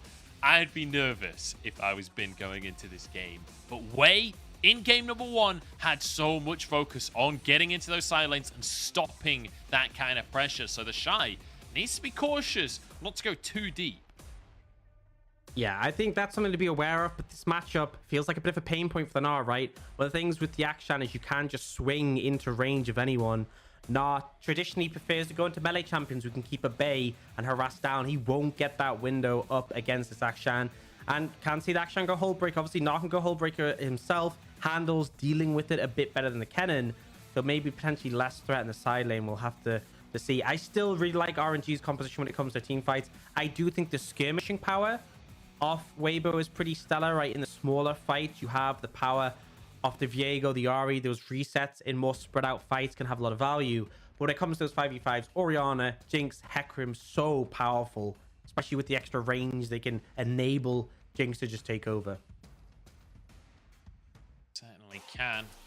Towards Hwangfeng and On in that laning phase, see if they can shut down Gala before he ever gets rolling. But also, again, the mid jungles feels like an exciting one here. Ahri and Viego up against Hecarim and Orianna. I'm honestly not even sure which team has the advantage there. It feels like they both have different positives to go for them for that top lane. It's a kill lane. I feel like both junglers, I wouldn't be surprised if both mid laners are going to be showing their faces up towards the top side of the map. I mean, there's definitely potential windows. I do feel like RNG, you know, you're going to expect to see the Shy trying to find priority, trying to contest. Could go for a gank in the extended lane, especially with a Hecarim easy to run down a target. But I feel like this mid jungle, I really love combos like this. Like we've seen a bit earlier in the season, or even early in Viego's sort of time as a champion. Like Viego Lissandra was a really cool combo because again, you both get the resets on a kill. Kind of similar here, right? Angel has really good target selection. If you get a pick on a one target, if you land charm, you kill them. SFM gets a reset, you get an extra ult charge. Really can snowball very quickly in those fights, particularly the small numbered skirmishes or like spread out fights. So I think a lot of tools in favor of Weibo on that mid jungle, especially sort of when you start to get into those skirmishes. But for now, the Shy is getting punished for this one though. Wei and Ming moving over. The Shy already solo on HP. And that's going to be first blood picked up by Wei. The Shy, he's done this before. That's the thing. He's done this like every game. He goes and tries to bully the jungler. RNG know Weibo's playbook and they punish it. Yeah, I mean, it's such a common thing. And critically, they saw that he actually started the Q, didn't have the E available. So I think if he had that, maybe could have seen him create a bit more space. Maybe we would have been able to at least flash out or burn something more from the side. But either way, a nice punish, a prepared punish from RNG. It will cost them some pressure on the bot side. They do actually miss a minion of XP, so it means they won't get level 2 as quickly as Weibo's bot lane, and they have to respect that. But definitely positive play, and that gold went over to Wei, who on the Hecarim, we saw how much agency he had in the game 1. Yeah, I mean, they won't get the level 2 spike. As a great trade in the mid lane from Angel there as he hit level 2. SFM moving over as well just to help Angel shove this one in and perhaps go for some kind of invade here with the priority that's been found in this mid lane. Xiaohu, low HP, level 2. SOFM is a level down right now because of that first blood. You do have to be a little bit cautious. He's a camp behind. SOFM is going to go for the smite, though. He realizes that Wei doesn't have his smite available. And so SOFM is just going to give him a bit of pain in this early trading. And now we'll move towards the red buff as well. He knows he has prio in bot lane and in mid lane, and SOFM does not want to let a single moment of pressure go to waste. Now damage onto the jungler once again as Wei is chased out of his own side of the map. And there's no recourse, right? Look at the lanes. Triple prio lanes right now for Weibo, and just completely changes the jungle dynamic. We talked a lot about how Hecarim... Oh, denying the recall, denying the escape. Ignite is burning away, and that's going to be a kill for On. What a play coming out from Weibo, just punishing Wei after he got first blood. SOFM will not let him go, and I love this combo in the jungle. On moving over to help his jungler punish. Beautiful execution, and this is what we want to see when there's a Hecarim, right? Back in the days, last year, when it was like Hecarim, Udyr meta, the Udyr would invade heavily. You could see them get like a 4-level lead from doing so. Change of meta, change of champions, but still that Hecarim vulnerable to those early invades. Bin wants an opportunity onto the Shy. He's playing the action, and he will get... No, flashes... Oh, it goes down to an auto anyway. Bin finds a solo kill. Once again, that's 2 games in a row. Now fights in the bottom lane, and it's pure chaos across the entire rift right now. But no mana for Hwangfong on level 2, walking away, just about survives. The root coming out from Hwangfong. SFM is off to the side. Hwangfong just has to look juicy. He's trying to play to bait this one, but RNG doesn't look like they're going to take the bait. Yeah, minion blocked the zap from Gala there, just enough to keep on alive. Definitely close, and you can see, despite the fact that Weibo applying so much pressure through this jungle matchup, the invades using the priority that they have, the laners from RNG, top and bot, still performing pretty well. The fact that Bin managed to find that solo kill onto his replacement, in terms of story, pretty sick, but also in terms of the fact that against the Shy, great bind here on the Mega Gnar. And it's also kind of like it's a really big positive for Bin. It's also pretty negative for the Shy, right? Like, this is 2 games in a row where you're just underestimating your opponent. On's going in. He's still level 2, but he's making plays around the map regardless. A good attempt onto Xiaohu, but no flash burn for the time being. They will be able to shove this wave in, drag it onto the map if Weibo want to go for that one, as the charm goes ever so slightly wide. But SOFM, he doesn't want to let Wei get a singular camp this game if he can help it. He's going to challenge every single time. Xiaohu's behind the play, though, as this is just pure chaos. This is just pure damage coming out from RNG as they find 2 kills to start things off. And Gala's over the wall. The slow with the zap. Flash is full for the Flame Chompers, but they go a little bit shallow on this one. Angel, no flash available, no ult available. Will surely go down to 1 more auto. The zap will finish the kill. And RNG are destroying Weibo. Massive overstep from Weibo, right? The plays worked before because you had the priority in the lane, because you managed to get in, force RNG away, and managed to maintain control. But critically here, we saw Xiaohu able to move. Yes, it was slower, but we watched the play happen. So right now, 3-man strong, but look bot lane. Wongfeng's in base, Gala's moving over. Xiaohu has now had time to respond, and now they have not only a numbers advantage coming along quickly, but the 3 members are able to match in this skirmish. Remember, we talked a lot about the reset potential of the Viego and the Ahri. Ahri's not even 6. Viego's not even 6, right? Losing a lot of power by not having those tools available. And RNG able to chase down. The initial play at the start of the game was stellar from Weibo to punish the Hecarim. But it felt like they didn't really think about why it worked in this situation. And they overcommit without the backup. But now, might have found something here. Pick on towards the Tom Kench. Remember, does have that Missile Voyage available to him, but a great knock-up from On. There's the root coming through to deny the escape. Very nicely done by On and Huanfeng. SOFM starting to play off, and now Wei wants to answer in the top side. This Shy, if there was ever a time to be careful, to realize something's going on, now is it. Gets the rope swing out to safety. It's all a little bit Indiana Jones up on the top side as he pulls his hat out from the door at the last possible second. SOFM, in the meantime, gets to go for the Drake. Hard to punish the action in a lot of situations, especially there. If he'd overcommitted, definitely there could have been a window, but he knows, right? My team's making a play on the bot side. I need to play safe, I need to play respectful. Not sure about this dive. His team is still making a play on the bottom side. The flash from Huanfeng is gorgeous, but he misses the ulti. And now Bin is here to save the day. Bin shutting down his old friends. But another feather call. Huanfeng still alive for the time being. Ming licks him to death, though, and RNG get everything again. Double for Bin. And it already feels like it's running out of steam for Weibo. Yeah, it is feeling rough, especially with how strong the team fighting is from RNG. You know, I said Bin had a pretty rough game 1. Probably the worst performing member of this RNG lineup in that first game. Here he is on form.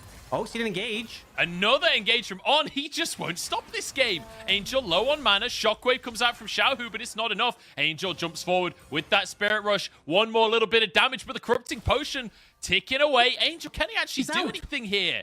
He doesn't have any mana. Damage just wasn't quite there. Remember, this is the TP Ahri, not the Ignite. Now, we'll get a replay. And Bin, rough game 1, but this game 2 on point. TP's in. The dive attempt comes in because they know they have the ult to reset aggro, but they don't finish off Gala. Huge ult. Manages to get the double Waller follow-up and then the boulder. And then critically, SOFM doesn't have level 6 yet and doesn't manage to get the kill. He's just trying to look for the resets. And Bin only just surviving. Super close, but now 3-0-2 on this Gnar. The Shy not going to be having a fun time in this matchup top lane. And Gala manages to survive. Remember this Jinx. You have an Ori to provide that shielding. You have the safety from the Tahm Kench. Gala will end up being a monster this game if he's unchecked. And I feel like that was a little bit on Huanfeng. It's not usual that Huanfeng gets this criticism. It's not usual that he's the one whiffing it, but misses his ult onto Gala, misses the Blade Caller as well onto Bin as they're trying to get the resets for SOFM underneath the tower. If he'd hit either of those, it could be a totally different play. So, a bit unfortunate for Weibo here and an uncharacteristic couple of mistakes coming out from Huanfeng in the fight. Remember, this Rakan Xayah combo has a 100% win rate for Weibo across the course of their game so far this split. Right now, they're on the cusp of getting themselves a loss on the board. It's a 2,000 gold lead for RNG, and after such an aggressive start in the jungle, SOFM is falling behind Wei, does not have that same pressure that he had before. Absolutely not, but I will say he has hit that level 6 point. Him and Angel are a pretty nasty combo, and I think despite the big discrepancy, 2,000 gold this early is a lot. I still have hope for them, right? If they find an initial pick off in a fight, an initial kill, very easy to chain it into more. And you know, as much as I said, Shy might not be having as much of a good time, he still wins trades pretty heavily into the mini Gnar.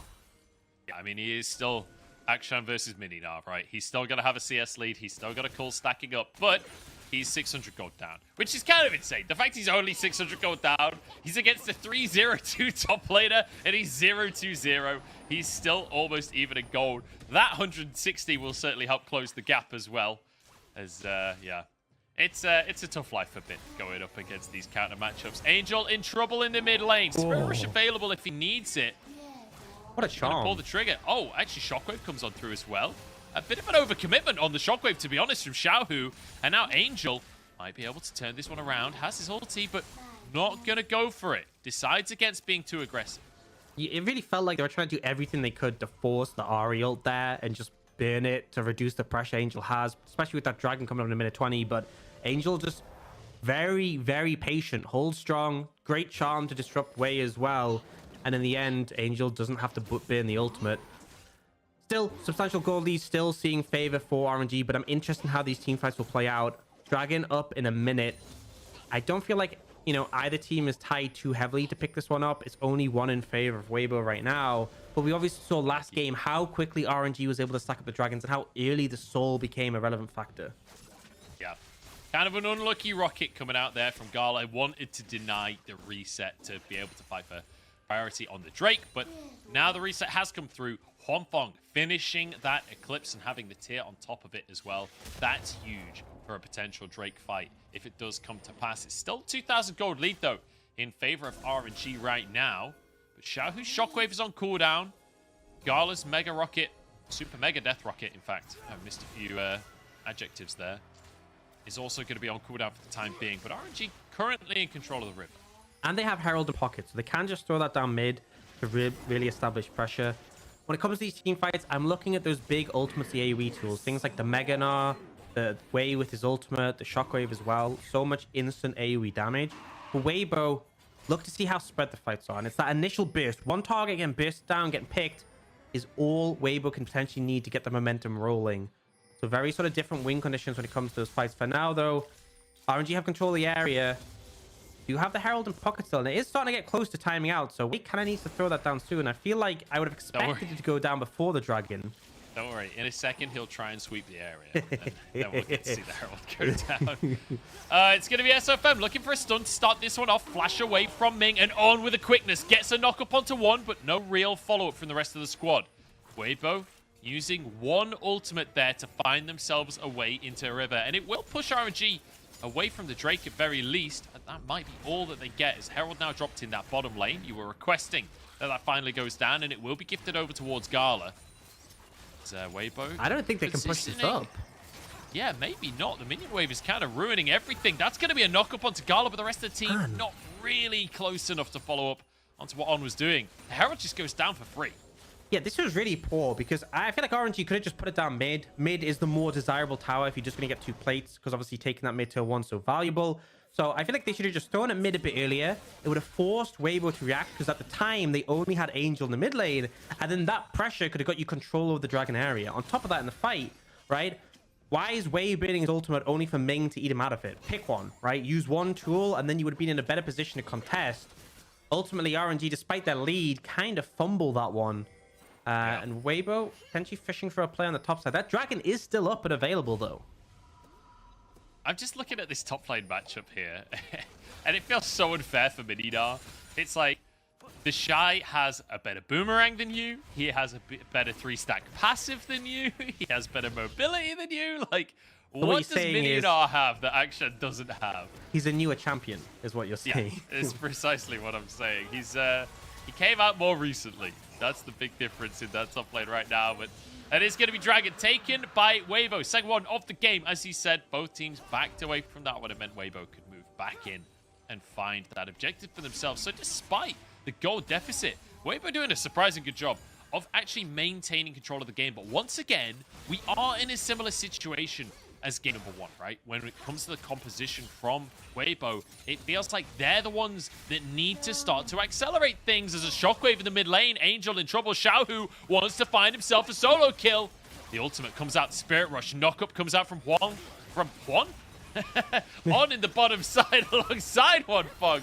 That's the route coming out from the Weibo AD carry. Ming low on HP. He runs that shield as SFM gets a reset. Can look for the knockup. There's a route for him to be able to find it, but Won't go any further on this one. Way now, charging in onto SOFM, reset over the wall, but feared by the horsey. On comes in to try and save his jungler. Huanfeng 1 HP as well. The rocket dodged by Huanfeng, who's underneath the tower and zapped down. Finished off, all three fall. It's 11-3 as RNG start to utilize their advantage. Couple of critical factors. Angel having to burn that ult mid means he was never going to be able to join that fight. Xiaohu shows up, maybe late, but able to guarantee that Weber on the back foot. They have to run away, but it's so hard to escape a Hecarim. Wei super confident in the chase down, and they're able to secure a win on that one. Now the Shy still trying to apply pressure to this tower, but I think Bin can stop him from taking it. Oh. Or can he? The Shies just go for a solo kill under the tower, flashes forward, but Bin survives it. And with Ming's help, Bin is able to come out on top once again in the top lane. The Shy, he looks upset on that camera, trying to get himself comfortable, but I don't think you're ever going to be comfortable while 0-3-0. Yeah, I think he was racing to try and get the first tower before we saw Gala pick up on the bot side. Fortunately, he wasn't able to do so. And bear in mind, right, Gala, we saw Huanfeng with the Eclipse and the Tier, and then he had Tier 1 boots. Yeah, he's got Tier 2 boots and a couple of long swords. But Gala's finished the Kraken Slayer and nearly closing in on that second item. This Jinx getting very strong very quickly.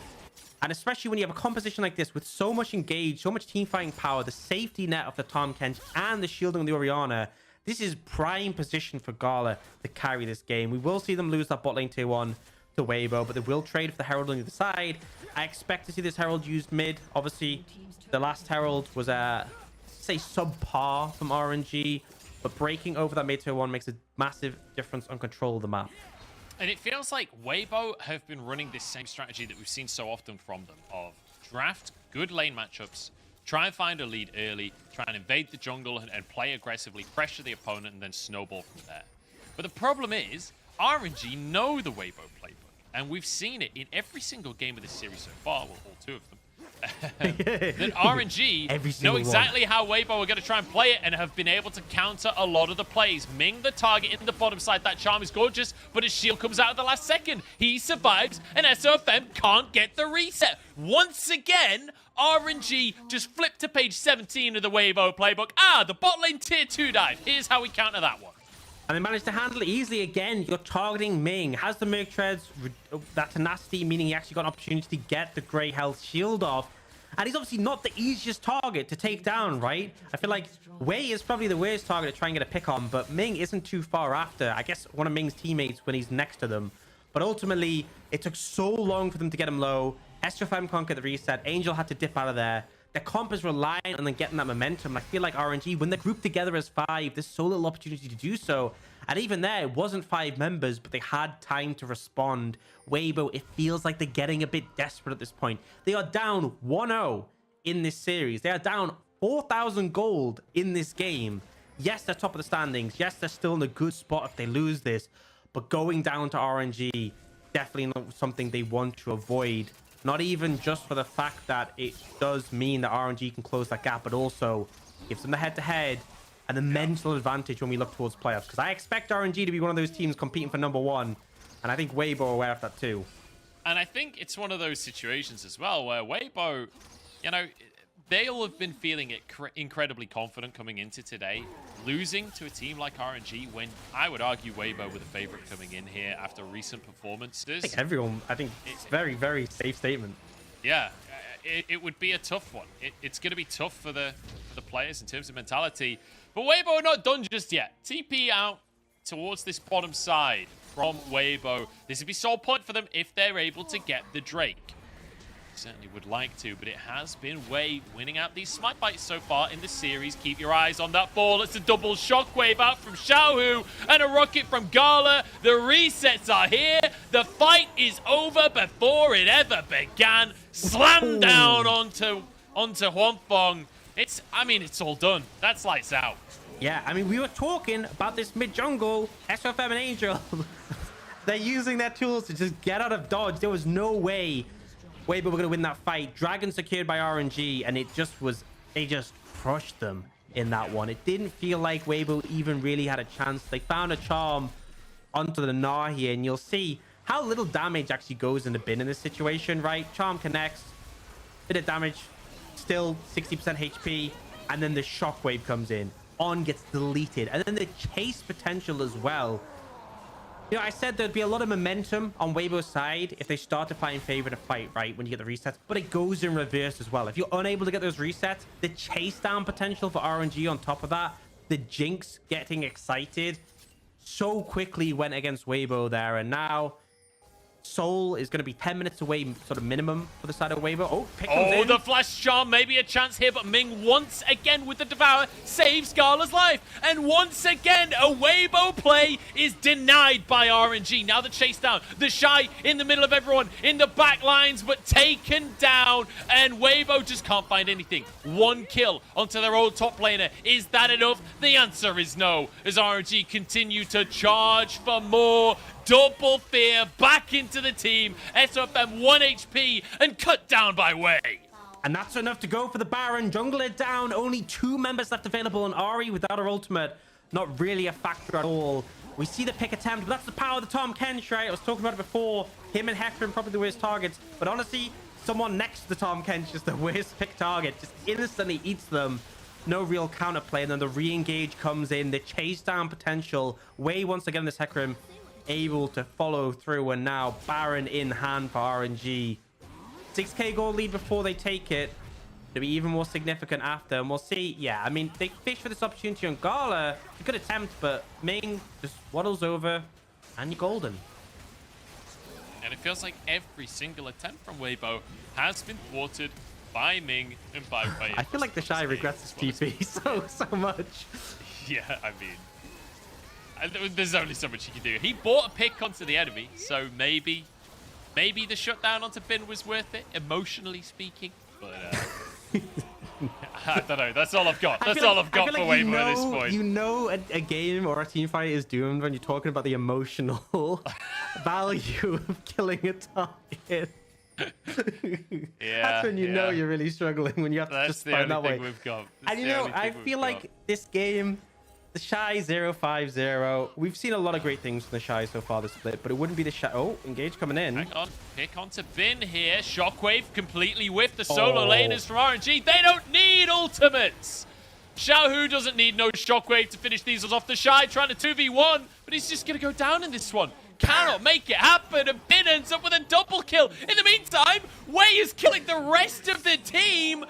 I mean, this is just brutal. Weibo, they're being embarrassed on the stage right now. Yeah, and this Shy trying to get that kill. 0-6-0 now. I feel like it wouldn't be the Shy if we didn't get two sides of it. But RNG just crushing. This just doesn't even look close. And they came in absolutely with Weibo being the favorites. But they are delivering even more decisively. Bear in mind that game one was messy, right? There was lots of opportunities where RNG thrown. This hasn't happened in this game two. It really feels like any mistakes we saw in that game one, kind of the warm-up. This game two, they are so clean at closing things out. The game isn't over yet, but a 10,000 goal lead, 22 kills to 4. It's definitely feeling rough. And, you know, again, they're looking for these picks. I think this is the right call to look for these pick opportunities in this situation when you're so far behind. But the damage just isn't there, right? They don't have the Viego there to follow through the sustained damage. The Gnar hits Mega and it's just, you know, Mega Gnar. Not really much you can do against him. And in the meantime, it's just... Yeah, Tank Hecarim, by the way. Tank Hecarim, 100-0, my mid laner. Yeah, really fun. Love I mean, he's a level up. Look at the level difference, right? Wei is 14, Angel is 13. Plus, I mean, the items as well, like Deadman's plus Chem Tank, is such a dirty combo because, like, your Audacious Charge, or whatever it's the charge, their first auto from it, man, the damage it does is like, especially when you see a full tank Hecarim just smashing you with that first auto, it's pretty painful. Drop a dirty combo. Bit of Geordie for everyone there. You're welcome, Hawks. Loving it. It's going to be mid-tier 1 taken, or mid-tier 3 taken here. As it's 22-4. RNG almost with a kill per minute on just their side right now. And that's almost all of the kills in the game, right? Because Weibo are only with 4 so far. This has been brutal. RNG can go for the bottom lane as well if they want. On. Just takes a massive amount of damage for himself as Ming just once again eats Scala. And that will be the bottom against. Honestly, man, I think as well, like when you look at Weibo wanting to get those single targets down for the resets, very difficult to do when there's a Tom. And way there, being the ult, you know, might look like it was a little bit excessive, but didn't want to get CC locked. Obviously using that to sort of dodge away from the Rakan W. And I think RNG are very much just playing this one safely, not overstepping. On? On? That's not your team, buddy. That's not your team. You know how there's the meme of on and off? Well, I feel like that was that was the epitome of the latter. I love how the Shy just like slinks away. Kind of like, yeah, you're all right there, buddy. Perhaps Nothing not to do today. with me. Yeah. The Shy is 060. He's happy with that. He does not want to become 070, You know, I think. I'm kind of sad because I saw that Action locked in. This is the first time I'm personally casting Action. I immediately opened a tab on Chrome, Indiana Jones quotes. I have not had a singular positive opportunity to try and quote Indiana Jones for the Shy here. It's been a bit of a disaster across the board for Weibo. I mean, at the end of the day, you can't win them all. This is a huge positive though for RNG, right? At least we're seeing a really, really good look from RNG after losing their series to RA just last week as well. There were a lot of big question marks for RNG on how clean they were. And in game number 1, it was looking real dicey. Game number 2, they have properly tightened it up. And this is feeling near immaculate from RNG. Well, I think you can always talk about the patch changes and saying, you know, you could make arguments like, oh, they look more comfortable in this meta. But I don't feel like things have changed that substantially. They are just looking better as a team now. Oh, this could be a pick. Couple of charms from On, gets back out, but followed by an auto. Wampong uses that Blade Caller, but Bin just outplays him. That's going to be game here as RNG just goal difference their way to a win on this one. The TP into the base. As once again, Wade just literally 1v1ing Angel. I'm not sure that's how the matchup is meant to go, but I don't think it matters how it's meant to go. All that matters is how it's going, and it's going real well for RNG. More than a kill a minute as they finish things off, and they dominate Weibo 2-0. Absolutely crushed them. Bin beating his old team convincingly. Bear in mind, Weibo with first in the standings going into this 8-win streak. It had been so long since they got handed a series loss. At RNG, frankly, game 1 was obviously close. They just stomped them. But also for Bin, I want to go back and highlight Bin here because we talked about him against the Shy, him against his replacement, him against his old team, and boy did he step up. And we've seen a different Bin to who we saw when he was on Suning back in 2020, right? We've seen a Bin that has been all game long, waiting for an opportunity against counter picks in both games, and finding those opportunities to shine in both of those games. So really, really impressive stuff. And it feels like Bin has really grown as a player over the last 2 years. Yeah, I think 100%. And I had so much criticism for him throughout this split, but I feel like when he is popping off, when he is at 100%, really can deliver. And that Gnar game was a great example. The Cannon game a bit rougher, but honestly, just that Gnar performance, the TP down bot to cover the dive, so many great ults in the team fight. And I feel like when RNG are at their best, they look like a really formidable opponent. I feel like that was kind of the thing with Xiaohu going mid, Crying leaving the roster, Bin coming in. There's more variance in this team than the roster we saw win MSI last spring, right? I feel like, you know, but the potential felt higher, right? I feel like Xiaohu and mid, Bin in top lane, when they are at their best, do look really phenomenal. And the fact that they're able to beat Weibo, but also lose to RA, kind of is indicative of that. And if they can work on that consistency, this will be a big front runner for the tournament. Yeah, absolutely. And, you know, Weibo, I think as well, if we talk about their side of things in terms of the consistency, well, this is actually not a new thing, especially game number 2, right? We saw them going way too over-aggressive in the jungle, like trying to bite off more than they realistically could chew. Well, if you think back to their series against LNG, what happened in game number 2 against LNG? They overcommit absolutely everyone to try and take a Gromp that LNG easily reads the play and destroys everyone, and then snowballs the game. Is that not exactly what we just saw for the Chickens and the reason that Weibo lost game number 2? Why do we expect anything different, right? It should be a tribute to them, the game 2 strategy. I feel like obviously you would go a bit better if Weibo won that game 1, which in fairness, there were moments it felt close, but I feel like the big thing for me is RNG's composition was not hard to play. It felt both games, it was like, look, we have so many engaged tools, we team fight, and that's literally it. I feel like execution was more, the onus was on Weibo. Like, if we look at the top lane matchups both game, it was more about sort of establishing control in the top lane 1v1, getting plates, not getting punished. When you look at things like the, game 2, the Ari and the Viego, finding those spread out team fights, the picks and the skirmishes, the resets. Whereas literally it felt like, Wei had a whale of a time. He's like, on Hecarim, I just run at the enemy team. That's it. And I feel like, as much as these teams are obviously phenomenal teams. I do need to correct you slightly there. It wasn't I run at the enemy team. It was I run at Angel specifically. True. And I plow him into the floor every single fight. And it worked. I feel like one of the things is that despite these teams being obviously phenomenal world-class teams, it still feels like, if one team has a much harder to execute composition that has maybe less cohesion than the team who has something that's very straightforward, particularly in this meta that is so team fight focused, right? The emphasis on Dragon Souls and these late game AD carries, it's just going to be easier to pull off.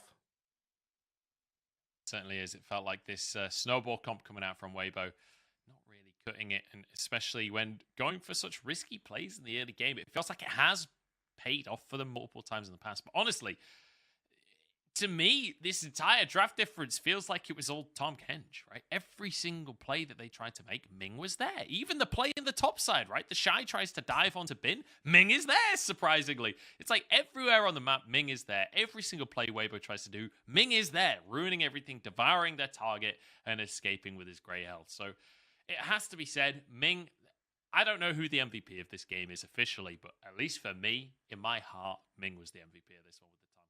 It completely ruined absolutely everything Weibo tried to do.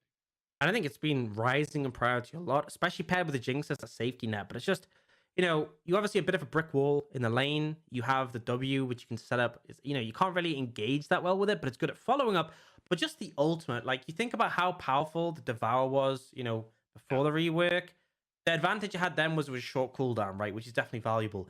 But when Weibo has to commit the Ariel to force your ult, that's a worth trade every single time. And you get that massive shield for the turnaround. So it's very hard for Weibo to deal with there.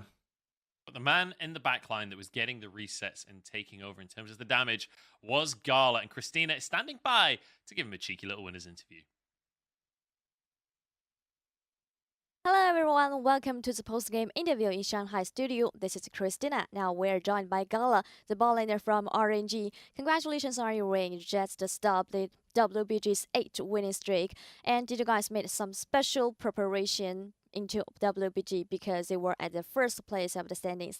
让我们欢迎 Gala 选手来到赛后采访。首先想要请问一下，在今天应对8连胜，在积分榜第1名的 WBG 战队之前，有没有做哪些特殊的准备呢？我们没有做什么特别的准备吧，然后就是平常心去打，然后打好我们自己的话就可以。Actually, we didn't make special preparation into WBG. We just play normally with a normal mentality. We just need to do our things better. And next question, I want to touch on the game in today's performance. Why are you guys so dominant in today's best of 3? And especially in game 1, you can got the cold drakes, and in game 2, you can end the game at before the 30 minutes. 想要问一下，今天的为什么这2局比赛都打得这么样的丝滑呢？而且都是在第1局的时候，你们控到了所有的峡谷资源，第2局的时候也是非常顺利的滚起了雪球。你觉得今天能赢下比赛的重点是什么呢？我觉得今天就是主要我们在那个中期就是没有犯很大的就是失误嘛，被就是死什么的，然后前期对面失误了，然后我们也很好的抓住嘛，然后就很顺利的赢下来。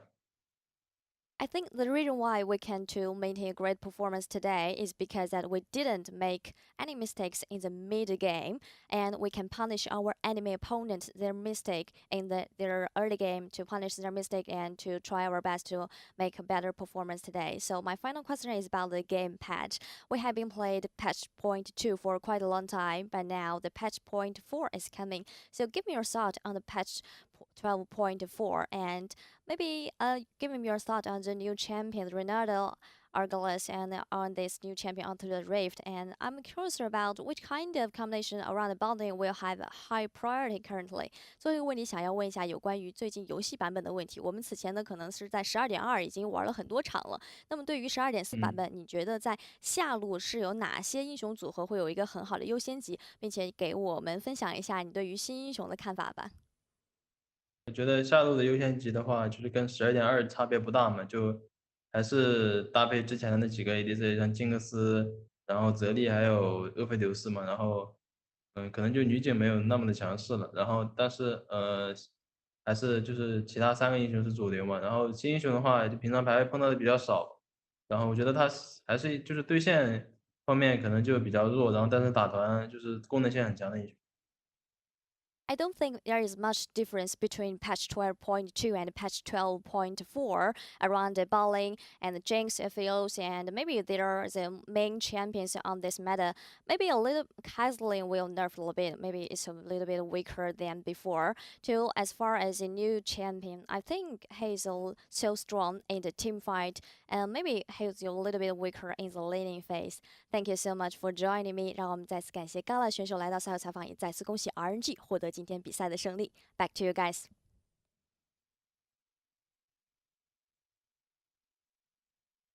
Thanks very much, Christina. Great to hear Gala's take on the new champion as well. I'm kind of disappointed that we only got to see it once today, but hey, we got to see it once today. Unfortunately, we didn't see much of it. As we said, it kind of flopped, and that was one of the big concerns, right, about Renata coming in, was weak in the laning phase, not usually that good in LPL, but enough. Let's talk about our MVP. It was Ming coming out of that one on the Tom Kench. I think we all knew that deep down before we finished the game. Such a phenomenal performance. Just pure denial towards Weibo. It was just frustrating, right? For Weibo, they kept trying to see these opportunities, and I have to credit them. It's what you should be doing when you're behind with this composition. Look at these picks, and it felt like, you know, the amount of plays they lost out on because of the Tom Kench, but even a lot of his roams, right? Level 1 roam to get the kill on the Shy, punishing him for aggression. The later roam when he killed the Shy as well, when he tried to dive the tower, just really flawless play. Yeah, this play here specifically, Ming just denying what Weibo wanted to do, just being way too aggressive from the side of Weibo. Dives as well. I mean, it all just looks too good for Ming. He's just playing so well right now. And this Tom Kench pick was the perfect option for dealing with this confident Weibo. A knock up there as well, just in time to keep him alive. Yeah, I mean, excellent play. And I think as well, game 1, you can for sure say that things like that Leona engaged top with the predict, this really felt like Ming on form. And I feel like I was quite critical of the current form of Wei coming into the series. I also think Ming looked, you know, less than perfection before this series, which is like an uncharacteristic thing. He's been so stellar last year, but this series was kind of the Ming we expect and really, really stepping it up. And I think if RNG can continue this form into some of the harder matchups into playoffs, definitely a good omen for them. Yeah, and it felt like the early game was all about Ming versus On, right? On doing such a good job in that first sort of 2-3 minutes of linking up with SOFM to really punish Wei. They got that kill super early on into the game underneath the bot tier 2, punishing Wei in the matchup, getting SOFM ahead. And it felt like Ming took that personally. It was like, oh, you want to see support jungle 2v2? I'll give you support jungle 2v2.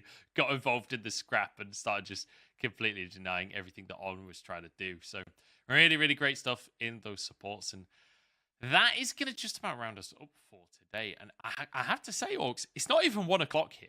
Like, we usually finish at about 3 p.m. It has been a damn fast day. Let's take a look at our results as we wind things down. As I'm kind of mind blown at how quickly the day has gone. 2-0 to EDG to start us off over LGD, and commanding wins as well for them. But then the second series as well, RNG with, I think, a surprising 2-0 over Weibo, pushing themselves slightly higher up the standings and making sure that EDG can't escape, both now 8-3. Yeah, and honestly, I remember in the break between that game 1 and that game 2 of the second series, I was saying, like, I felt like RNG had a messy game 1. Weibo's draft wasn't the best. I thought Weibo would bounce back, and they just didn't. And you look at the difference it's made, right?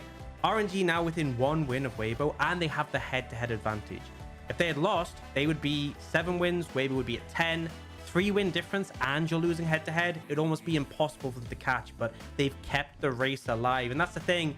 These top teams, the wins are so important because the expectation is that all of these teams will pick up multiple wins over the last few days of the split, right? So RNG beating out one of the other top competitors, definitely valuable there. Tomorrow, we obviously have our Super Weekend again. Pretty extended day. V5 against JDG. JDG been on a pretty hot streak recently, in all honesty. Maybe potentially see V5 drop to them. TT against LNG. LNG on a 3-loss streak. So potential, but TT definitely not the hardest opponent. Let's not layer it on too much. Lost streak or not, I'm pretty confident in LNG for that one. Yeah, the third series though, I actually think that one could be really close. FPX Yeah. Well, I will FPX, say, not TT looking are as on a good 1-win streak, so you know. True. That's the longest win streak they've had all split. Last time they were on a win streak, we did an entire segment about it. So we've been known to overhype TT before. Definitely some good matches tomorrow. Definitely not a series of matches that you want to miss. But also, later on this week, EDG versus RNG. They're on the same match scoreline. They are tied in 3rd and 4th place here. And whoever wins that series will snag that 3rd place spot uncontested. I cannot wait to see how that one goes down. But that's going to be it from us today. I've been Munchables. I've been joined by Hawks. Thank you from us and from the whole production crew. But until tomorrow, we'll see you guys in Champs.